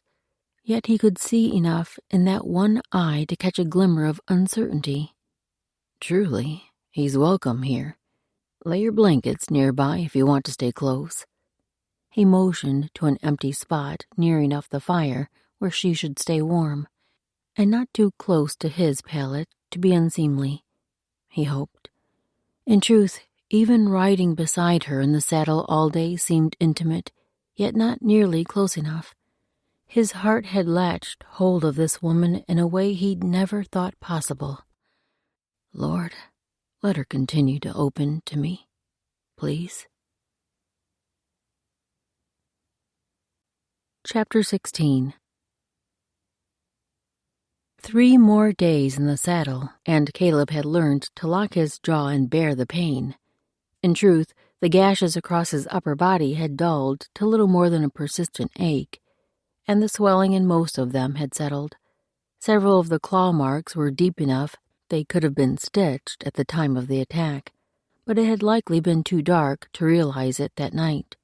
Either way, he'd carry the scars for the rest of his life, a reminder of a journey that would change him forever, hopefully in a good way, but that remained to be seen. He adjusted the position of his injured foot, which he'd taken to propping on his mare's neck as he rode. Good thing Bessie was a sturdy girl. They'd secured a stick next to his ankle with wrapping to keep the bone straight when he wasn't sitting beside a creek to soak the joint. Bessie's ears perked at the same moment a whistle sounded from Beavertail in the lead of their group. Caleb jerked his gaze ahead to see what they spotted. Maybe 50 strides beyond them, a rider was coming around the side of the mountain, an Indian from the feathers tied in his black hair. Another man appeared behind him, then 2 more rode around the curve of the slope. Caleb strained to spot any identifying marks on the men or horses. The animals weren't painted as far as he could tell, so hopefully not a war party. Nor did the horses have spots like those owned by the Nimipu. Could these be Shoshone? A handful of other tribes lived in these parts, Crow, Flathead, and a few more. These could even be Blackfoot, come down from the north. He shot a glance toward Beavertail and Susanna, who rode just ahead of Caleb. He couldn't see BT's face, and his posture gave no hint of whether he considered the oncomers friend or foe. If only Caleb knew enough about this land and its people to know for himself. He sent a glance back at Otskai, whose attention was also honed on the strangers. "Who are they?" He kept his voice low enough that it wouldn't carry past her. Riverboy squirmed in her arms, and she fired a sharp command to him that Caleb couldn't decipher. That no-nonsense tone accomplished its goal, and the lad stilled, uncertainty shadowing his eyes. Otskai returned her focus to the strangers as she answered Caleb's question. "Diuelka." She shook her head as if clearing the thought. "Shoshone." Both her voice and her posture held a tense edge, not a bit of excitement at finding her cousin, or at least people who could point them in the right direction. The Shoshone and Nimipu hadn't always been at peace. In truth, from what he'd seen of the few interactions with Shoshone on their journey west, the truce between the tribes was very unsteady, with little trust on either side. Maybe that was what caused her angst now, a distrust instilled by her kinfolk. He shifted his focus back to the oncoming men, who were now half the distance ahead of them. Beaver raised a hand to signal a halt, and Caleb reined his mare in along with the rest of them. Beavertail never glanced back as he called. "Adam." The man must have been ready for the summons, for he was trotting his mount past Caleb only a second after BT called him. Adam and Otskai were the only ones who had met the Shoshone group Wakwese left with. Good thing Beaver didn't invite Otskai forward into that vulnerable position, especially with her son perched in front of her. If he had, Caleb would have ridden up with them, or maybe even tried to coax Otskay to stay back a little. She might not have listened, but he would have found a way to keep her and the lad safe. In tandem, Adam and Beavertail rode ahead, and after a few seconds, 2 of the Shoshone split off from the others to meet them in the middle. That they were willing to meet for a peace talk was a good sign these fellows didn't intend to fight. Lord, let them know of Wakwese. Use them to lead us to her. As they waited, Otskay eased her horse up alongside his, then farther forward beside Susanna, who now sat in the lead. Otskay probably wanted a better look at the men, but he didn't like having the women and child up there on the front line of defense, no matter how capable they were. He nudged his mare up beside Otskay. They couldn't hear anything the men ahead were saying, so he ventured a quiet question. "Do you know them?" For a long moment, she didn't answer. Thankfully, Riverboy sat contentedly in her lap, part of a fist in his mouth and his focus on the men ahead. At last, Otskay tipped her head. "I don't know." Another pause. "Maybe." Hope tried to spring in his chest, both nurtured and squashed by her vague answer. He'd have to wait and see. Then she spoke again. "I think I've seen the one in front of Adam, but I don't recall when." That made more sense. She'd probably seen a number of Shoshone in her lifetime, so recalling exactly when she saw one particular man couldn't be easy. Finally, the 2 pairs of men in the center separated, Adam and Beaver riding back toward their group. As usual, BT's face was impossible to read, not even a hint of whether these men had helped or not. Adam's expression usually showed emotion far easier, but his look now seemed almost perplexed, no sign of pleasure or relief. But at least he didn't appear disappointed. When the 2 reached them and halted, Adam spoke first. "They've seen the band led by Twin Elk, the one Wakwese left with. He saw them in the winter when snow was thickest, and he gave us directions to the place. They spoke of finding buffalo herds when the snow melted, so we need to hurry, and pray they haven't left that place yet." An urgency pressed in Caleb's spirit. Lord, so close. Make them stay put. Help us catch them. Within moments, the 4 Shoshone braves had moved down the mountain and disappeared behind a group of boulders. Their group pushed onward, following the path the Shoshone had come, but in the opposite direction. Adam and Beavertail led, with Susanna and Otskay just behind. The trail allowed 2 side by side, so Mexam pulled alongside Caleb. She led Adam's new horse, Tesoro, the one she traded the tomahawk for as a gift for Adam. Mexam always seemed quiet, reserved, so it was hard to get to know her. But that act of selflessness in giving her prized possession as a gift for Adam was enough to make Caleb like the woman. He sent her a smile now, or at least as much of a grin as he could muster through the throbbing in his head and leg. After so many days of this pain, he was turning a bit grumpy. He worked not to let it show, though. Her eyes smiled back at him and seemed to read through the pleasant facade he was fighting to keep.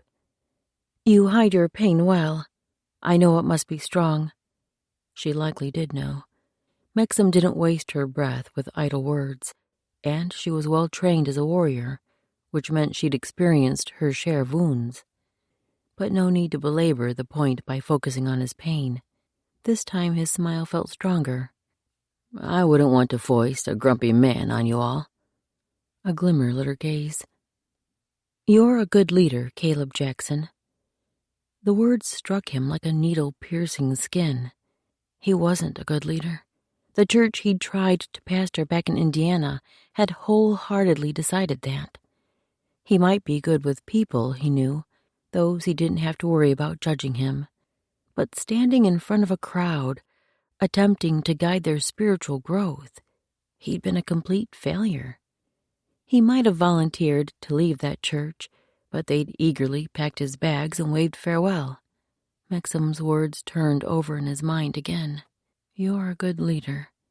Not, "I'll bet you would be." She spoke as if he was now leading, Not this group. He was good at coming alongside, encouraging. Just call him Barnabas from the Bible. He was no Paul, not the one planning and guiding the expedition. Otskay carried a plate of food toward the water where Caleb sat soaking his ankle. She motioned her son forward. Come, find Caleb. Riverboy toddled in a meandering path beside her, but those words gave him purpose. They were the same ones Caleb used during games of hide-and-go-seek. The big man would tuck himself behind a tree or boulder and call, "Find Caleb." Riverboy would totter toward the voice, giggling all the way. When he found the man, the giggles would turn to belly laughs as the two wrestled in a tickling match. The sound of the two voices laughing hysterically, one high and one deep, made a beautiful chorus that lightened her chest every time. They hadn't played that game since Caleb's tangle with the bear, but her son hadn't forgotten the words. He stepped forward now with purpose, lifting his little feet to clear the grass as he toddled forward. The man had turned a grin on them, anticipation gleaming in his gaze as he watched the lads approach. His gaze flicked up to her once, loosing a flutter in her chest as he smiled. His grins had been much tenser these past days, probably from the pain he suffered through without complaint. As Riverboy neared him, the boy's little feet raced, then a foot snagged in the grass, catapulting him forward. Caleb scooped him up, lifting him high, even from his sitting position. Then he laid him across his lap and set in to tickle. Her son giggled and snorted and laughed until he couldn't breathe. Otskay soaked in the sight of her boy so happy, of this man making him so. She dropped to her knees beside them, still holding the plate, watching their antics. At last the two came up for air, both breathing hard, smiles splitting their faces and sparkling their eyes. Caleb gazed her way, and for a heartbeat, he looked as though he might lean forward and brush a kiss to her mouth. Her heart raced, her chest fluttering. Part of her wanted that, but part of her jerked back inside herself. He must have seen that flinch, for his smile eased. Some of the joy left his eyes, and he shifted his attention to the boy, settling the lad on his good leg. Then he glanced at the plate in her hands. That for me? His words were light, easygoing, no hint of disappointment, nothing that should make her feel uncomfortable. But a sadness rose inside her. He would do whatever he could to make those around him happy, especially her and her son. Caleb was such a good man. If she could trust herself with anyone, it was him. But did she dare risk her freedom? She handed over the plate, and he nestled it in the grass beside him. They'd not cooked fresh food, but had heated smoked salmon and baked camas root, so at least the meal was warm. As Caleb picked up a chunk of camas, her son opened his mouth and grunted, the sign he wanted a bite. A smile touched Caleb's eyes as he held the food up to Riverboy's mouth. After the boy bit down, Caleb took his own bite. Contentment eased over both their faces as they chewed. Still, Caleb deserved to eat all she'd brought him. She held out her hands. "I'll take him to the fire to feed him." The lad opened his mouth for another bite, like a baby bird waiting for a worm. Caleb shook his head as he accommodated, letting Riverboy bite off a piece his size. "He's fine here." He sent her a contented look. "He's good company." Then a new thought seemed to register, and his brows rose. "Unless you need him." She shook her head. In truth, she'd had the keeping of the boy all day, both in her saddle and when they'd stopped. She was more than willing for a few moments to accomplish what she needed without half her mind and focus split to keep up with the lad. A twinge pricked her chest. How could she one moment long to cradle her son and never let him go, and the next long for just a few minutes alone, without responsibility for him? No matter how much she tried to be a good mother, she failed, even in this. Perhaps Caleb heard her thoughts. Hopefully not. But he said, "Go. Do what you need to, Otskay. He's safe with me." As if to reinforce his words, he tightened his hand around her son and gave the leg Riverboy sat on a little bounce. The lad beamed a mouthful of food at her. Another smile slipped through Otskai's chest. She pressed up to standing, then backed away. "I'll bring my food to eat here, too." And she would bring enough for her little bird also. The others already sat eating by the fire, so she quickly filled a plate and found a cup to dip from the clear stream. She set water to a boil with a few leaves of boneset as a tea for Caleb. She'd not even glanced at his foot to see if the swelling had worsened. She'd have to do that when she returned to them. When she settled beside Caleb again, he was once again feeding her son a bite. "Look, there's your mama come back." And the look in Caleb's eyes made her think he was also glad she returned. Maybe only for the extra food, but his eyes never glanced at her plate. "Mama." Riverboy's little voice snatched her focus, and it took a moment for the meaning of his sounds to come clear. A thrill slipped through her. Mama. That was the English word for pique. He'd never called her such, and she hadn't thought to teach him. She tried not to let the fullness of her pleasure show. Such a little thing shouldn't mean so much.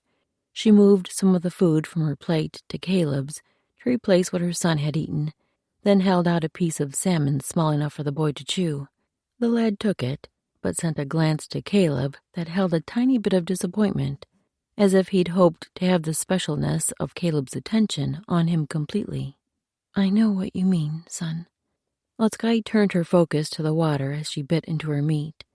This stream flowed gently, not a foaming current to be seen. She could sit beside this brook without fear hammering in her chest. Her gaze slipped to Caleb's foot, and a gasp caught in her throat. She leaned forward to make sure the water wasn't deceiving her eyes, doubling the size of his ankle. Nay, the joint had swollen and turned a hideous dark color. "Caleb." She set her plate aside and moved to her knees at the edge of the water, then reached in and gingerly touched his bruised skin. The creek ran icy, and his flesh felt tight and almost springy. Just that single touch sent a sluice of pain through her that must be nothing compared to his own agony. She looked back at him to see his reaction. Now the shadows under his eyes made sense. The lines at the corners that weren't the right angle to be from a smile. She'd let herself focus so much on her own trials through each day that she'd convinced herself his had lessened only because he didn't speak of them. "What can I do to make it better?"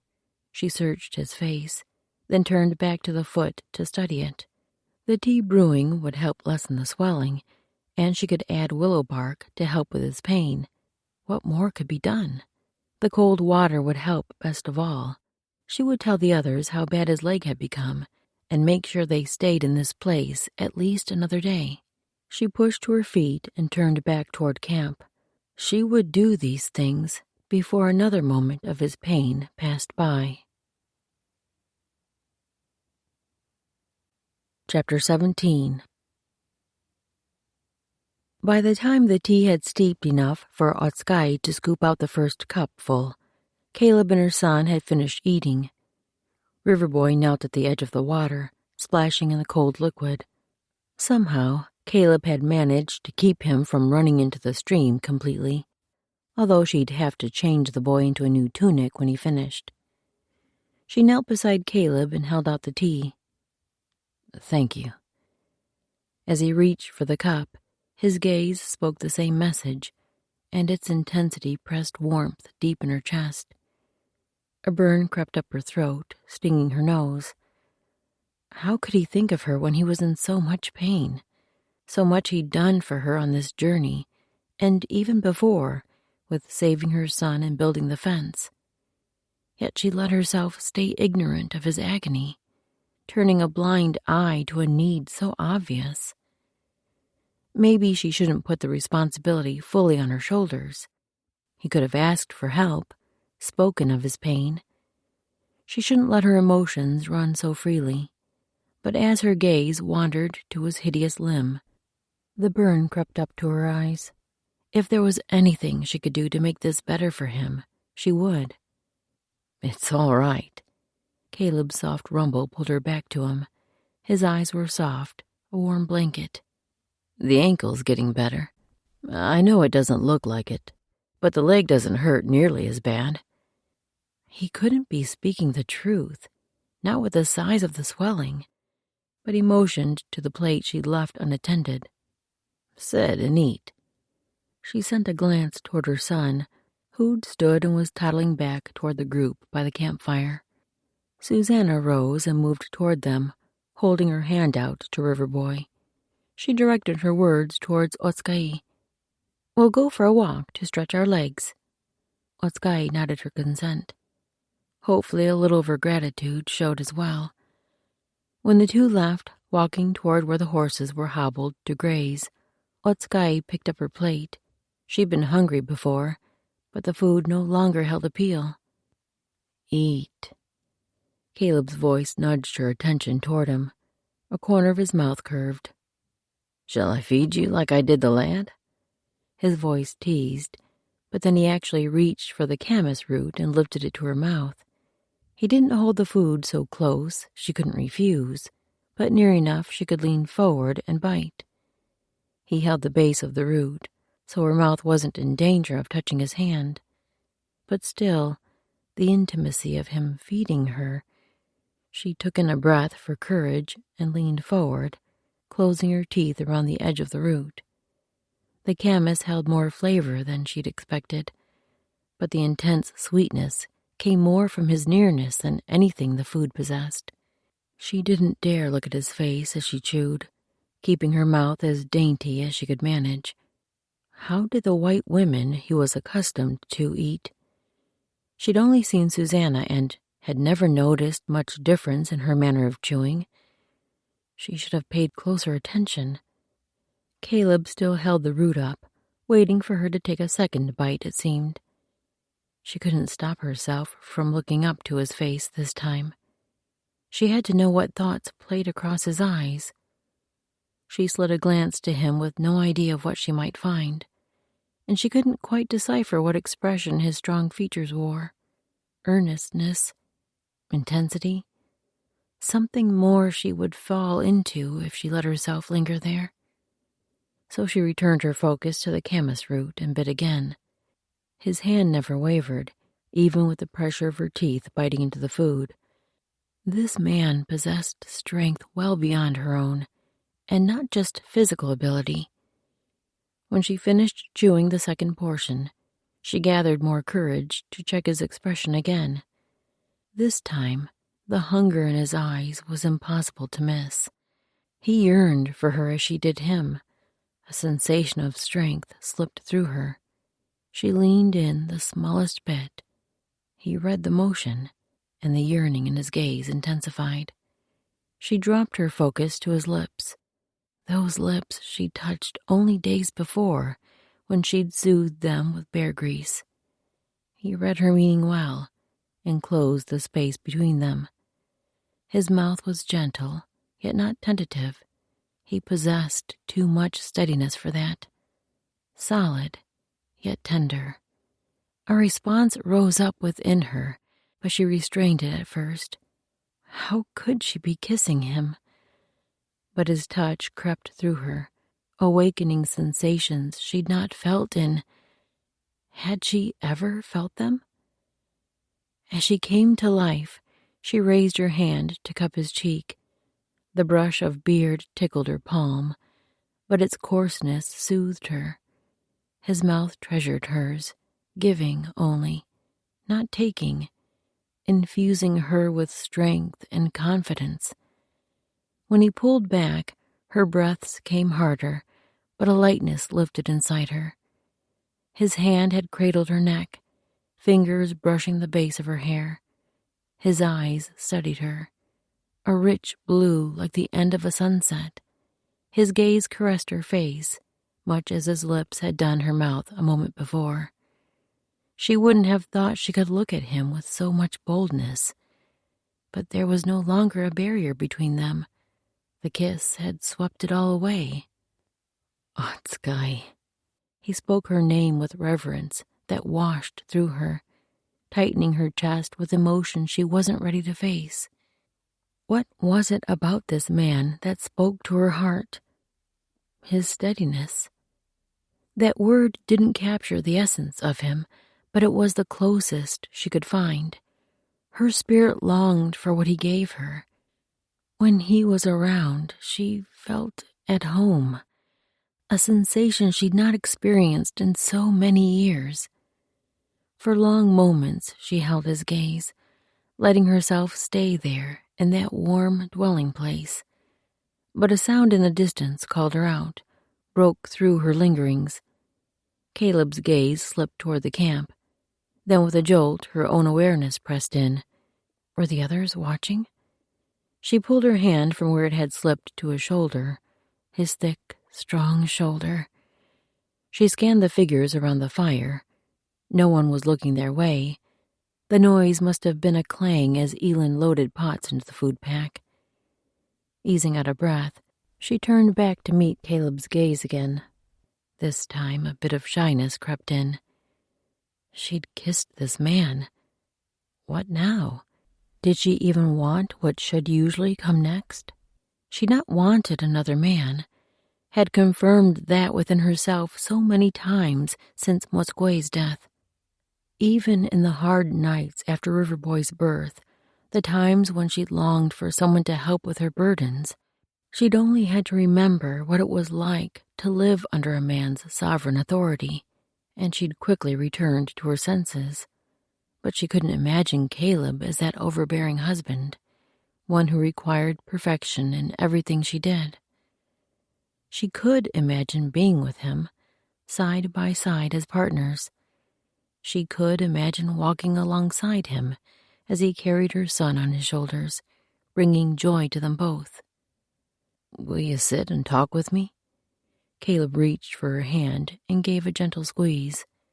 The idea called, but she needed to escape, needed time to form a picture of what she wanted. The image she'd clung to for so long now seemed tilted. Did she still want freedom? Or could there be something different? Something better? She returned his squeeze, but then pulled back.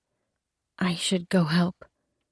She shifted to her knees and sent a quick glance to his face, trying for a smile, hoping the expression put him at ease. He might think by her actions that the kiss had frightened her. That would matter to Caleb. But she couldn't stay here, not with a churning that grew in her chest with every breath. She pushed up to her feet and fled. Caleb eased out a breath as he watched Otskay flee along the creek's bank. His insides still quivered from that kiss, both the power of it and the fact that he'd done what he'd said he wouldn't. He'd promised himself he wouldn't press her further than she was ready to go.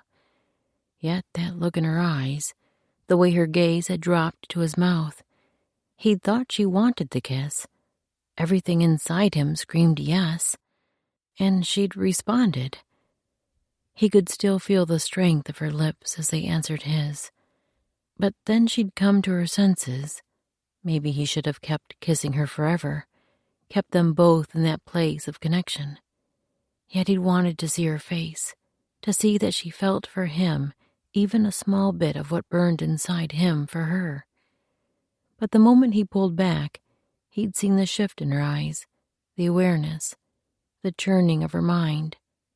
She wasn't a woman who gave control easily. He didn't want control of her, but maybe he hadn't done a good job showing that. She'd not gone to camp to help, but had fled upstream, disappearing around a clump of rocks, which meant she needed time alone. Help her judge wisely, Lord. Show her your truth. Show me. Don't let me run ahead of your will. Smoke rose in the distance, sending a shiver of apprehension through Caleb's body. Would it be too much to hope whoever camped ahead was a Shoshone band? The specific Shoshone band they sought? Surely they couldn't be so lucky as to find Wakwese's group in the first camp they met on the eastern side of the mountains. The day after the kiss, Otskay had insisted they stay in camp to let Caleb's ankle time to rest. She herself hadn't spent much time in the camp, taking Riverboy for hikes along the mountainside during much of the morning and afternoon. Much as he'd hated to hold the group up, the rest had helped his ankle a great deal. After 2 more days in the saddle, though, no matter how he tried to keep the leg propped on his mare's neck, the limb had swollen again. A throb pulsed all the way up to his head. It didn't help that they'd not been able to find a water source the night before. If they could only locate Wakwesi, surely they would stay put for a few days, long enough that he could get the throbbing under control. Otskay, Mexam, Adam, and Beavertail had clustered at the front of their group, probably discussing how to approach the camp that must be on the other side of the trees and boulders ahead of them. Maybe Caleb should be involved in the discussion, but the pounding in his head made thinking a challenge. He trusted the others. Among them, they knew this land and its people far better than he did. As their group neared the trees, the path narrowed and Otskay and Adam dropped back behind Beavertail and Mexam. A bit of relief slipped through him that Otskay wasn't on the front line should an arrow come flying. Not that he wanted BT or Mexam in danger, but they were both well-trained warriors. Either could hear the whisper of a mountain lion at 50 paces, he had no doubt. As they followed a worn trail around a cluster of trees, a lodge appeared in the distance. A few strides later, that one lodge had spread to 3, and Indian braves stepped onto the trail. More figures slipped in from the trees on both sides of the path, forming a group of 10 or more. None rode horses, but they all wore weapons, hatchets or knives hanging from their waists, and some had bows strapped around their chests. Beavertail didn't slow their group, just kept riding forward, as though no strangers, weighed heavy with deadly tools, approached them. Caleb had been keeping his own gun in its scabbard, out of the way of his propped leg, instead of resting the rifle across his lap like many of the others. Drawing the weapon now wouldn't be a sign of peace, so he settled for keeping his hand near the stock in case he had to pull the gun quickly. Let them be peaceful, Lord. When they reached 20 paces apart, Beavertail signaled their group to halt. He and Mexam rode forward to parley. The Indians ahead didn't send 2 men to meet them. Instead, all 11 approached. They were near enough now, Caleb could count the exact number. Apprehension churned in his belly, intensifying the mallet whacking his skull as Beavertail and Mexam halted to converse with the strangers. No one appeared angry. A couple of the men held hatchets at their sides, but no new weapons were being drawn. Beaver was probably explaining their purpose in coming, asking questions. Though the man came from the Blackfoot tribe, regarded by these people with a bit of fear and no shortage of distrust, Beavertail himself was steady, loyal, and as good-hearted as a fellow could be. Anyone who spoke with him more than a few minutes quickly got past the stern exterior to realize those traits. After a few minutes, a man from the other group motioned to his left as though giving directions. Caleb's heart picked up pace as hope tried to rise within him. At last, Beavertail and Mexam turned and rode back to them. When they reached their group, Beavertail gave a quick nod in the direction the man had pointed. He and Mexam turned their animals that way, and the rest of them fell into step behind. Riding 2 abreast as they were, Susanna rode beside Caleb, with Otskay in front of him. Even with the nagging pain pulsing through him, his gaze didn't miss the slim curve of Otskay's form. Riverboy rode with Elin near the back of the group, so Otskay sat alone, tall and poised, at one with the mount beneath her. A woman who took his breath away. A few minutes after they'd ridden out of sight of the braves, the confident outline of Otskay's form stiffened. His sluggish mind took an extra heartbeat to seek out the reason why. Then a rustling sound drifted on the wind. A river. They'd been blessed that after her tumultuous swim, all the water they'd crossed had been fairly shallow. He'd told himself after she'd panicked at their first crossing that he wouldn't let her cross alone if they met another river deep enough to require the horses to swim. He had to help her this time, but would he be capable with his broken leg? From the rushing sounds ahead, the coming river moved fast with a high swell of water. As loud as the noise was growing, there might even be a waterfall.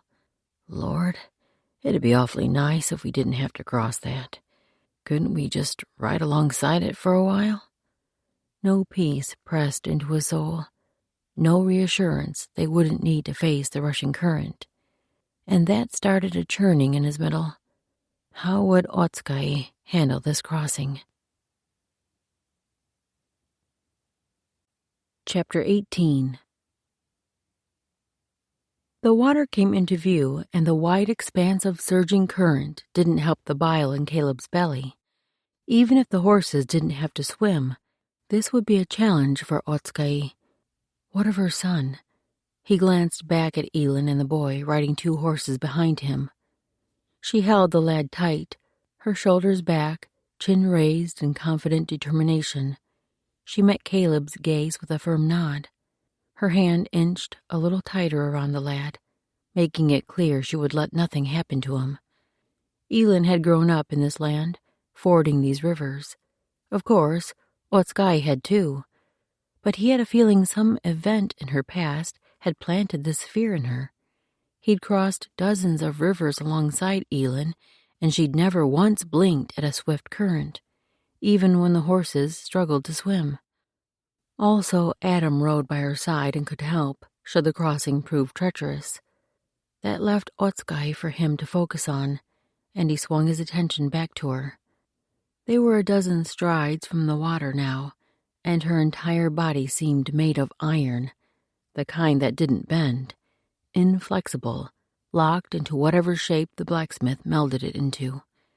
Using his hand to help, he lowered his injured leg from its resting position on his mare's neck until it hung at the horse's side. He may not be able to use the lower part of that limb, but he'd need the rest of his body secure in the saddle for whatever would be required of him. 100 strides upriver, a waterfall cascaded over a ledge. That contributed to the noise, but the section in front of them flowed swiftly, spinning around rocks and foaming as it dipped over boulders beneath the surface. His eyes traced out a way across the river that looked unencumbered by rocks, at least those he could see on the surface. But had the Indians offered any insight about where to cross? He needed to know Beavertail's plan. He nudged Bessie up to the front of the group. As he passed Otskay, her gaze was locked on the water. Better he learn the plan before trying to assure her. When he reined his mare beside Beavertail, he had to raise his voice above the water, now only 5 strides in front of them. "Where do we plan to cross?" Beavertail raised an arm to point to the route Caleb had spotted before, then lifted his finger to point to peaks rising on the other side of the river. "They said there's a Nimipu woman living in the Shoshone camp between those 2 mountains. They didn't know her name." The 2 mountains he motioned to were directly opposite them, so it made sense to cross the water here. A glance in both directions showed no better place. The bank was barren of brush, covered with trampled grass, as though herds sometimes came to drink or cross. Buffalo, maybe, or perhaps deer or elk. That meant this was likely the best fording place around. He would just have to make sure Otskay made it across safely. When they halted their horses in at the water's edge, he maneuvered Bessie beside Otskay. She was gripping her saddle with both sets of white knuckles, her gaze locked on a spot in the middle of the river where the water foamed around a cluster of boulders.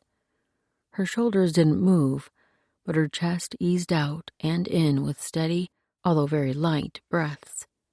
Her brown skin had paled lighter than his own. "Otskay." He kept his voice low so he wouldn't draw the others' attention. It only took a glance, though, to see that the rest of the group had noticed and were waiting patiently for how they could help. Lord willing, the crossing wouldn't be hard, so he and Otskay would be able to manage together. His quiet voice didn't seem to penetrate her terror, so he tried a little louder. Otskay? Her head shifted, but she didn't focus on him. Apparently his voice was not enough to draw her away from the water holding her transfixed.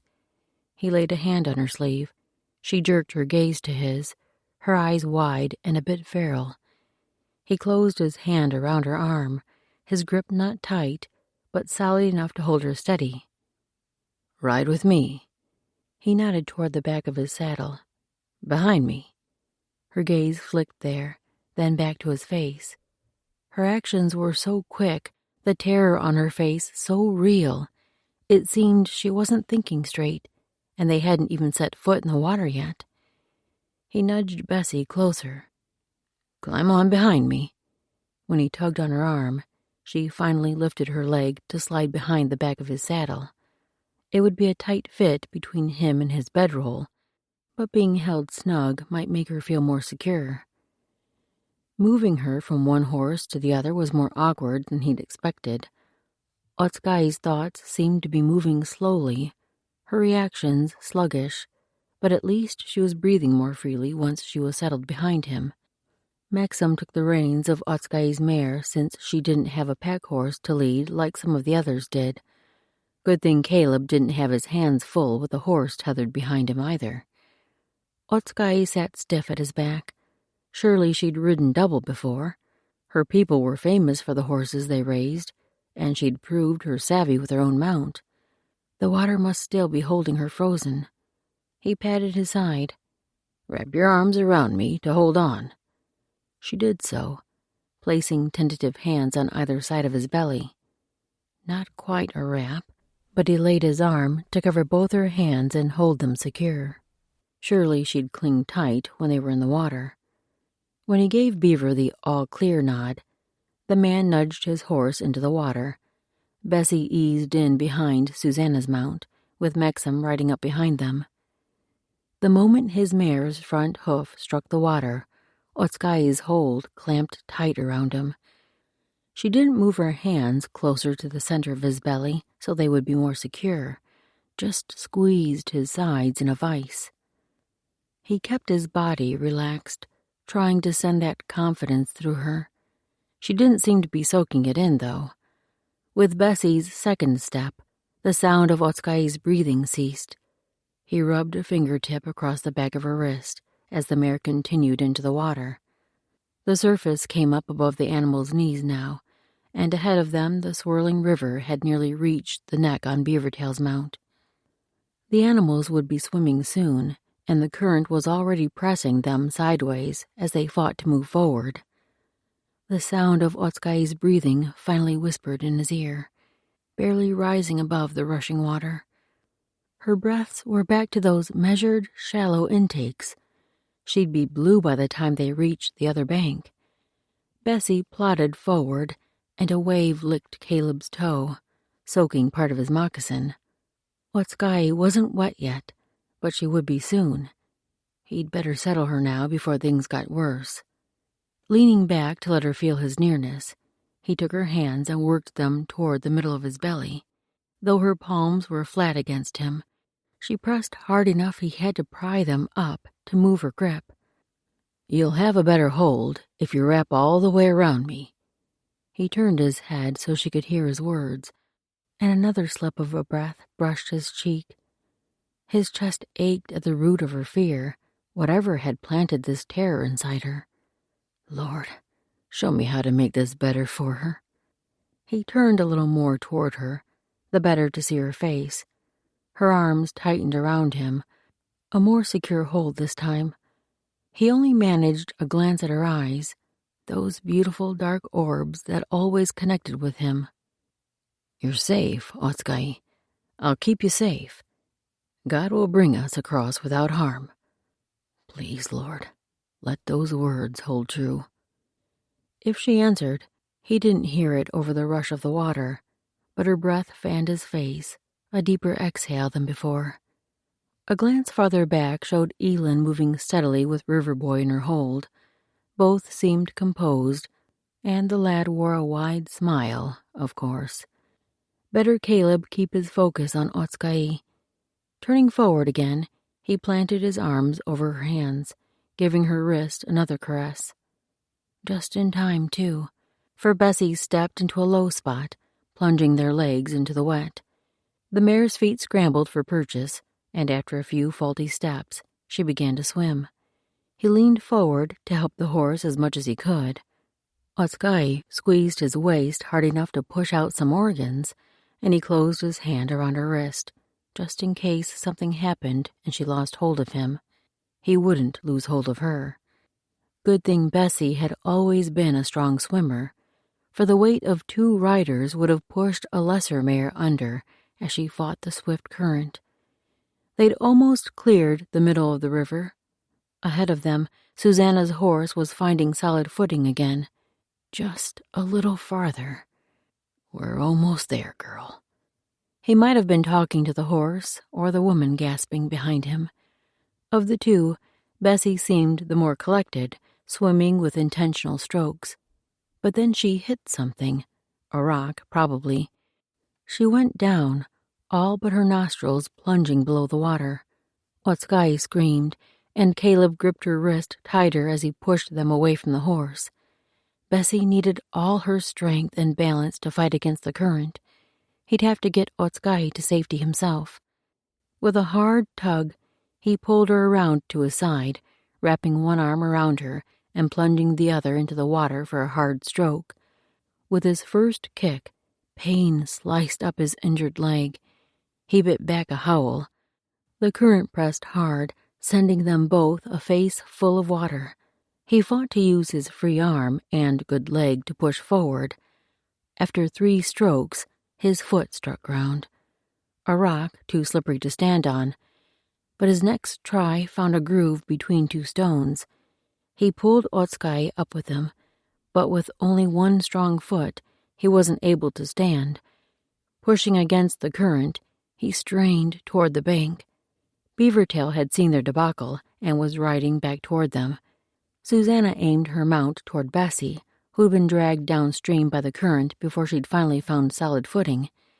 If Caleb had the energy and breath, he would tell her not to worry. Once Bessie reached dry land, she'd shake off, then find grass and wait for him. But he only had the strength to focus on Otskay. Unlike the last time he dragged her from a rushing river, she was walking now. They clung together, keeping each other upright, her shivering and him barely able to put weight on his injured ankle. Beaver reached them and spun his horse to face the direction they were going. Caleb repositioned Otskay under his arm to give her more freedom to walk, but still held her enough to keep her from falling. Then he grabbed Beaver's saddle with his other hand to use as the crutch. 3 abreast, they trudged over the river rock until they reached the bank. When they stepped onto dry ground, Otskay sank from his hold, slipping to the grass as though all her strength had fled. He dropped to his knees beside her, sucking in breath to start his lungs working again. "Are you hurt?" He pressed his hands to his thighs and drew in another inhale. She shook her head, fighting for breath as much as he was. Her face held more color than before, which seemed like a good sign. This time had been better than the other crossing. She'd kept enough presence of mind to walk out at the end, but he couldn't shake the image of her before they'd begun.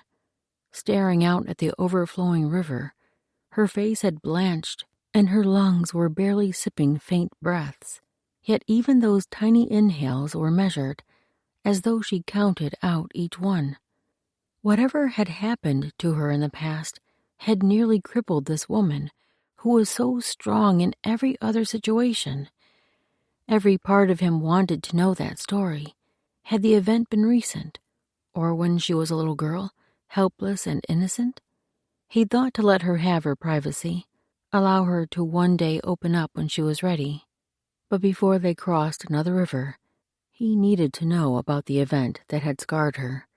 Tonight, when she was dry and recovered, he would ask, and pray she trusted him with what must be her deepest fear. Chapter 19. This felt like something she'd already done once that day. Otsukai nudged her mare forward to the front of the line beside Beavertail as Shoshone lodges appeared ahead of them. Maybe this second village would be the place they'd find her cousin. 2 men stepped from the camp, one with 2 braids hanging down his back, a few white hairs showing even from this distance. The other was younger, but her focus honed on the one who'd caught her attention first. From this distance, she couldn't see whether he carried a burn mark on his face, but the feathers hanging from one of the braids were striped, like those of the hawk. Surely there were many braves who wore their hair that way, with those black and white striped feathers. But Twin Elk had worn that same striped quill all the time. She kept her voice low so only Beavertail could hear. "I think I know the one, the older." The men stood a few strides out from the camp, waiting for them to approach. They surely saw the women in their group and knew this wasn't a war party. More people appeared among the lodges, and Otsukai strained to find her cousin's familiar form. Wakuese was taller than she was, with broad shoulders and a strong bearing, features that always made Otsukai feel even younger than the 3 years that separated them. Regardless of the age difference, with all of the brothers in their lodge, they'd connected as fast friends. Had Wakuese also found a place here? If she'd stayed with these people almost 3 years, she must have. A husband. Surely she had one by now. That possibility had seemed distant enough to push aside before. But now, faced with a camp full of lodges and a host of braves standing among them, along with women and children who'd come out to gawk at the newcomers, it seemed impossible Wakuese hadn't found a man among so many. She couldn't stay as a guest of the chief's wife forever. She would need a husband to provide her a lodge of her own. As they rode closer, the man with the hawk feathers became clear, his features more familiar with every step, the red marring the right side of his face now evident. The older is Twin Elk, one of those Wakuese left with. Beavertail gave a slight nod, but kept his focus forward in the way braves usually did. She turned her gaze to Twin Elk to see if he recognized her. Beavertail reined in a 6 strides from Twin Elk and the younger man. Twin Elk's eyes shifted from Beaver and her, then back to Beaver. He'd probably already looked over the rest of the group. When his eyes flicked to her once more, certainty pressed inside her. He must have recognized her. Beavertail greeted the man in the Shoshone tongue. Was there any language this man didn't know? His words weren't fluid, but certainly understandable, better than she could have managed. After Twin Elk returned the greeting, Beaver began his inquiry. "We are looking for a woman from the Nimipu camp across the mountains. Her name is Wakuese, and her cousin wishes to visit with her." Beavertail nodded to Otsukai, and Twin Elk glanced at her again before returning to the Blackfoot brave. Beavertail was wise in calling this only a visit. If Wakuese had married into his tribe, they wouldn't willingly turn her over, and Twin Elk might remember Otsukai as her cousin. Twin Elk's brows lowered in thought, but it was the man beside him who drew Otsukai's notice. At Wakuese's name, he'd stiffened. It was the only movement he made, but something about it snagged her focus. She'd tried to read his expression, but his face had become a mask. Before he'd seemed simply a companion as Twin Elk came to greet them and learned their purpose in coming. But now his manner made him seem like a guard, maybe not so much to keep them out as to protect something inside. Wakuese, most likely. Had her cousin married this man? She ran her gaze over him once more, trying to see him as Wakuese would. In their younger days, they'd giggled about a few of the young men around the village, but as they came of age, Wakwese had begun to scorn the braves they grew up with. Of course her father hadn't contracted her to marry as he had done with Otsukai. Maybe deep inside he'd known Wakwese would refuse. This fellow wasn't like the young braves Wakwese had shared an interest in early on. They'd been sure of themselves, cocky. In truth, their confidence had probably drawn her cousin more than anything else. But as her own assurance had grown, she hadn't seemed to need the attentions of men any longer. What was it about this fellow that had drawn Wakwese's notice? He didn't seem especially sure of himself, certainly not cocky. Twinoak motioned them forward, turning toward the camp. The murmur of his voice sounded as he spoke to the younger man, but Otsukai couldn't make out the words. The fellow strode into the camp to one of the lodges on the second row from the edge. Otsukai nudged her mare forward as Beavertail did the same, but she kept her gaze on the teepee the man had ducked inside. When they reached the row of outer lodges, they dismounted. Adam and Joel stepped to Caleb's side to help him climb down from his mare. Otsukai was usually the one to hover near in case an extra set of hands was helpful as he found his balance with his walking sticks. But Joel took her place this time. A good thing, since Riverboy sprinted toward her the moment Elin set him on the ground. Otsukai sent another glance toward the lodge the brave had disappeared inside, then turned her focus to her son. She took a firm grip on his hand. "Stay with me."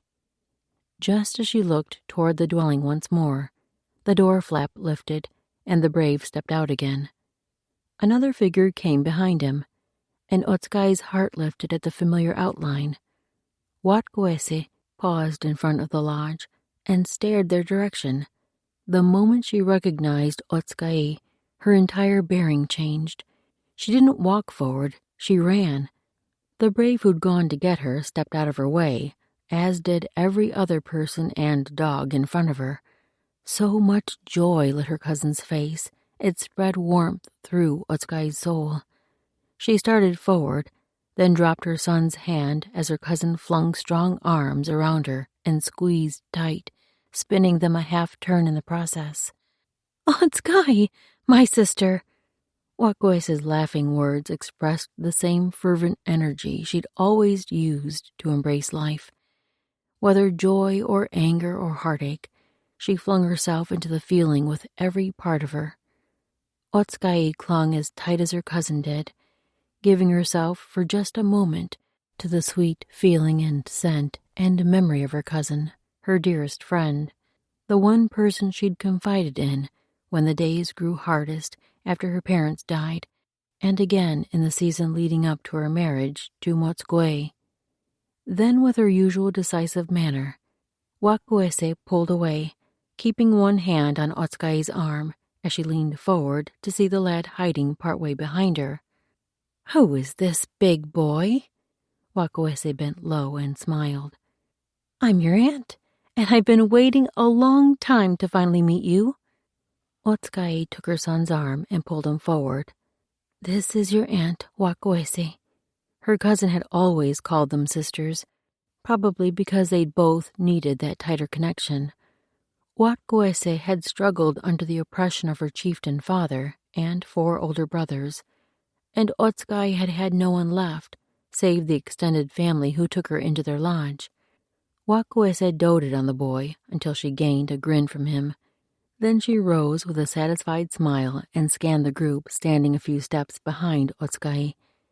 "You all must stay with me. I have plenty of room. It might be tight with so many, but we'll be merry." She turned and spoke to the group of Shoshone who had gathered behind her. Several half-grown boys trotted forward to take their horses. Soon they had gathered around the outside cook fire in front of Wakwese's lodge. The brave who'd gone to retrieve her was among those nearby, along with Chief Twinoak and his wife.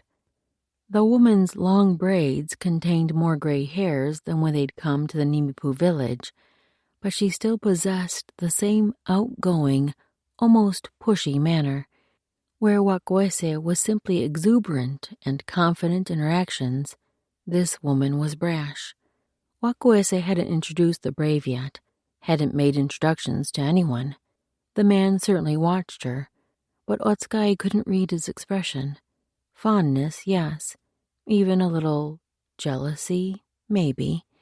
Now that the two could be seen in the same glance, she could imagine them paired together, even though he didn't fit Wakoese's taste from her younger days. But they didn't quite seem a pair. Wakoese didn't look at him with any sign of possession or affection. But then Otsukai couldn't imagine that expression on her cousin's face. Wakoese was too much of a free spirit to be pressed into the mold of diligent squaw.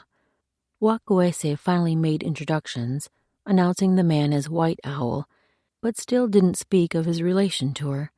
Maybe that lack meant there truly was nothing between them.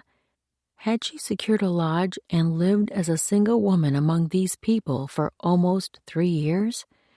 It didn't seem likely, but if anyone could manage the feat, Wakoese could.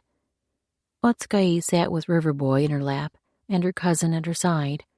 Her son's eyes had begun to droop, probably the only reason he sat without squirming for so long.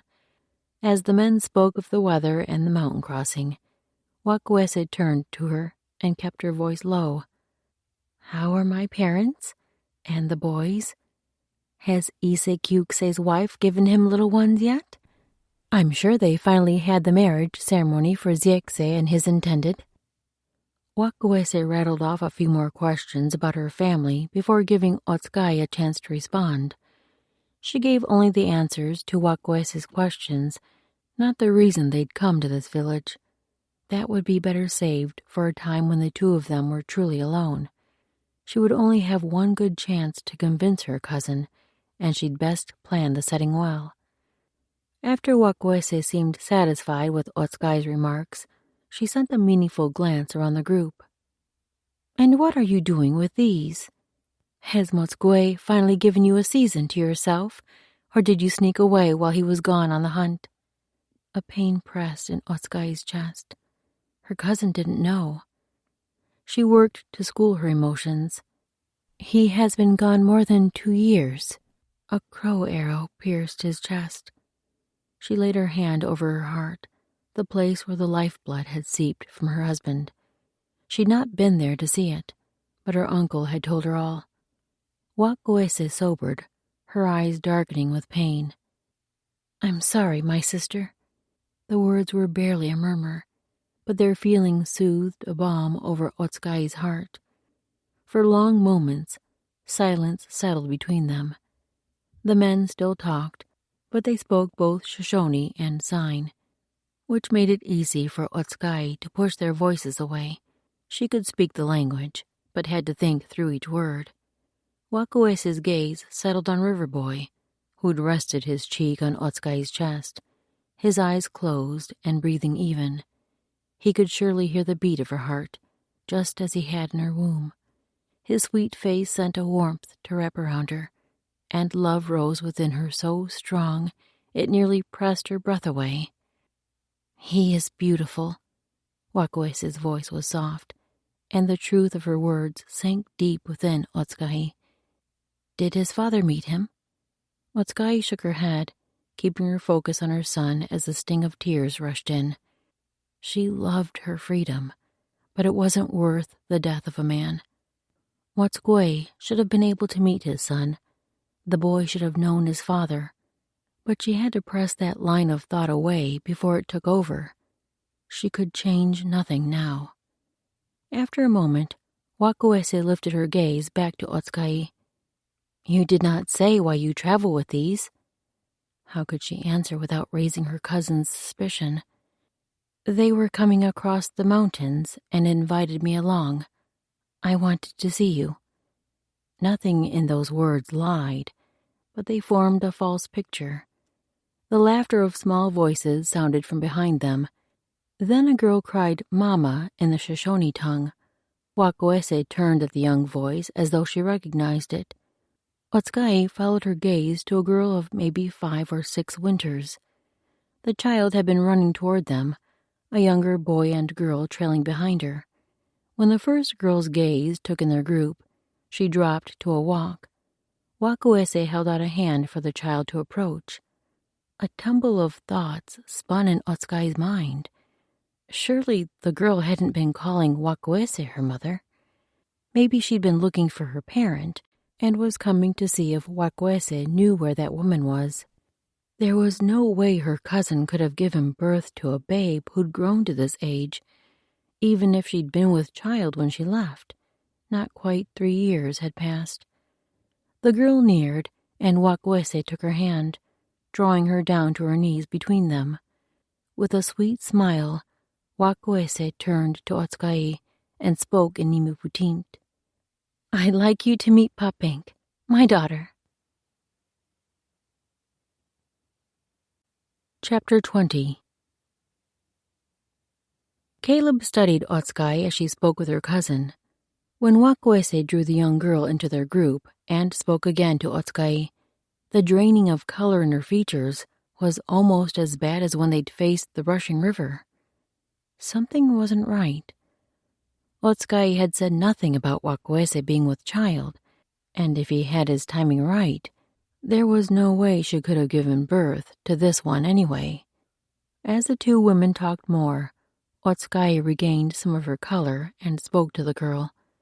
He wasn't close enough to understand, even if he knew the Shoshone language. It seemed like that was another tongue he would need to learn. But first, Nimuputinct and the language of signs that all the tribes spoke. One more undertaking he'd need the Lord's help to accomplish.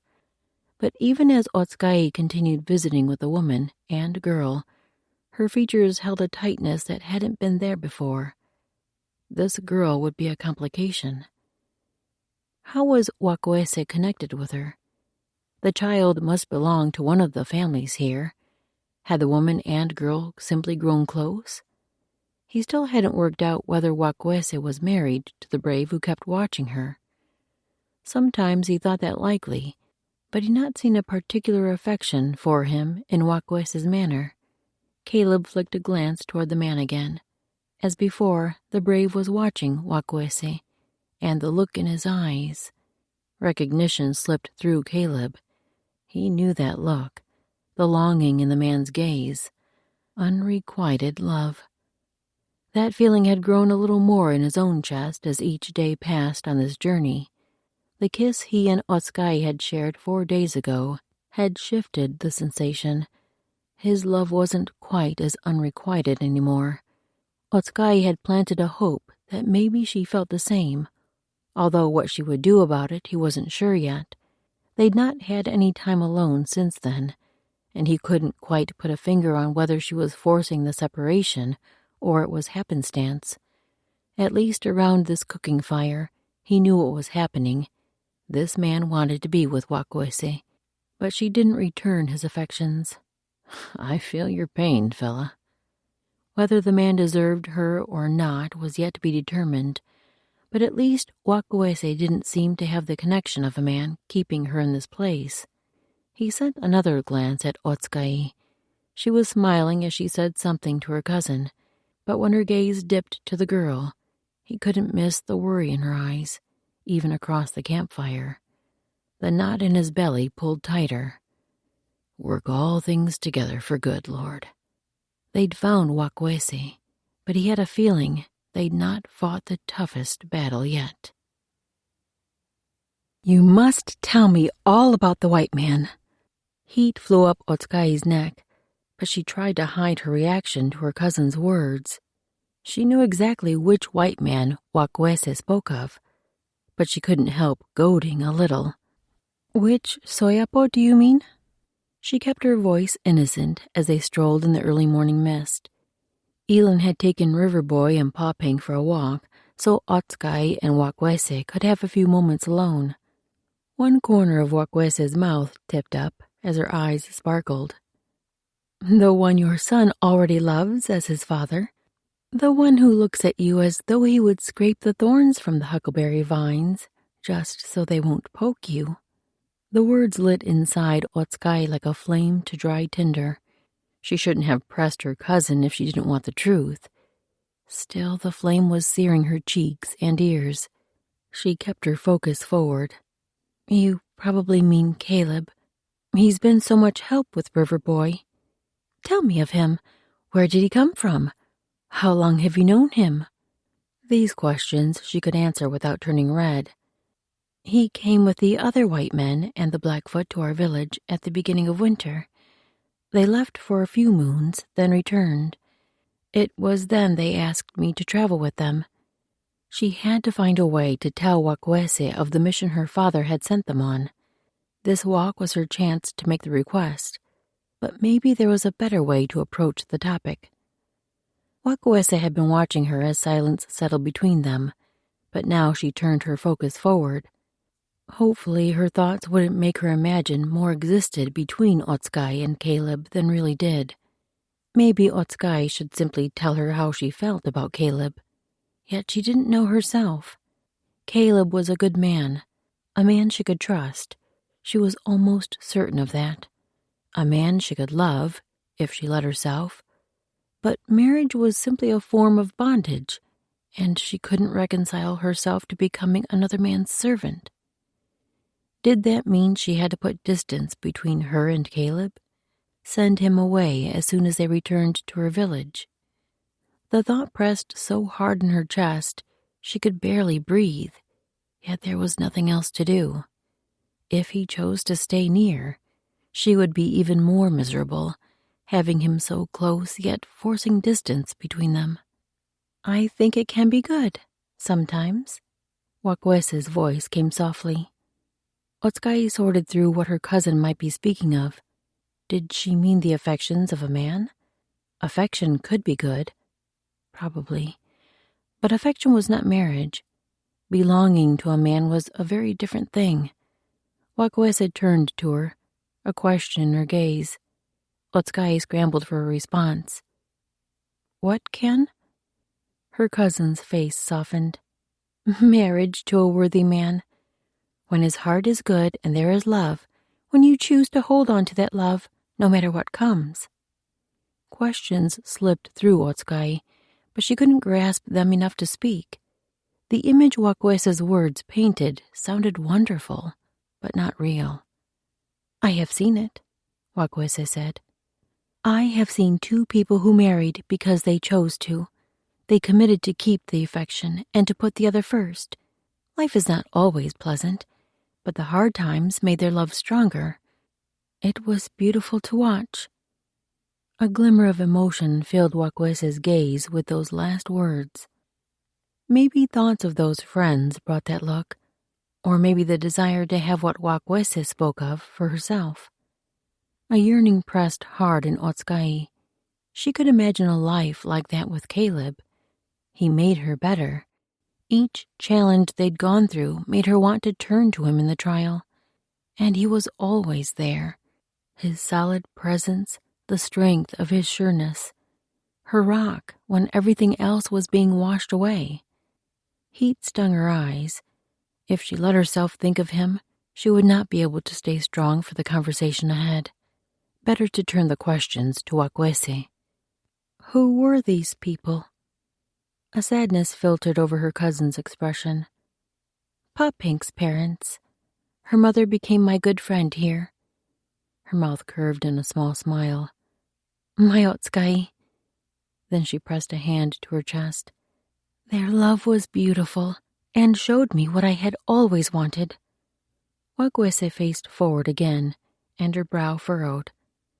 There was always something missing with the men my father wanted me to marry.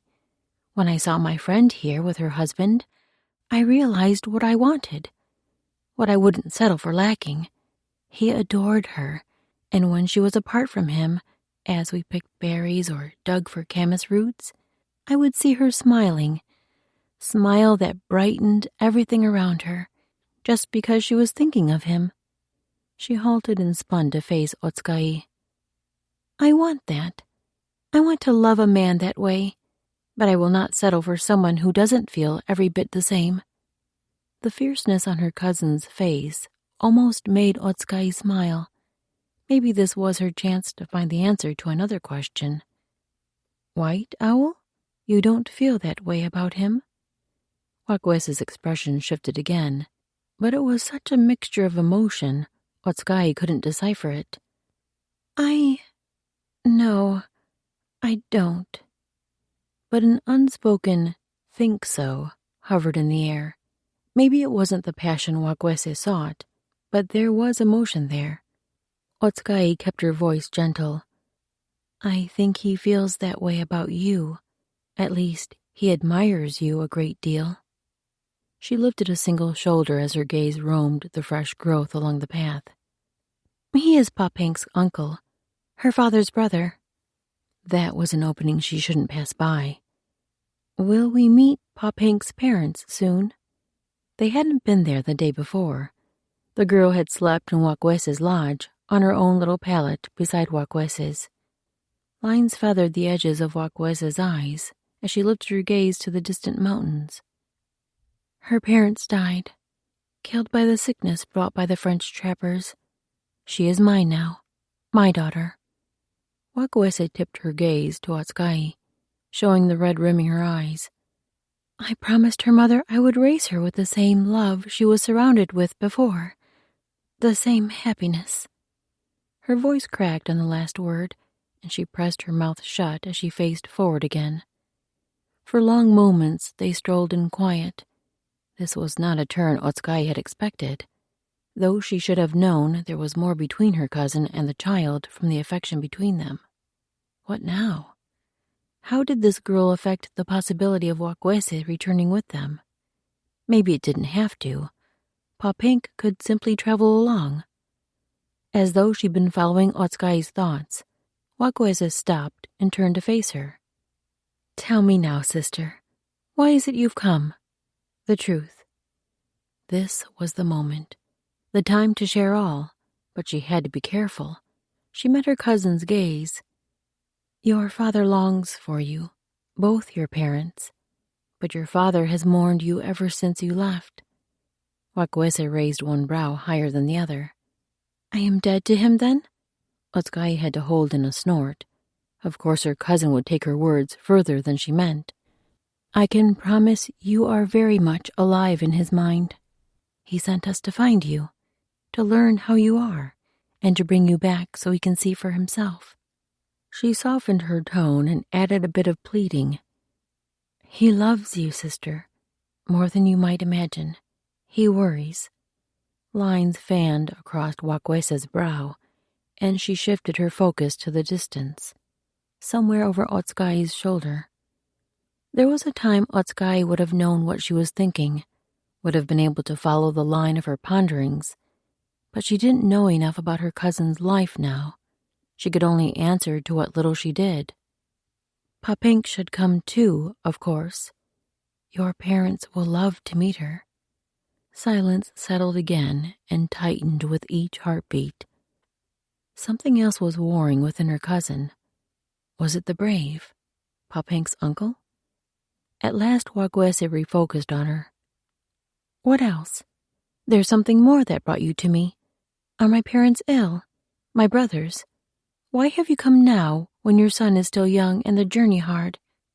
Then her expression softened. I'm glad you've come, but I need to know everything. Otsukai released a long breath. She may as well tell it all.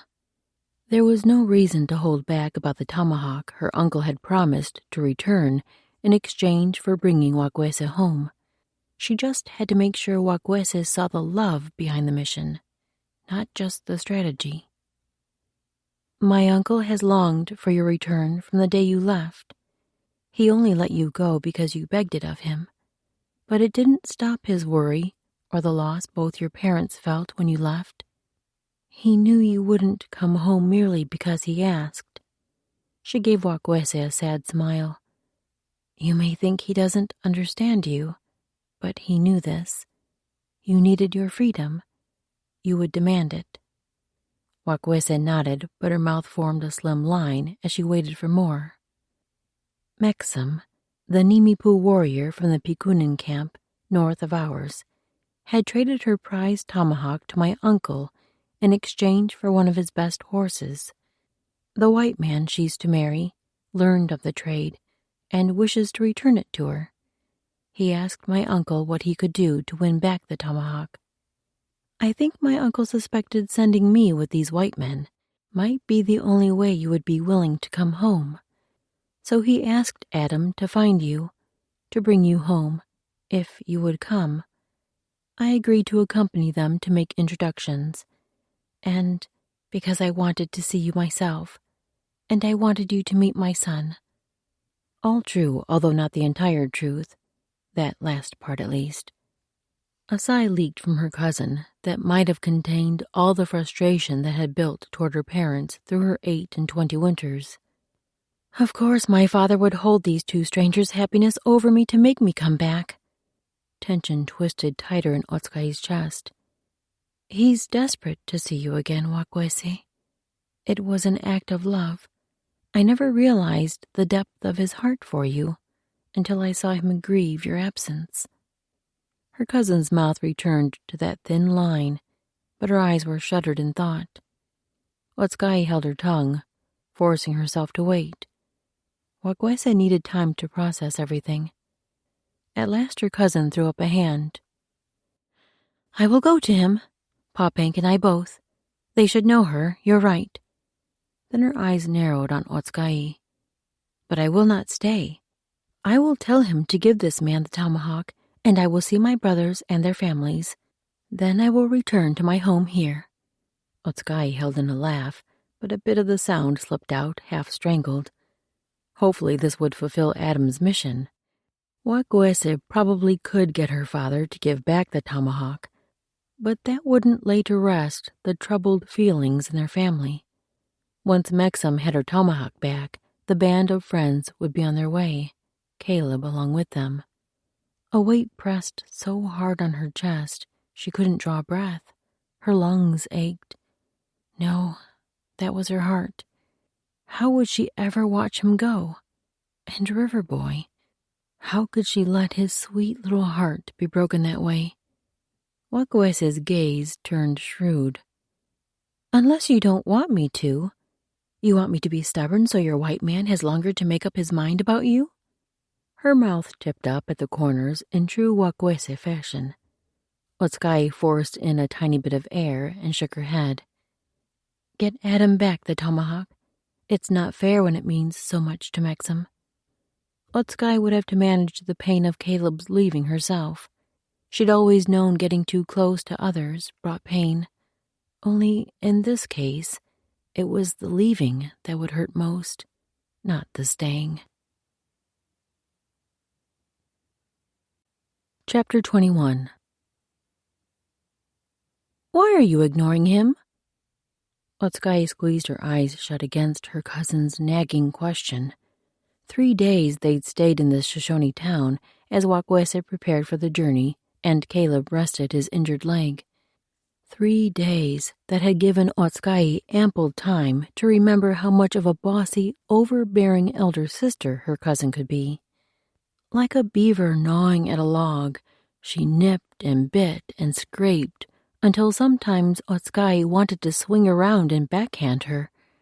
Instead, she let out a breath and reached for the patient tone. I'm not ignoring him. I'm simply going about my day. There's nothing between us, Wakwese. Not much, anyway. If she stayed away from Caleb long enough, maybe what there had been would have fizzled out by the time they reached home. That's not what he said. Otskai spun away from the bowl she was washing and stared at her cousin. You didn't ask him. Surely not even Wakwese was bold enough to meddle so. Her cousin raised her brows, her expression making it impossible to tell whether she'd done the heinous act or simply goading a response from Otskai. Wakwese? The word came out more like a growl than Otskai had meant, but her cousin only chuckled and waved the warning aside. I came to tell you I'm ready to leave when the rest of you are. She threw a glance back to camp where Caleb and the other men were speaking with a few of the village elders. You might want to check with your brave before we choose when to set out, though. I haven't seen his leg today, but it didn't look so well yesterday. Otsukai followed the look toward the lodges as her belly cramped tighter. They'd stayed in the Shoshone village to give Caleb the rest he needed. His leg had to be much better before they started back. The journey would provide more than enough challenge for his fragile limb. "Why don't you go check on him now? I'll finish here and watch the little ones." Wakwese motioned toward where Pawpank and Riverboy poured cups and bowls of water from one container to the next. The girl possessed a vivid imagination and kept up a steady chatter that seemed to mesmerize her son. He didn't know the Shoshone tongue, but the language of the innocent didn't seem to need the spoken word. Still, though the two sat away from the river's edge, she couldn't leave her son so close to the water. This little pool where she was doing the washing seemed serene, but outside this calm space, the river rushed in a vicious flow. She laid the clean bowl in the stack with the others, then pushed to her feet. "I'll take Riverboy with me." "Leave him." Wakwese's tone was more command than suggestion. She propped a hand on her hip and gave Otsukai her big sister look. "I won't take my eyes off him, and Pawpank is a little afraid of the water. She won't let him near it." Otsukai swallowed down the fear that tried to rise up her throat in a hard knot. She'd told her cousin of her son's penchant for water, and of the times she'd nearly lost him. Wakwese might be stubborn, but that determination had always made her watchful. Maybe Otsukai could leave Riverboy in her care for just a few minutes while she went to speak with Caleb. If he was still with the other men, her son's energy would not be a welcome interruption. For that matter, perhaps she, too, should wait until he wasn't busy.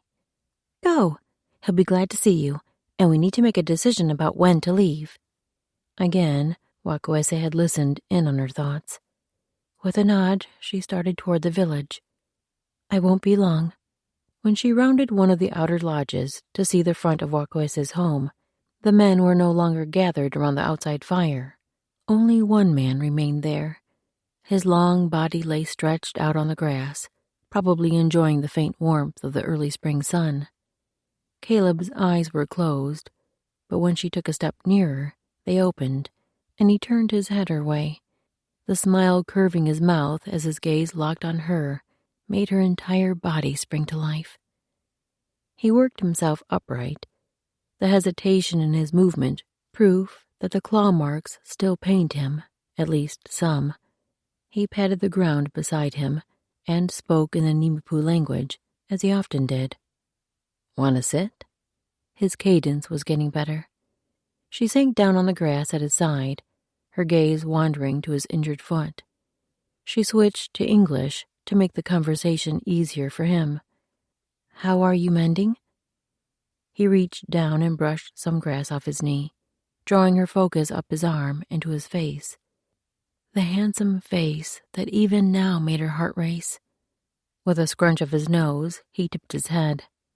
"Better." She forced her focus back down to the ankle.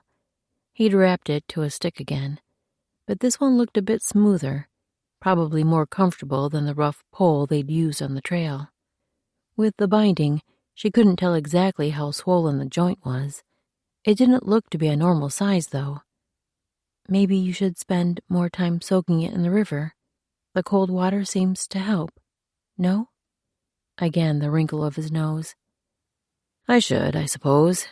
It's just lonely down there when everyone else is here." She tried to fight a guilty blush from rising. She should have invited him when she took the dishes for washing. If she hadn't been working so hard to avoid him, she would have thought of that. "Come to the river now. My cousin is working there, and the little ones are playing." She started to rise, but he laid a hand on her arm, stilling her. She forced her gaze to his face. He wore that smile that must have gotten him out of every scrape when he was a boy. Even now, it softened her to jelly.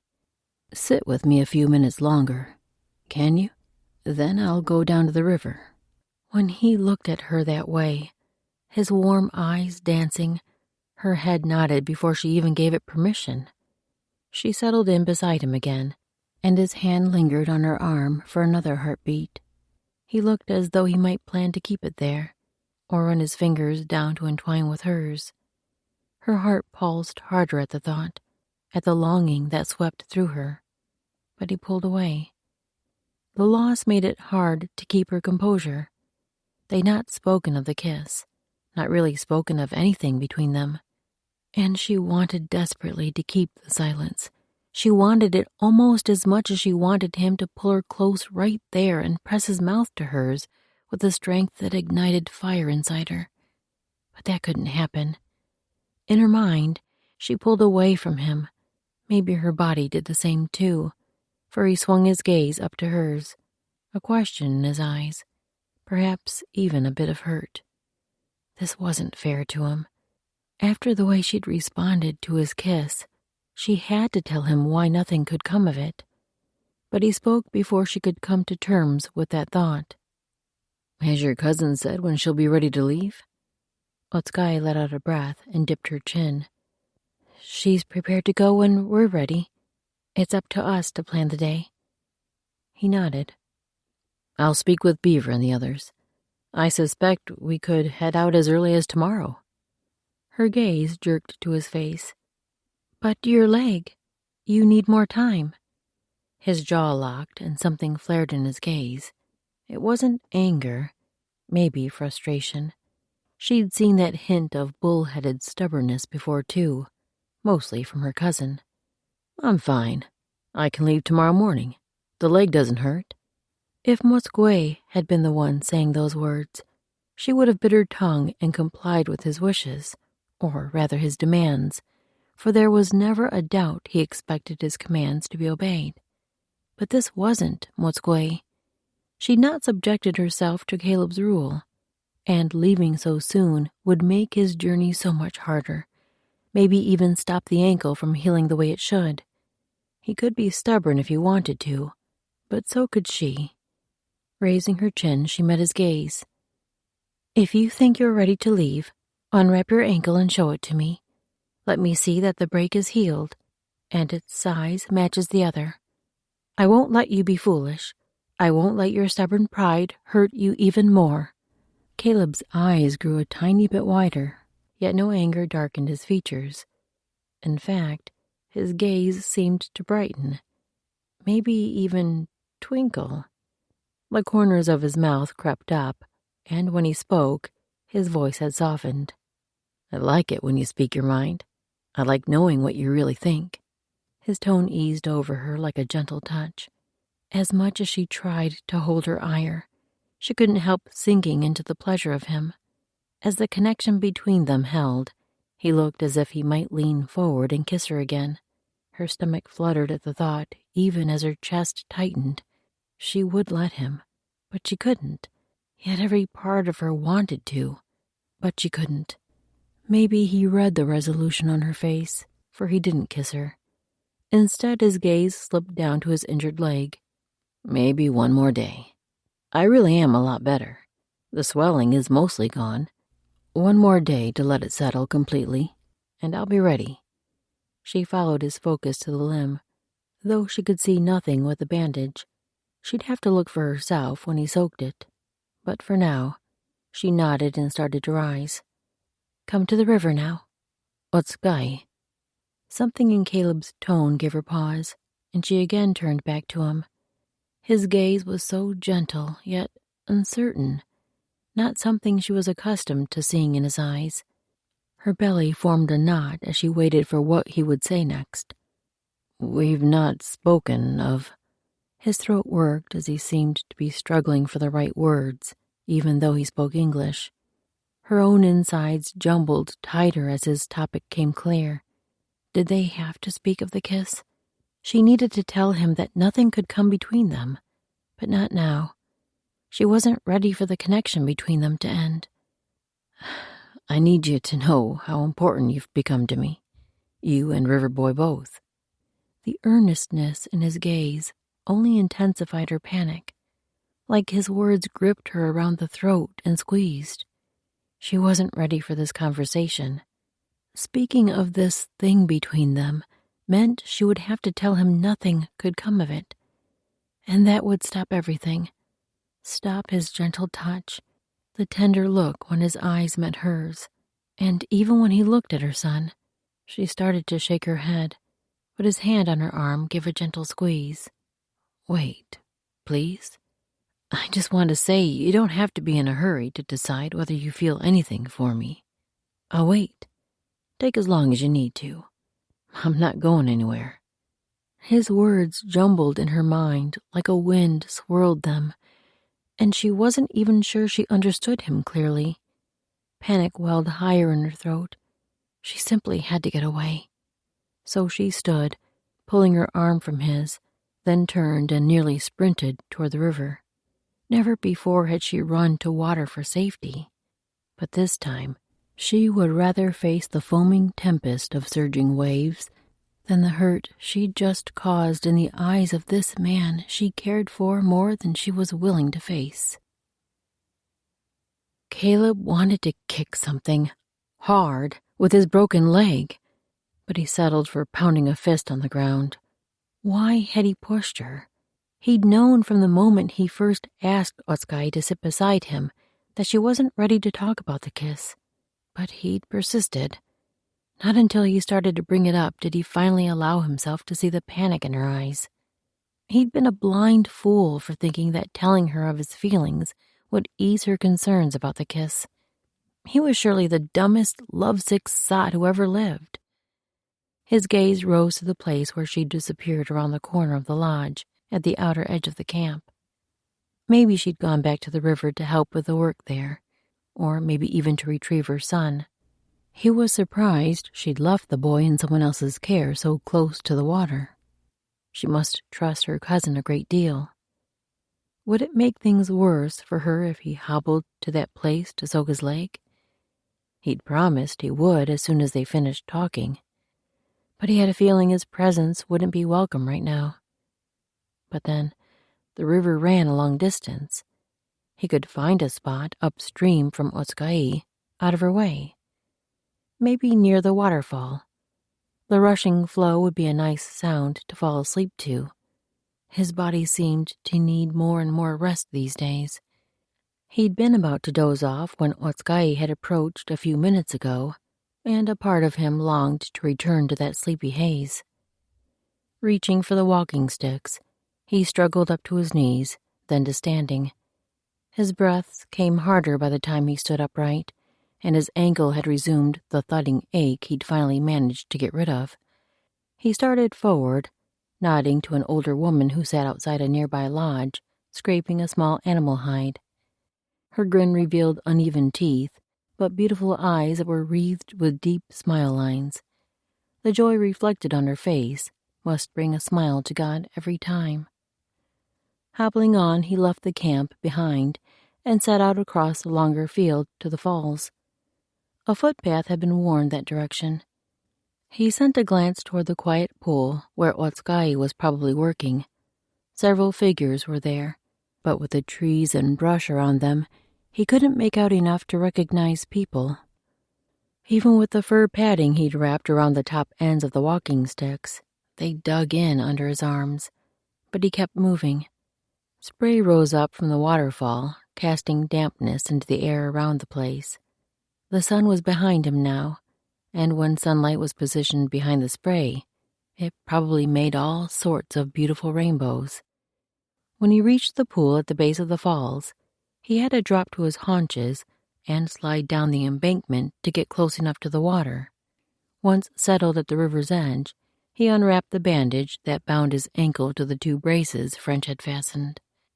With the injury bared, he pulled up both trouser legs to study the ankles side by side.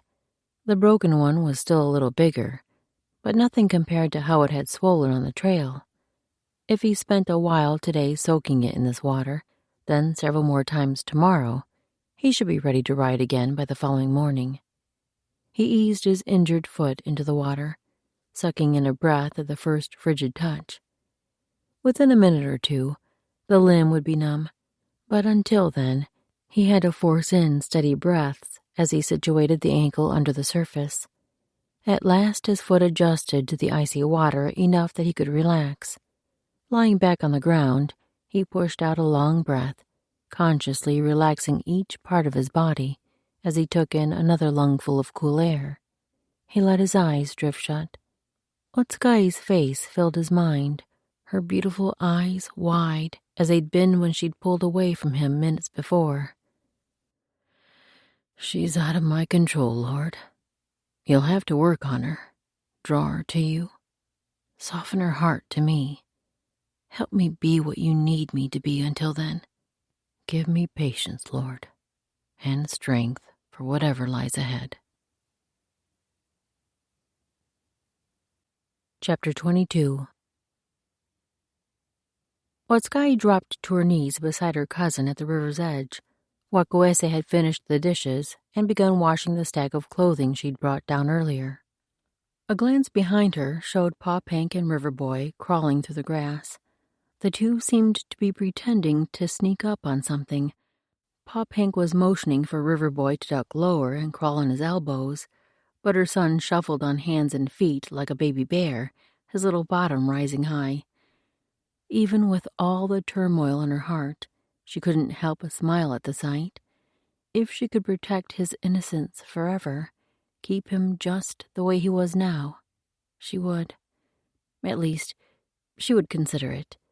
His constant activity still exhausted her, but thankfully he had someone to play with here. Pa Pink seemed to enjoy mothering him, maybe a bit like Wakwese had been with Otskai when they were little. She brought her focus back to their work in time to see Wakwese watching her. They play well together, eh? Otskai nodded and worked for a normal smile. A little like we used to. Wakwese must have picked up on something not right in her tone or her expression, for she studied her. Otskai reached for a buckskin tunic, one that must be Pa Pink's if the size and multitude of decorations were any sign. What did he say to you? Wakwese's tone nosed in just like a bossy elder sister. Otskai forced her face not to reveal her frustration as she scrubbed at a dark spot in the leather. He said he should be ready to go after 2 sleeps. He will come down to the river soon to soak his leg in the cold water. Her cousin's gaze pressed into her, but Otskai didn't reward her nosiness by revealing that anything bothered her. At least, she tried not to. And that is why you're tensed like a rabbit ready to jump away?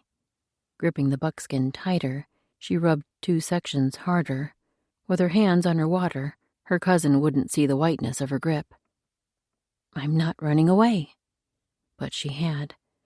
She'd fled from Caleb faster than that frightened rabbit. Why hadn't she simply looked him in the eye and told him her decision?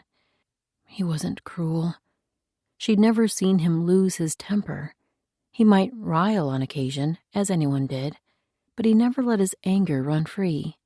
Not once had he pointed out one of her faults. He'd encouraged and waited with an amount of patience she wouldn't have managed. Even in the midst of his pain, he still thought of others. But that was the problem. All those qualities that had stolen her heart and won her over so completely would be there still when she told him what she knew he didn't want to hear. Being a man, he probably wouldn't show any pain her words caused. He would be kind. Maybe he'd tell her not to worry about him. He might walk away as she asked, simply because that was best for her and River Boy, even if he didn't want to. Caleb was simply that good. And she didn't want him to walk away. She pulled the tunic from the water and squeezed the liquid from it while she admitted the truth to herself. She wanted to cling to every scrap of his attention she could garner. As selfless as he was, she was even more selfish. The only thing that demanded she pushed him away was her craving for independence. Was that need so much more important than the happiness Wakwese had spoken of the other day? Could she really find that joy with Caleb? That old oppressive weight settled around her. Her eyes began to twitch as the memory of Motsgue sank over her. He'd never hit her, only smothered her under the weight of his expectations, of his demands. She couldn't go back to that. Every part of her wanted to spring away like a rabbit fleeing the predator. Maybe a life with Caleb wouldn't be so difficult. but fear rose up strong within her. She couldn't risk it. Otsukai? Something in her cousin's tone made Otsukai look up, but Wakwese wasn't looking at her. She was scanning around them, then behind. Paw Pink? Wakwese straightened as she peered in the bushes behind them. Otsukai lurched to her feet, her mind catching up with a rush of fear. River Boy? She spun to search the area around them, straining for some sign of motion. Come to me, son. Where are you? Nothing. Not even the flick of a leaf or the sway of grass. The rushing of the river was so loud, the sound overpowered any noise the children might be making. She started toward the last spot she'd seen them, where they'd been crawling in the grass. Maybe they were hiding. But no. Every time her son went missing, she almost always found him going toward the river. She spun back to the water. Why had she taken her eyes off him so close to this deadly expanse? Her heart roared through her chest, pounding in her ears as she studied the river. So many rocks, and each one made her chest lurch as her mind saw River Boy in its shape. One, the dark, stringy locks of his water-soaked head. Another, the hump of his back as he floated lifelessly away. But none were her son, only rocks, solid enough to knock him senseless if the powerful current slammed him against them. River Boy! She screamed his name, her heart rending with fear as she struggled to breathe, struggled to think. Which way would he have gone? Maybe her cousin would know, but Wakwese had started back toward the camp, probably looking for them there. But Otsukai couldn't leave the river without searching. She focused upstream first, her eyes moving over every rock, every change in the water's coloring. Her feet followed the path, leaping through the grass as she strained to see anything that might be a person, a little boy, her son. Caleb's God, if you're there, protect him. Not for me, but for Caleb, for my innocent son. Don't let him die in this river. Panic churned in her throat, cutting off her breath, but she kept her gaze honed on the river as she ran.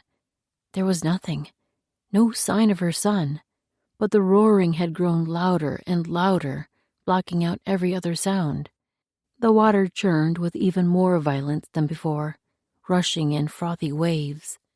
She glanced farther upriver, just in case she might catch sight of a young boy flailing. Could he have come this far? The sight there speared her like a tomahawk slicing from her throat to her chest. A waterfall. Her feet wouldn't move, but her hungry gaze clambered up the curtain of water. The height of the falls rose taller than she was, high enough that a boy dropping from that level would be smashed if he landed on a rock, or plummeted so deep into the pool of water he wouldn't be able to make it to the surface for another breath, especially if the water took over, rushing and spinning him, pulling him deep in its depths. No, she dragged her focus from that murky pool up to the top of the falls, but the sight there ripped a scream from her throat. Standing on a tree protruding from the bank out over the water was a figure, 2 figures, holding hands, and the smaller had that shock of black hair she would recognize anywhere. A scream ripped through Caleb's thoughts, and he jerked upright as his heart nearly leapt from his chest. His gaze swept around him, trying to find the source of the sound. Its terror still hammered through him. The waterfall thundered nearby, pulling his focus that way. The base where the cascading liquid struck the pool. Up higher, the overhang. His heart surged into his throat. There at the top, a tree hung over the river. 2 figures stood on the log, and he'd no river boy anywhere. He lunged to his feet, ignoring the twinge from his ankle. He might regret this later, his ankle would for sure, but for now fear carried him as he leapt up the bank. He ended up on all fours in the grass above, and when he pushed up to standing, his ankle buckled, so he dropped back to his hands and knees, covering ground like a bear as he charged up the hill toward the top of the falls. If only he could run as fast as a grizzly in this position. The climb seemed to take hours, and the roar of the falls drowned out every other sound. At last he neared the top. The fallen tree was a cedar, with a massive root system and hundreds of tiny branches spreading out from the trunk. The thing must have been dead a year or so, for all the needles had fallen off. The finger-like branches were brittle and sharp enough to be porcupine quills. The tree had fallen through a section of dense underbrush, which meant the easiest way to reach the river would be to crawl along the prickly trunk. He had to reach those two children before one of them slipped and tumbled over the edge of the falls. As he climbed up on the thick log, the rough bark bit into his hands. Once he found his balance on top, he caught sight of two heads at the other end of the tree. He started to call out for the boy, but a thought clamped a hand over his mouth. If he distracted them, would they lose their balance? Maybe. He couldn't risk it. Crawling forward on his hands and knees, he started through the massive branches. They were too thick for him to weave between each spiking limb. He had to charge forward over the top of them. Spears pricked his hands and body as he traveled, leaving his palms bloody. A few branches slapped his face when he removed his weight from them. But he never took his eyes off the children ahead. About 2 horse lengths separated him from them now, and he kept himself focused on that last bit of distance he had to cover. Pa Pink was talking to River Boy, motioning down over the ledge of the falls.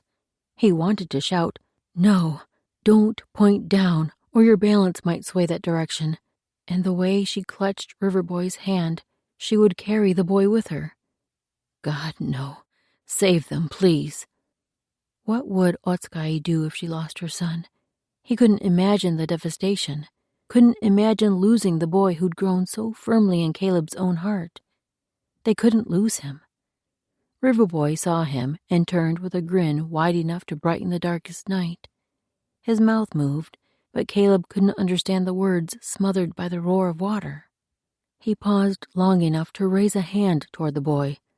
"Stay there. Don't move." Maybe River Boy thought he was calling him, extending a hand for the boy to come. The lad let go of his cousin and took a step toward Caleb. His toddling gait was never very steady, and much less so now as he balanced on the skinny tip of the tree. As he took his second step, his foot slipped off the side of the trunk.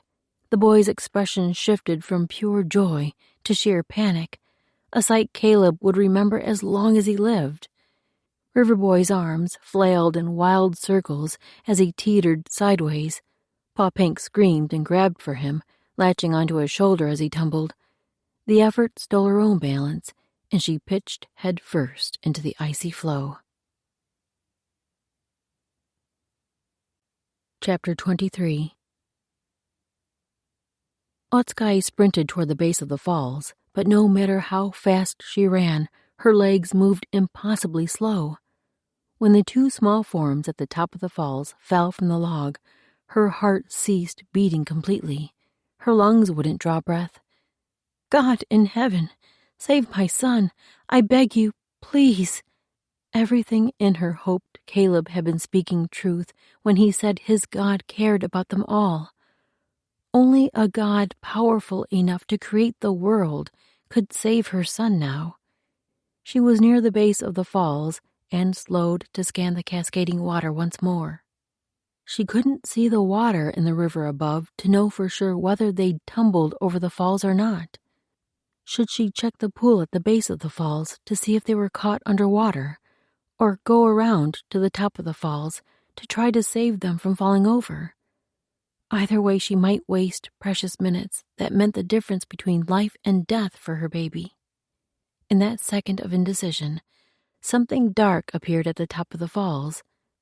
As the spot tipped over the ledge and dropped with the cascading water, another scream wrenched from her throat. Her son. She half slipped down the steep bank, but before she could charge into the water, another figure appeared at the edge of her gaze, tumbling down the falls. Pa Pink, and a half-second later, a man. As the larger body writhed in midair, twisting for a better position to hit the water below, her heart seized even more. Caleb. How had he come here How had he found the children? Yet as much as she feared for his safety, part of her terror eased with the knowledge of his presence. Caleb was an excellent swimmer. He could help. If her son survived the fall, Caleb would save him. She couldn't rely on that hope. She had to act too. Both children needed help. She refocused on the water's surface, straining to find the children. Did the clutches of this river still hold them both in its depths? And Caleb, too. How deep was this cauldron? She couldn't waste time. Every half-second mattered. She charged into the water toward the place she'd seen her son land. Pa Pink had also splashed below the surface near that spot. After a few steps in, the water was almost to her waist. The pressure against her forced her to slow. The swift current was already dragging her sideways. Then a new thought slammed in. If the press of the river was pulling her so hard that she had to fight against it, the current would carry tiny bodies so much easier. She shifted her angle to where the children might be now and bent low to move faster. A splash ahead lifted her focus, and her heart leapt as a head with long black braids cleared the surface. Pa Pink. Otskay surged forward, using her hands to push the water behind her. In her long-ago childhood, before that awful day when the river swallowed both of her parents, her father had taught her to swim. He'd been an excellent swimmer, which was how she knew that raging river had been every bit as bad as she remembered, as awful as what she'd relived in so many nightmares. Churning, foaming water that could wrench the lives of both her parents was a force to fear indeed.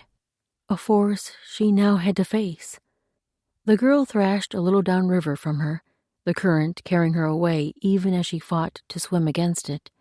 Otskay honed every bit of her strength into forcing her way through the water toward the girl. She was up to her neck and would need to swim soon. Maybe she could push off with her feet to cover the last few arm lengths to the child.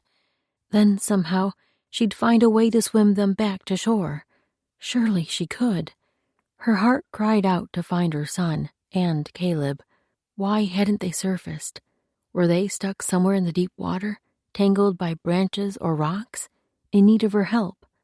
Searching for them could take precious seconds and still be fruitless, and she had a definite chance to save Pa Pink.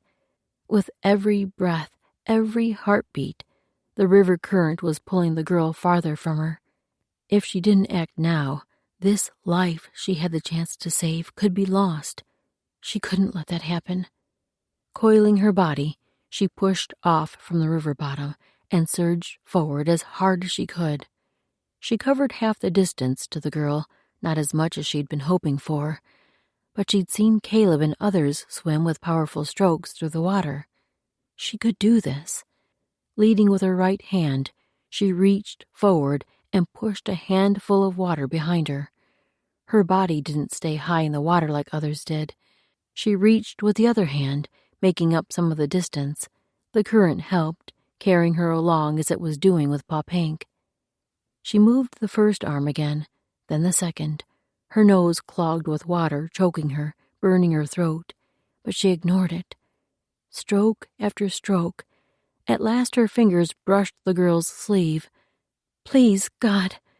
With the other hand, she reached farther and gripped the first thing she touched, a slender arm. Her heart leapt, and she clutched tight at Pa Pink's arm. Now she had to get them to shore, which would require more swimming. Her feet couldn't touch bottom here. Pa Pink turned in the water and grabbed onto Otskay's arm, then gripped her shoulder, working her way up until the girl finally clung tight to her neck. As much as she wanted to stop and hold the child, reassure her they would be safe, Pa Pink's clutch was pushing them both down into the water. No. She held the girl tight around the waist and tried to lay her body sideways in the water to spread their weight. Maybe this way they wouldn't sink as quickly. A sound from behind, a man's voice, broke through her panic. Otskay twisted, throwing them off balance once more. But she had to see if that was Caleb. Was he safe? Had he found River Boy? Someone was splashing in the water near the falls. How had the current not carried them downriver, too? She caught sight of a strong set of shoulders, a head of dark brown hair she'd seen plastered with water more than once. And was that? A mound of solid black in front of Caleb was all she caught sight of before a wave splashed hard in her face. She coughed and sputtered, twisting again to put herself and the girl in a better position. That had to be her son in front of Caleb. If he had Riverboy, both would be safe. It seemed to take forever to get herself and Pop Hank closer to the edge of the river. She finally gave way to the current and let it carry them as she struggled toward the bank. But ahead, a boulder loomed in their path. She took in a breath of clear air and tried to silence the panic welling. Water foamed around the rock in an angry froth.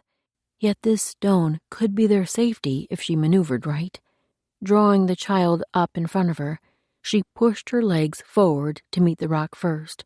Her feet struck the stone, and the shock of the blow reverberated through her lower half. But she held firm, letting the water push her and the girl up against the stony surface. She could finally catch her breath and make a plan for how to get them the last of the distance to the shore. If she were a strong swimmer, she might be able to manage it in 3 or 4 good strokes, at least to the place where she could stand on solid ground. But she wasn't a strong swimmer, especially when she had only one hand to work with and a heavy child clinging to her neck. There were a few smaller rocks near this one. Maybe she could catch hold of those, but she'd have to be careful the current didn't throw them too hard against the stones. Then maybe one more solid kick away from those rocks would get her to shallower water. A whimper by her ear dropped her focus to the girl, who'd pressed her face to Otskai's shoulder. She wrapped both arms around Pop Hank and gave her a gentle squeeze. "We're all right." She didn't know enough Shoshone words to say more, at least with her mind so addled. But pulling the girl into a hug probably helped as much as words did. She sent a glance up at the bank. Where was Wakwese? She must still be at the village searching, or maybe she'd recruited others to help look. Did she even know the children had climbed to the top of the falls? Maybe not. The thought tightened Otskai's throat again. She couldn't expect help then. She'd have to get them to shore herself. With God's help.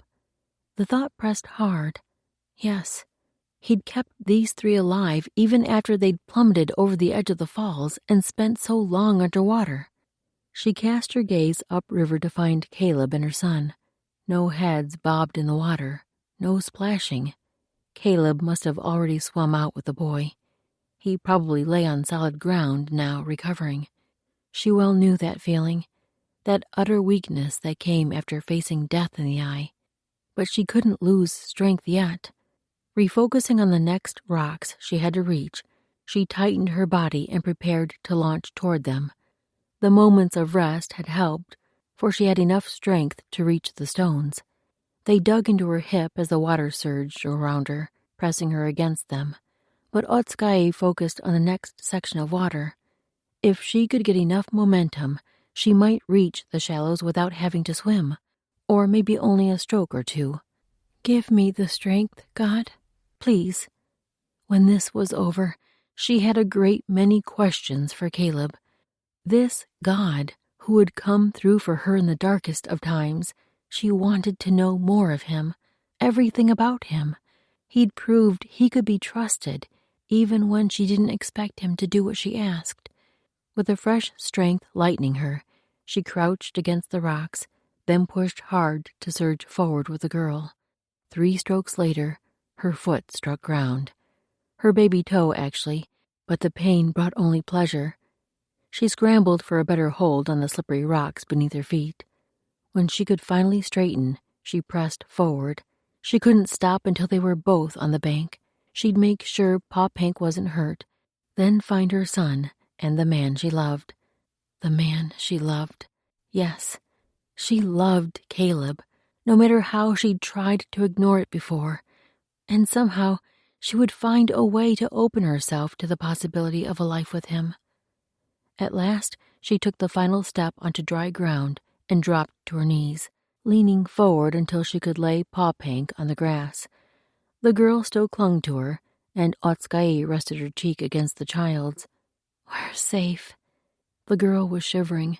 For that matter, Otskei was too, but she had to get to her son and Caleb. Easing the child's hands away from her neck, Otskei rose up to sit on her heels. Paw Pink's frightened eyes stared back at her, and Otskei held the girl's hands. She struggled to find the right Shoshone words. "I need to help the others. Can you come? Or rest here?" Paw Pink looked dazed at first, but then understanding flashed in her gaze, and she scrambled up to sitting. She rattled off something Otskei couldn't decipher, but she seemed intent on going with her. Otskei pushed to her feet and helped the child stand, then turned upriver.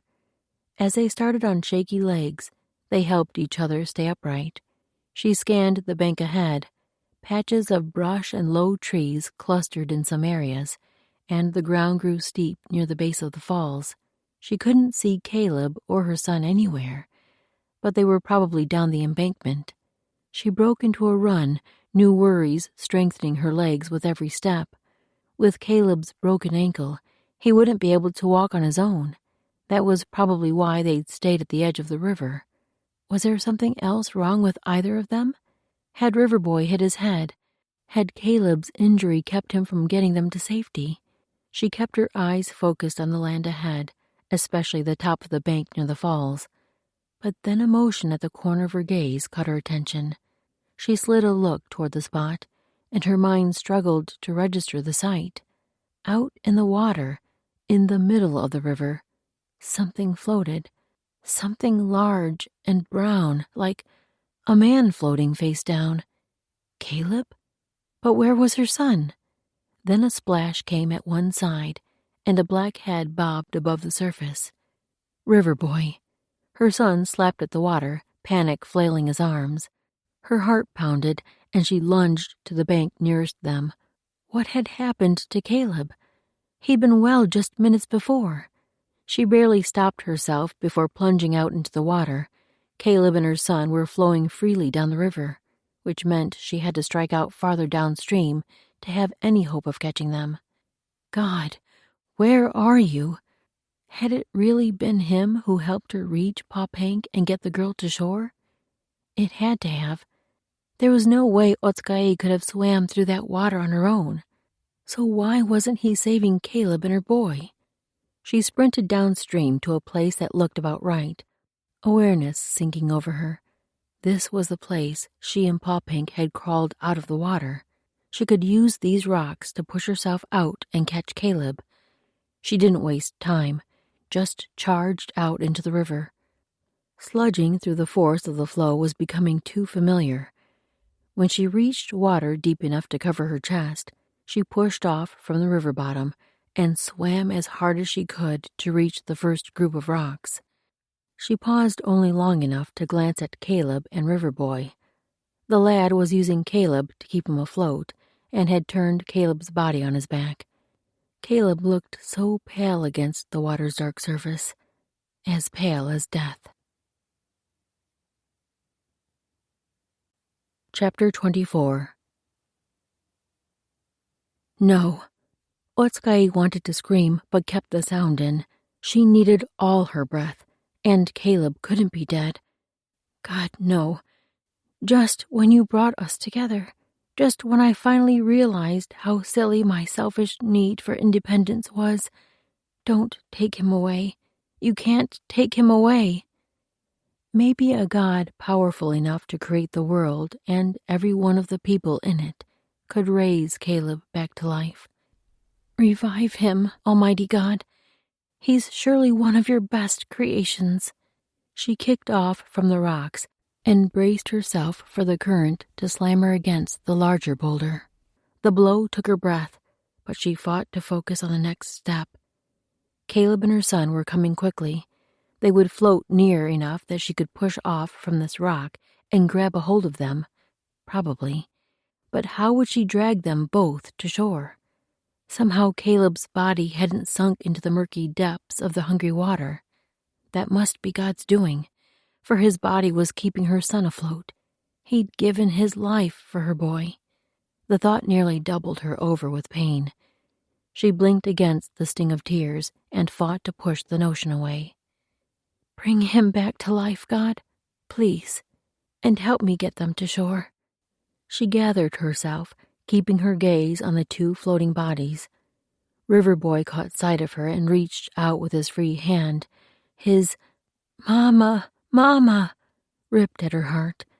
But she couldn't let emotions knock aside the focus she needed for this next effort. When they'd nearly reached her, she kicked off from the rock, launching into the powerful current. She'd calculated correctly the speed Caleb and Riverboy were floating, but she'd misjudged the pressure the water would push on her. After 2 strong strokes, though, her hand caught hold of Caleb's upper arm.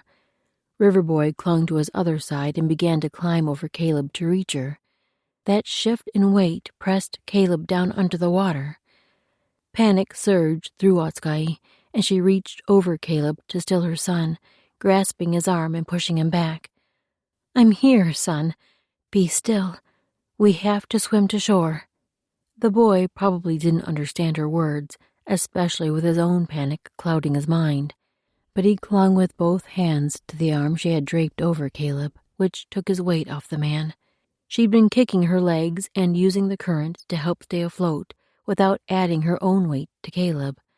But with her son clinging tight to her arm that was draped across Caleb, that didn't leave her much to use for swimming. Still, if she maneuvered, she would have one free arm and both legs. Maybe there would be a rock along the way she could use to brace their flow. A glance downriver showed nothing close. There was one pointed rock a distance down that looked as if it might do more harm than good, and it was so far downriver. If Caleb didn't get out of this water before then, even God may not be able to bring him back to life. Get us out of the water before then, God. Please, bring him back. She swam with everything she had toward the bank. Her arms and legs had possessed no more strength when she and Papank had crawled from the river. At least that was what she thought. Yet now they seemed stronger than ever before as she kicked and paddled through the water. Were they making any headway? The river seemed better able to move them along than she was. Maybe if she angled diagonally instead of trying to swim straight to the bank, she could harness the power of the flow. That seemed to make a difference. She kicked and paddled,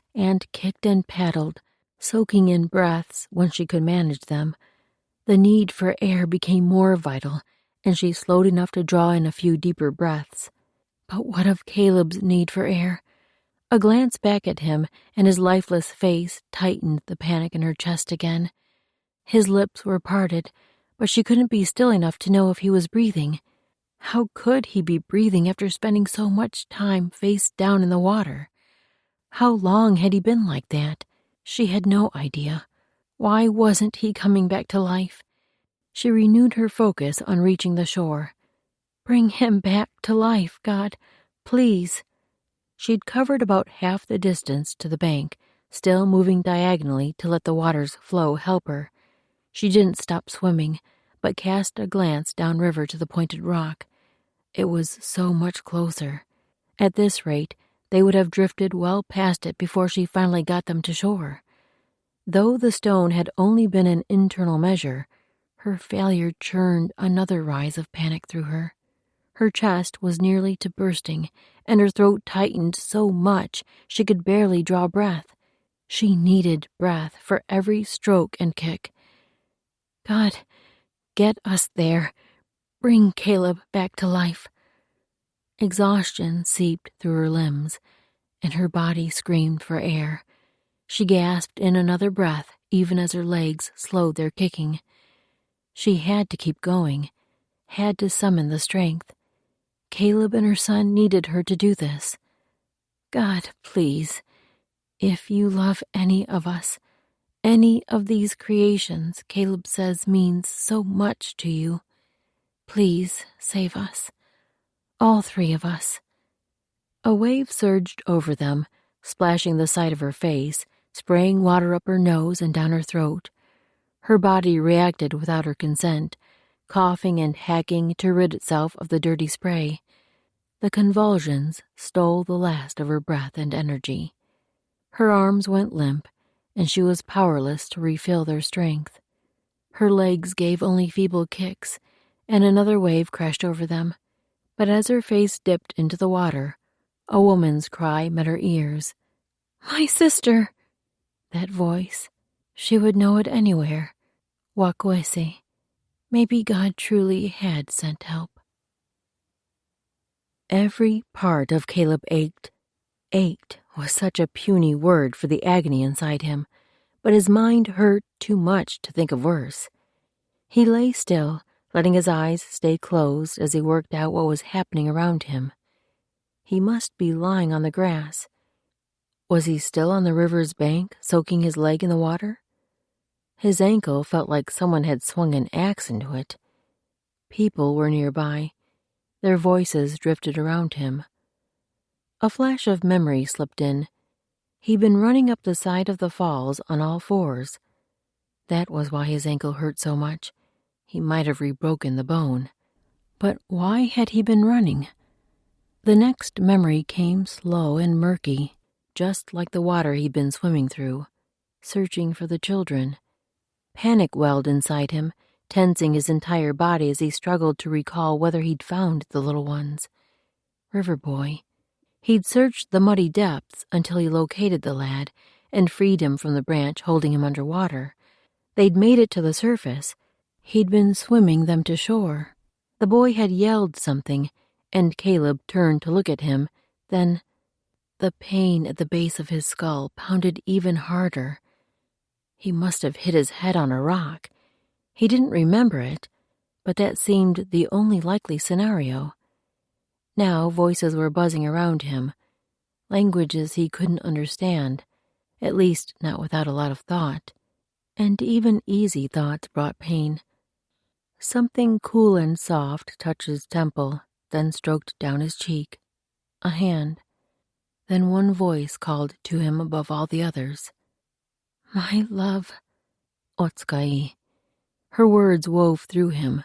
She spoke English, the language he actually could understand, but with her sweet lilting accent, the sound slipped through him, infusing him with strength, enough strength to open his eyes. She was there, her beautiful face studying him. The worry in her eyes tightened his chest. He opened his mouth to tell her he was fine, to erase that worry, but parting his lips was a harder task than he'd expected. His mouth seemed glued shut. He forced his tongue in between his lips, ran it over the bottom one for moisture, then tried to speak again. But as he was about to say he was all right, a new thought pressed in. River Boy. He'd left the lad in the water, though he certainly hadn't meant to. Maybe her worry was for her son. Had they lost him? That was the name that slipped from his lips. River Boy? Otsukai's gaze softened, and she looked over at something beside her. When she motioned, another figure moved close. That sweet face, so much like his mother's, smiled down at Caleb, his pudgy cheeks dimpling. Caleb. Relief and joy swept through him. He would never tire of hearing the boy say his name in that cute little voice. Caleb lifted a hand and laid it on the boy's leg. Movement was getting a little easier. He gave the lad a squeeze. Hey there, son. Looks like you made out better than I did. His voice rasped, and his throat burned as if he'd swallowed fire. But at least his body seemed to be working again. Otsukai laid a gentle hand on his forearm, and Caleb shifted his gaze to her. He turned his hand to slide her palm into his. Her eyes glistened as she closed her fingers around his. Thank you for saving him. You are hurt very much. He almost shook his head, but paused just in time to save himself from a new pounding. He'd been at this invalid stuff long enough to know better. Instead, he gave her a smile. No, not much more than before. Just my ankle. her brows lowered in worry. With her free hand, she reached up toward his head. At first, he thought she might stroke his cheek as she had before, but then her fingers slipped around to the back of his skull. The moment she touched the tender spot, fire flared inside him, bringing enough heat to start him sweating. He fought to conceal his reaction, but she must have seen him flinch. She jerked her hand back, the horror on her face quickly slipping into an expression that looked close to tears. He worked for a smile, worked hard for it, but he had to show her she'd not made things worse. "I'm all right." Her gaze proved he hadn't convinced her, so he reached for the hand she jerked back. She seemed hesitant to meet his reach, but then she let him take her hand.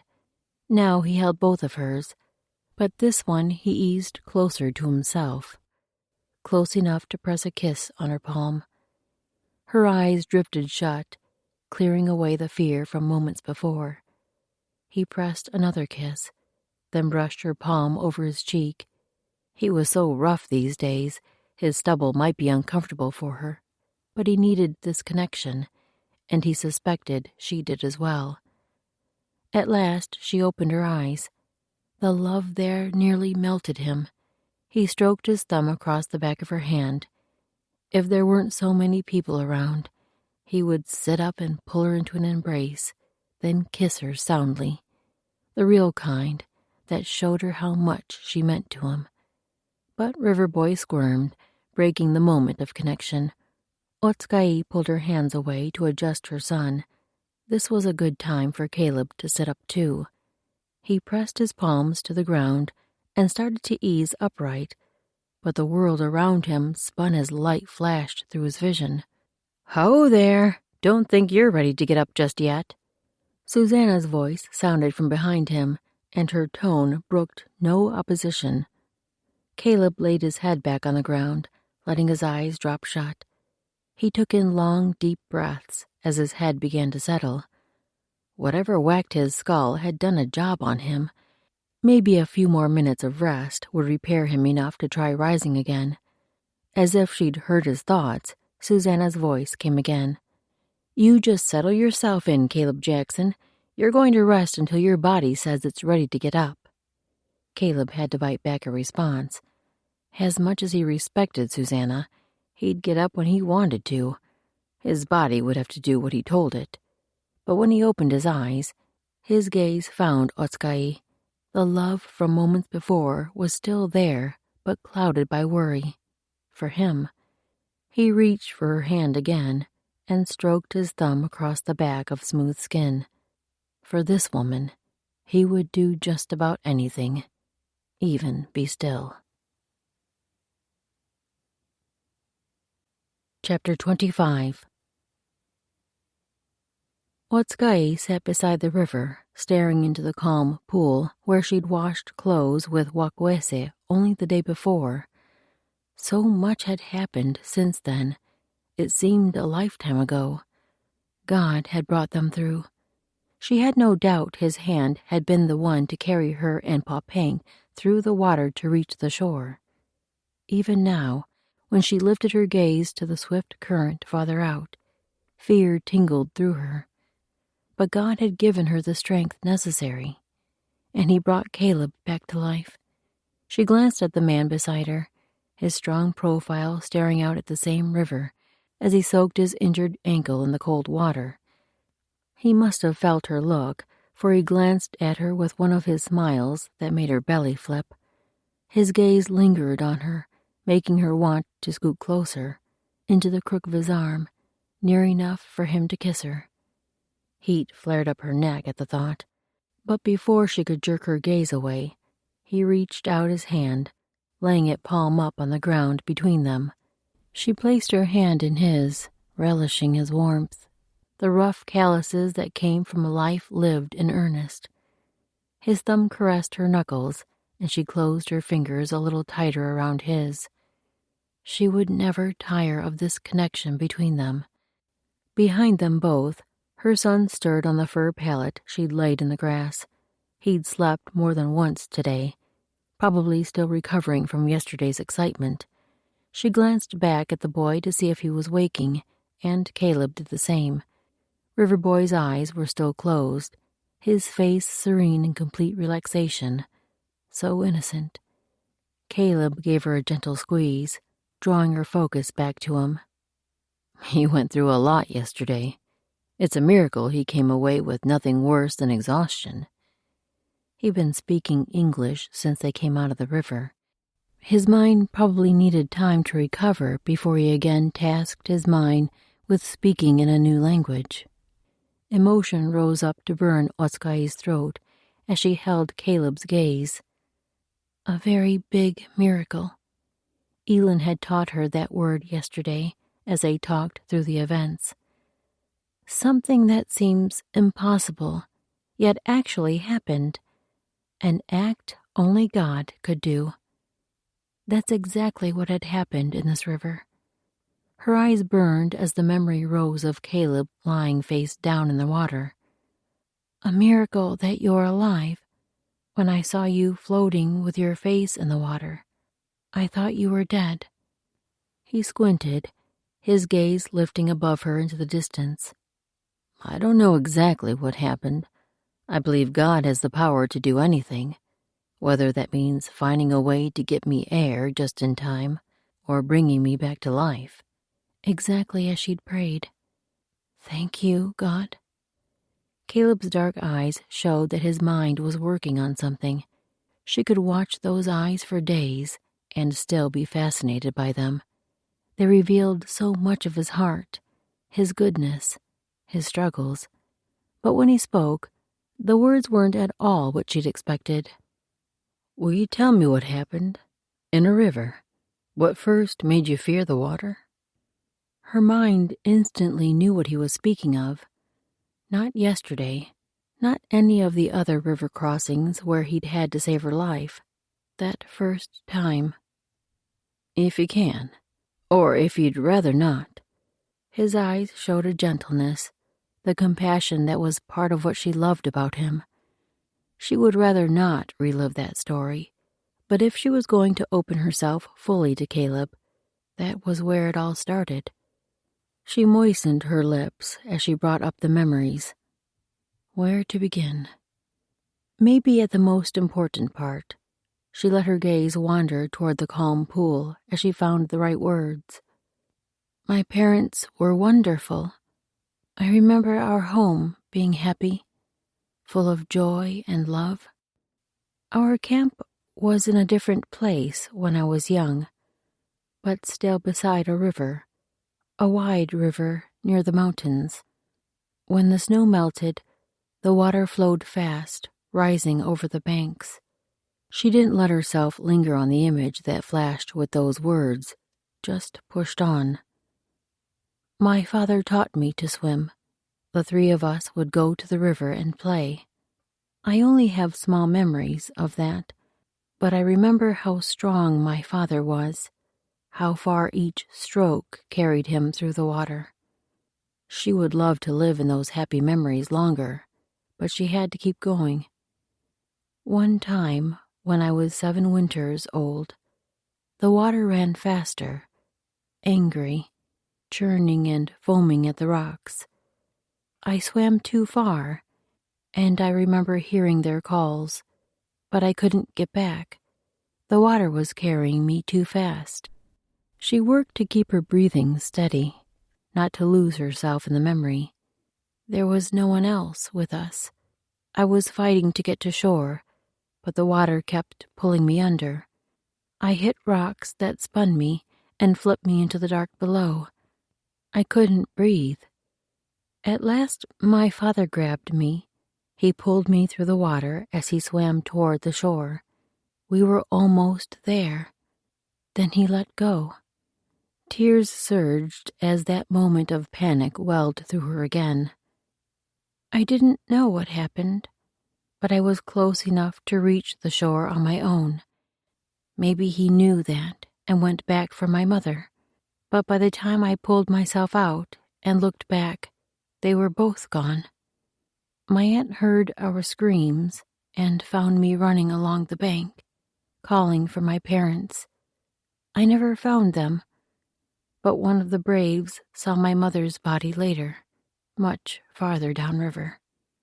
She took a moment to steady her breathing, to pull herself from those images. The rest shouldn't be so hard. At last she glanced at Caleb to see his reaction. He'd been so quiet, and maybe he knew that would help her get the story out.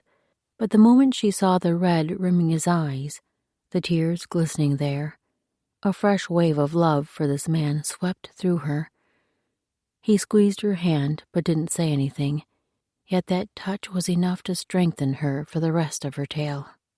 I lived with my aunt and uncle after that, and Wakwese and her 4 older brothers. She raised her brows, letting that last detail speak for itself. The corners of Caleb's mouth tipped up, brightening the tears still glistening in his eyes. No wonder you learned to fight for yourself. A chuckle slipped out, too loud with the chaos of her emotions.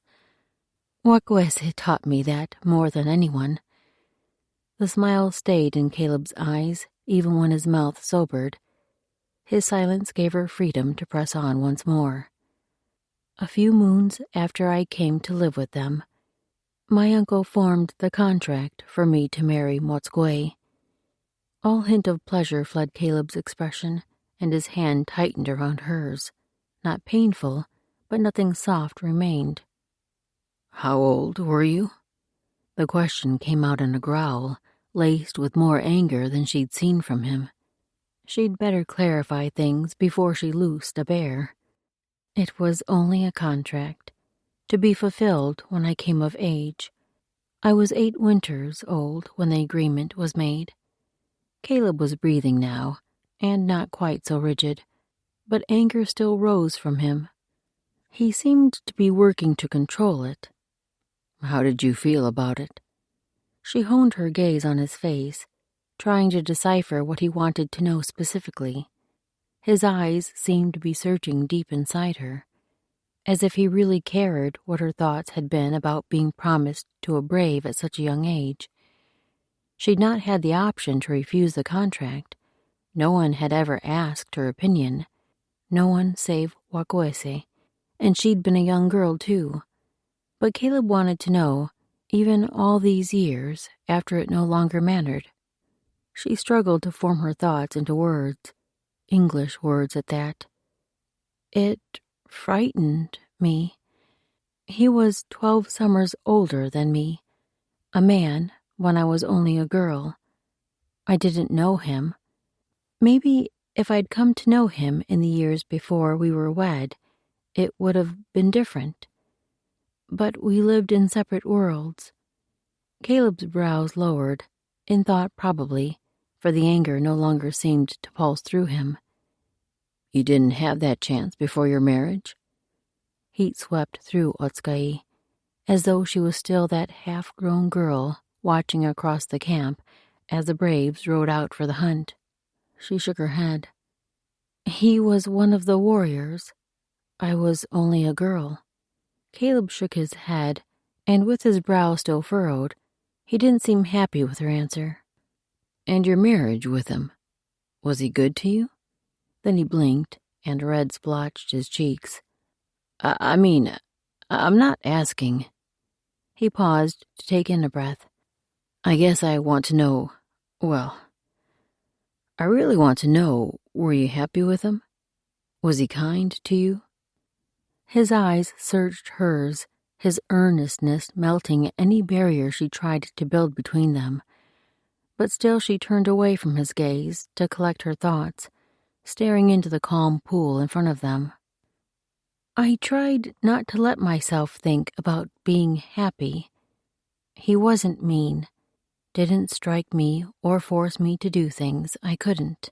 He provided food for us in the hunt, and through trade. She wasn't answering the questions Caleb was really asking, but it felt wrong to speak ill of a man who hadn't ever hurt her, at least not intentionally. She slid a glance at Caleb to see if he would settle for the answer she'd given. He was watching her, waiting for more, giving her time, but still waiting. She faced the water again. He wasn't cruel, but he was hard to please. I think all husbands must be. It took me a while to learn how to do things the way he wanted. When he was gone, I could cook as I wished, work my camas fields, care for our home in ways that brought me happiness. When he came back, my focus had to be on what made him happy. As she spoke the words, their selfishness clanged in her ears. Wasn't that a woman's role? To care for her husband's needs, and she was complaining about it. Caleb would see her true faults now. She tried for a casual shrug. It's the way of a man and woman who are married. I just wasn't prepared for it, I suppose. Caleb tugged her hand enough to bring her focus back to him. Then he leaned in, his eyes more intense than usual. Otskai, the way of a man and woman when they're joined in marriage before God is to commit themselves to help the other, to love, care for, and respect the other. The Bible says a man should love his wife as he loves himself. He eased back, as though trying to slow his passion. I didn't know Motskoi, and I didn't see how things were between you, but I do know that when God blesses a union of like minds and hearts, when a man and woman are joined together in service to him and to each other, each serving the other, the marriage is strong and founded in love and joy and unity. She didn't know the word unity, but the thought of a shared love that brought joy raised a burn all the way up her throat to sear her eyes. Could that ever be possible for her? She could imagine such a life with Caleb, but would it last? If she'd had such a thing with Motskwe, how would life have been different? One tear slipped past her defenses, and Caleb lifted a thumb to wipe it away. He didn't speak, though, giving her space to share when she was ready. And she needed to tell him this. More than anything, she wanted him to know this thing that she was only now realizing. Another tear slipped down, even as she opened her mouth to speak. Motskwe was killed in a fight against a Crow war party. When my uncle brought me the news, I mourned as a wife should. I was sad his life had been taken in that way. She could barely face him as she spoke the next awful truth. But a tiny part of me was relieved. Even though I would give birth to a child without him, I was finally free to live my own life. I no longer had to submit to my uncle's whims. I no longer had to spend every moment trying to guess the thoughts of my husband, a man who I felt like little more than a servant to, or make myself better to please him. I could live as I wanted. Things weren't easy, especially in the first days after Riverboy was born, but my camas fields thrived. I could trade for what we needed. I studied the best places to lay my traps, and we had all the food and furs we could want, as well as extra to trade. I felt almost guilty for being so happy. I promised myself I would never give my freedom to another, at least not willingly. Caleb's gaze softened, yet a hint of sadness slipped into his eyes. He reached up to thumb another tear from her cheek and kept his hand near to cradle her face. That's why you ran from me after our kiss. A fresh wave of emotion clogged her throat, and she nodded. This man knew her so well.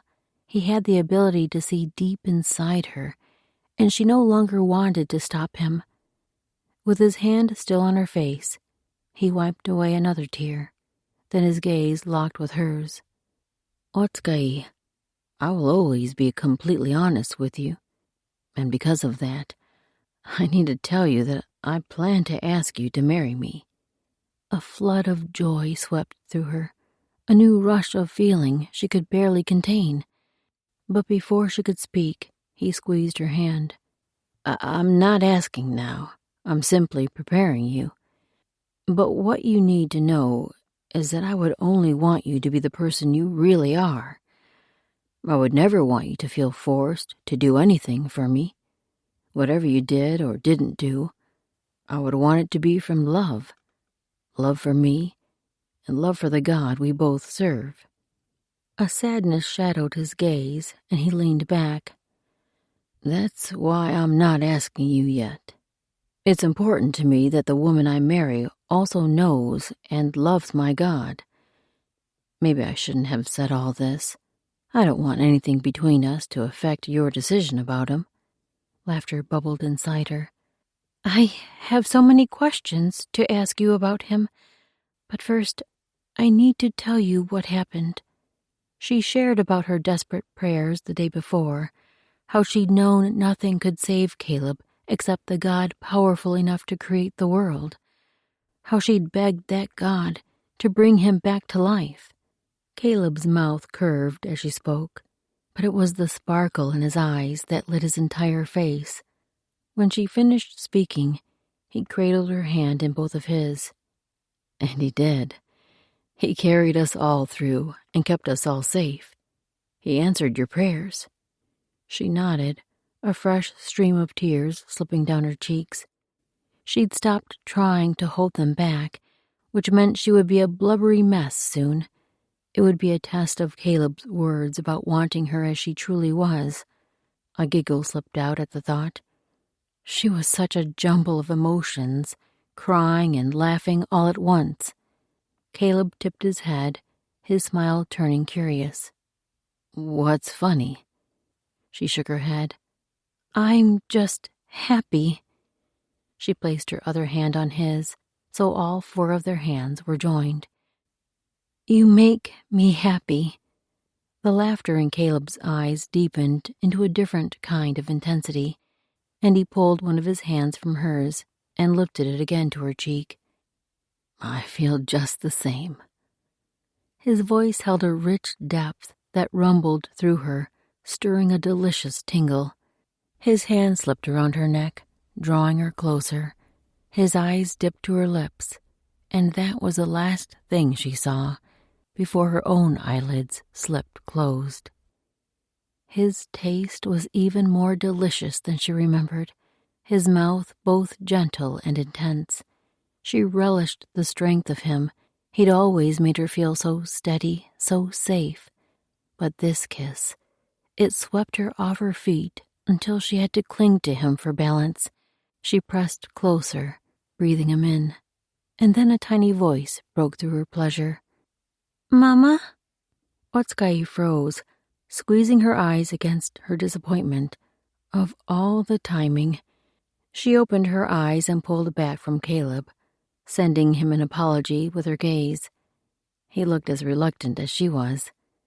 Together they turned to her son, who was sitting up on his fur pallet. His glossy black hair shone in the sunlight, and his eyes still held that sleepy squint. He rubbed a fist in one, then raised his gaze to her and Caleb. This time he looked between the two of them, really awake now. She started to reach for him, but the boy's eyes caught on the man and brightened. "Caleb!" The joy lighting his face made that same emotion surge inside her again. How wonderful that they both loved this man so much. Caleb reached out for her son, and Riverboy scrambled forward. Caleb grabbed him under the arms and swung him upward and around, plopping him down in his lap with enough bounce to bring a giggle from the boy. The grin on Caleb's face as he studied the lad held more than pleasure. If she wasn't mistaken, that was love shining from his eyes. She leaned into Caleb's side, resting her head on his shoulder. He wrapped his arm around her waist and tugged her near. She would happily stay in that place forever, snuggled beside the two boys she loved. Epilogue. "So, 3 more days, eh?" Dole's question made Caleb lift his focus from the adjustments he was making on his rifle. Over these last 2 weeks of rest, he'd done everything he could to keep his hands busy, cleaning all their guns, sharpening knives, sanding pots, scraping hides. And now he'd returned his focus to an earlier task, adjusting the sights on his rifle as he sat with the other 4 men outside of camp. He nodded to Joel. 3 more days and we can ride out. I can go about anywhere with the walking sticks now, and my ankle hasn't swollen in almost a week. Even Otskai had agreed his condition was improved enough for travel. Heat slid through him as he thought of the kiss he'd rewarded her with after she gave her consent. Thankfully, Riverboy was too young to notice their moments of affection, even when he was nearby. A good thing, for Caleb planned many more moments like that for years to come, until God saw fit to take Caleb to heaven, a place Otskai would eventually join him in. Thank you, Lord. I suspect it's more than the thought of long days in the saddle that has you grinning ear to ear. Adam's voice tugged Caleb from those pleasant thoughts. Yep, Adam was right. His cheeks kept a constant ache from all his smiles these days. But how could he not grin with Otskai nearby? These fellows weren't worth the effort to wipe the pleasure from his face, but he did try to settle his smile a bit. He worked for an innocent tone as he raised his brows at Adam. I just know how eager you are to get back that tomahawk for Mexham. You said you wouldn't marry her until you could give it to her, right? That reminder turned the others' focus on Adam and off of Caleb. Even with his Spanish coloring, Adam's ears turned red as his face found a grin of his own, and for once, Adam couldn't seem to find words to respond, only a nod.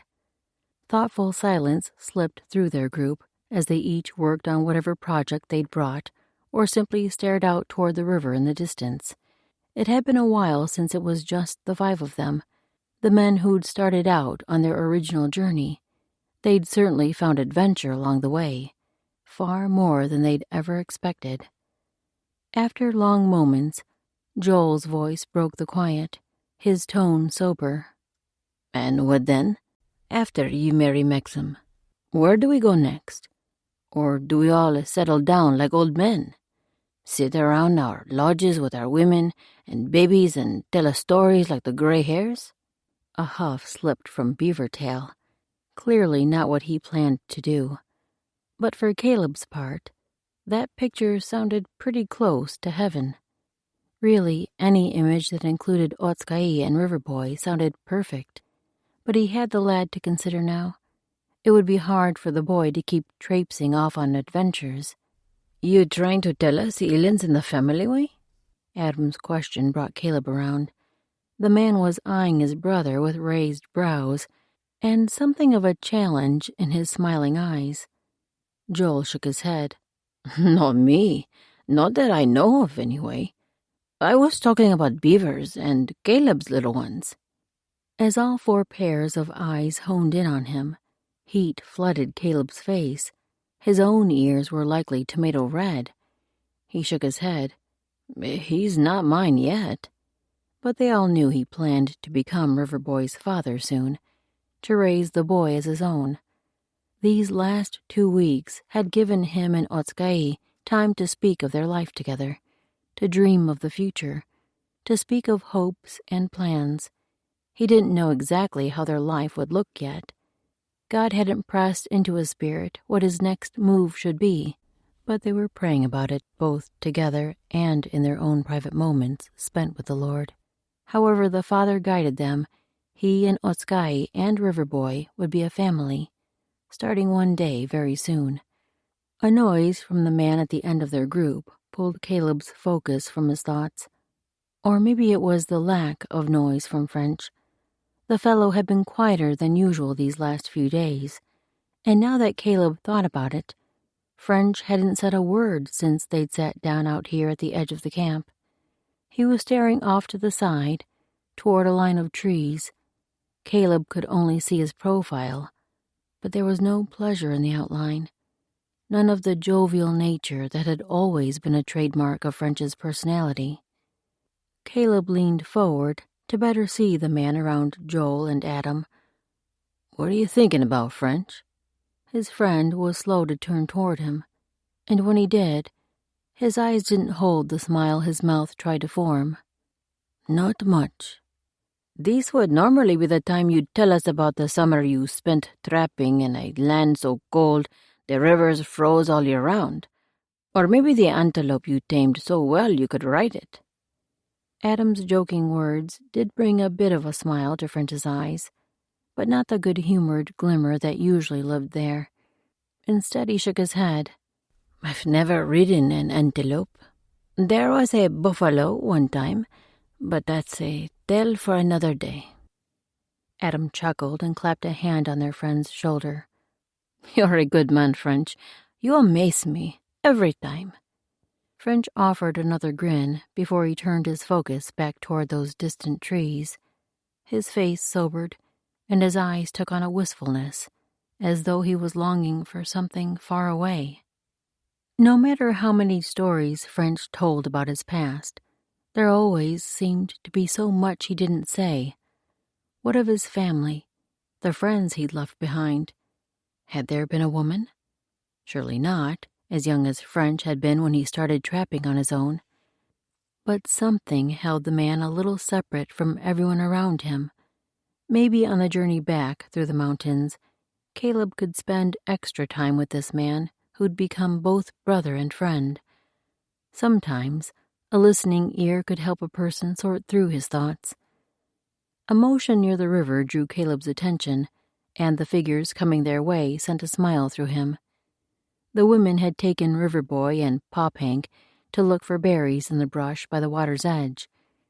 His hungry gaze found Otskahi stepping away from the others as she chased after River Boy.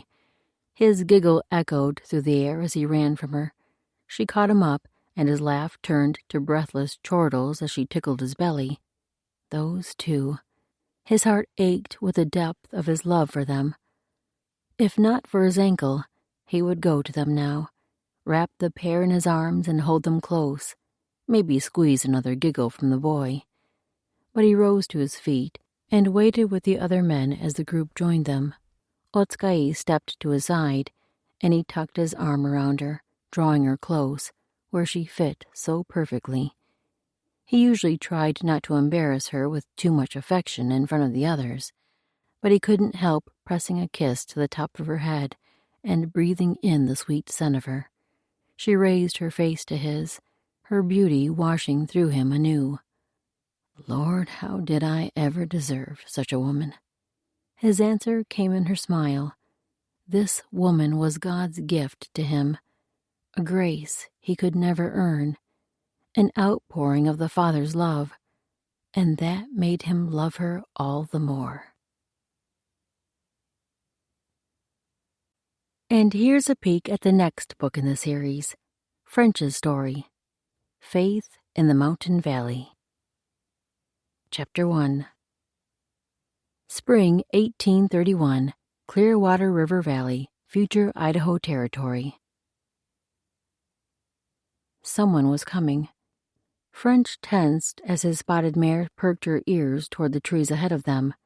He rode near the back of their group, a position that let him slip into anonymity for the most part, but from here he could keep an eye on the others, step in and help where needed, then ease back just as quickly, without his presence making much of a stir, like whoever was approaching through those trees. Beavertail, riding in the front, would meet the strangers head-on, assess any danger, and deal with it accordingly. Behind Beavertail, his wife Susanna never strayed far, his better-looking shadow, one might say. Mexam, another warrior, would be nearby as well, with her future husband Adam at her side. The others settled in between and around, with Joel and his wife Elin bringing up the rear, ever watchful. French never had an exact job. He was the one who adapted, stepped in to gather wood or help where needed. More often than not, he provided a story for entertainment when the rest of them needed a distraction. Who knew his life would be so haphazard, without focus or any kind of real plan? But here he was, a man of all work, yet nothing to call his own. Maybe if he'd been able to find Colette, all of this would be different. His entire world would be different. Happy. His purpose had always been to please her, because a smile on her sweet face filled him up like an overflowing canteen. The day he'd lost her, he'd lost his purpose. He'd never been able to find her again. So here he sat, riding with his friends along the edge of a cliff, watching a cluster of pines and cedars for who knew what to step through. Movement caught his eye beyond the trees, and his senses spiked. Indians. Not really a surprise to see out here in the mountain wilderness, yet these braves wore the markings of the Blackfoot tribe, and the Blackfoot had a reputation as a bully among the southern tribes. Not Beavertail, though. He was Blackfoot, at least half so, though to look at him you'd never know his father had been English. But the man had nothing of bully in him, which just showed you could never judge a person according to their nationality. Better to judge by each fellow's own actions, and be cautious. In front of him, Caleb's big frame blocked the sight of the oncoming riders for a moment, but when the trail shifted again, the strangers had multiplied to 6 now. The 5 in front were definitely Indian, probably Blackfoot, but the man in the back appeared white, although the slouch hat he wore made it hard to see more than pale skin. The man was lean, wiry even, but it was hard to tell more than that under his buckskins. French's pulse picked up pace. A Frenchman, maybe? The few trappers they'd met west of the Missouri had been part of the Hudson Bay Company, the sorry lot, and only half had spoken his native tongue, the rest being of British descent, a possibility more and more likely since that country had won ownership of the Canadian colonies. But still, what he wouldn't give for another conversation in his mother language. Beaver paused their group a few strides before the strangers. The high-low cadence of the Blackfoot tongue drifted on the breeze. French tried to focus on picking out words. He'd learned enough Blackfoot through the years to know they were asking where each was headed and what their business was. Friendly conversation, it sounded like. Good. The word pagan came clear. These 5 must be part of the more peaceful sect of the Blackfoot tribe. Maybe that would help ease any lingering concerns from the Nez Perce women in their group. His gaze drifted to the white stranger in the rear, but his horse was positioned so the brave in front covered much of him. Only the pretty palomino the man rode could be seen plainly. The animal still wore its pale yellow winter coat, which would likely shut out in another month or two to produce a more golden or coppery color, but the lighter tone brought out the pale blonde of the man's hair, barely showing at his neck beneath the hat. Not many grown men could boast hair that light. A painful memory swept over him. Colette's father was the only other man he could recollect. Colette's hair had been even a shade lighter than her father's. Movement where Beavertail was speaking pulled his thoughts from Colette, thankfully. Even after all these years, she stayed too heartbreakingly close to the forefront of his mind. Beavertail motioned farewell to the strangers. The path spanned wide enough for 2 to ride abreast, with a steep slope on one side and a sheer cliff dropping off on the other. Both parties would need to ride single file to pass. Good thing the oncoming riders appeared friendly. As their group straggled out to pass in a single line, French readied the Blackfoot greeting on his tongue to offer as the men rode by. The lead brave appeared seasoned, at least 50 years old, with plenty of salt worked through his long pepper braids. French nodded and spoke the usual greeting. "Oki." The brave gave an answering dip of his chin as he passed. One by one, each of the 4 other Blackfoot rode by him in quick succession, either offering a friendly nod or barely a notice. As the last brave passed, French sent a hungry glance ahead to the white man bringing up the rear. Should he say bonjour or greet him in English? The fellow gave no sign of his heritage, no word of greeting or even a smile.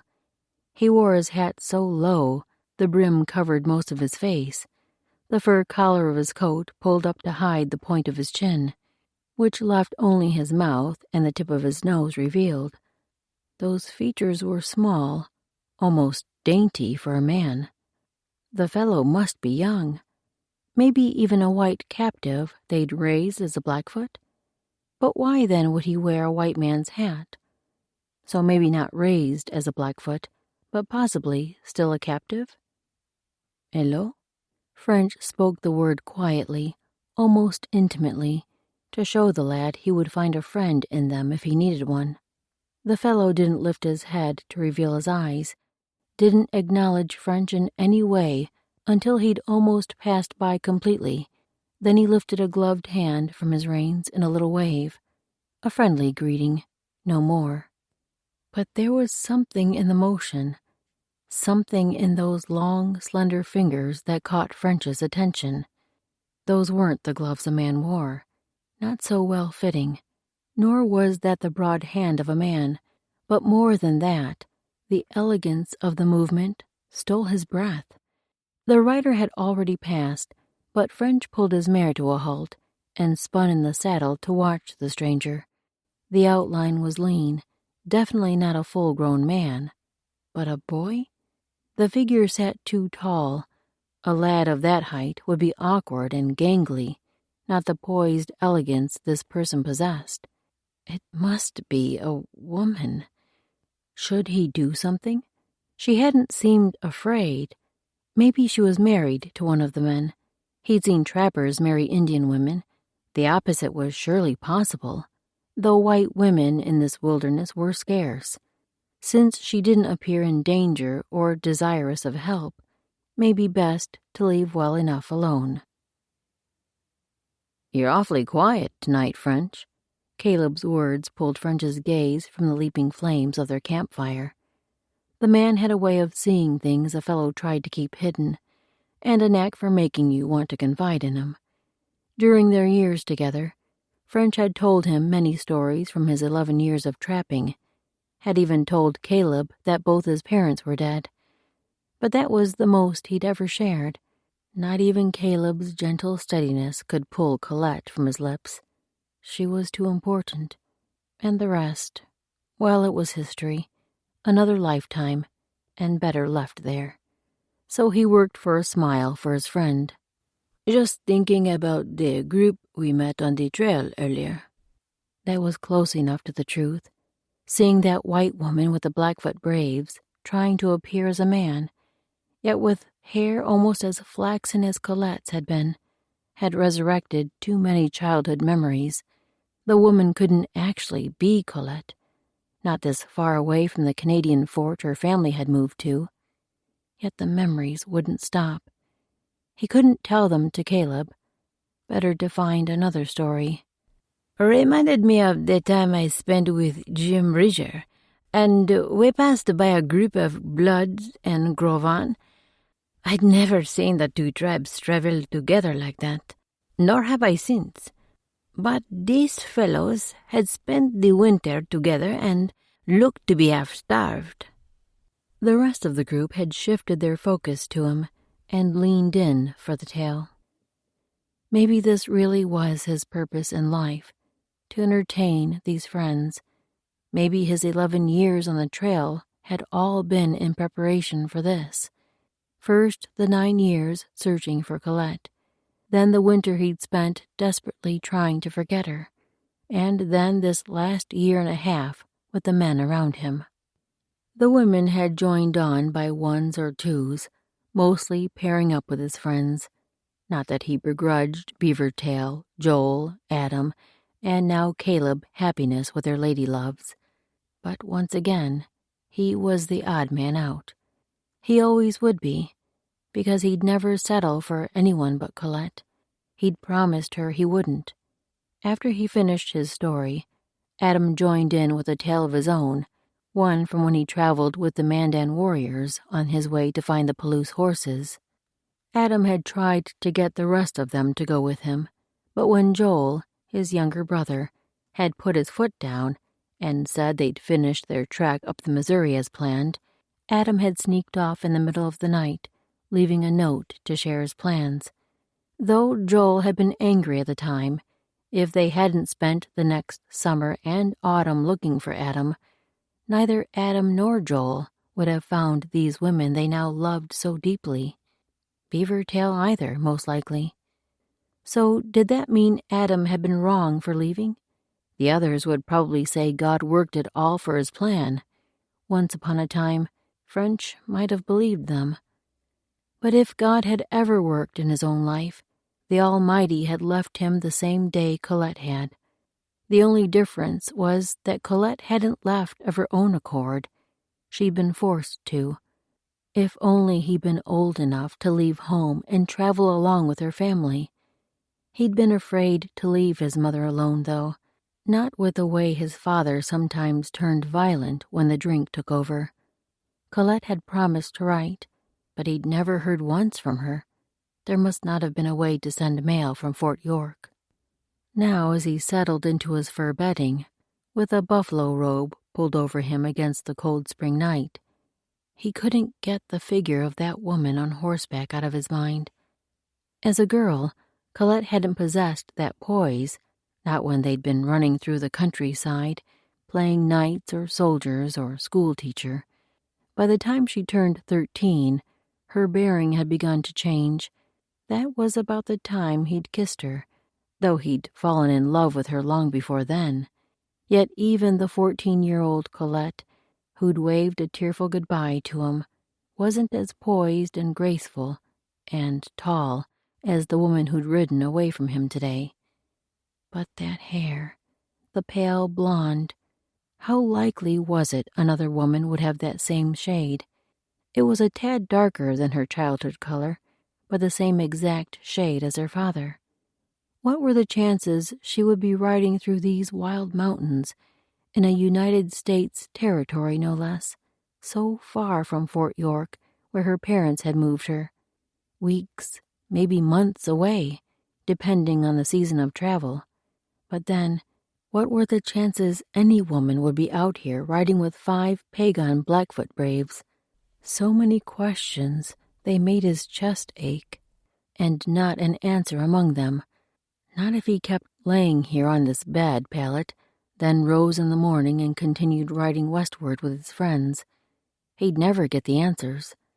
If there was a chance, even a minuscule chance, smaller than the mosquitoes that harassed them through the summer months, that woman was Colette, that the girl he'd spent a third of his life looking for, and had traveled the whole of Rupert's land more than once to find.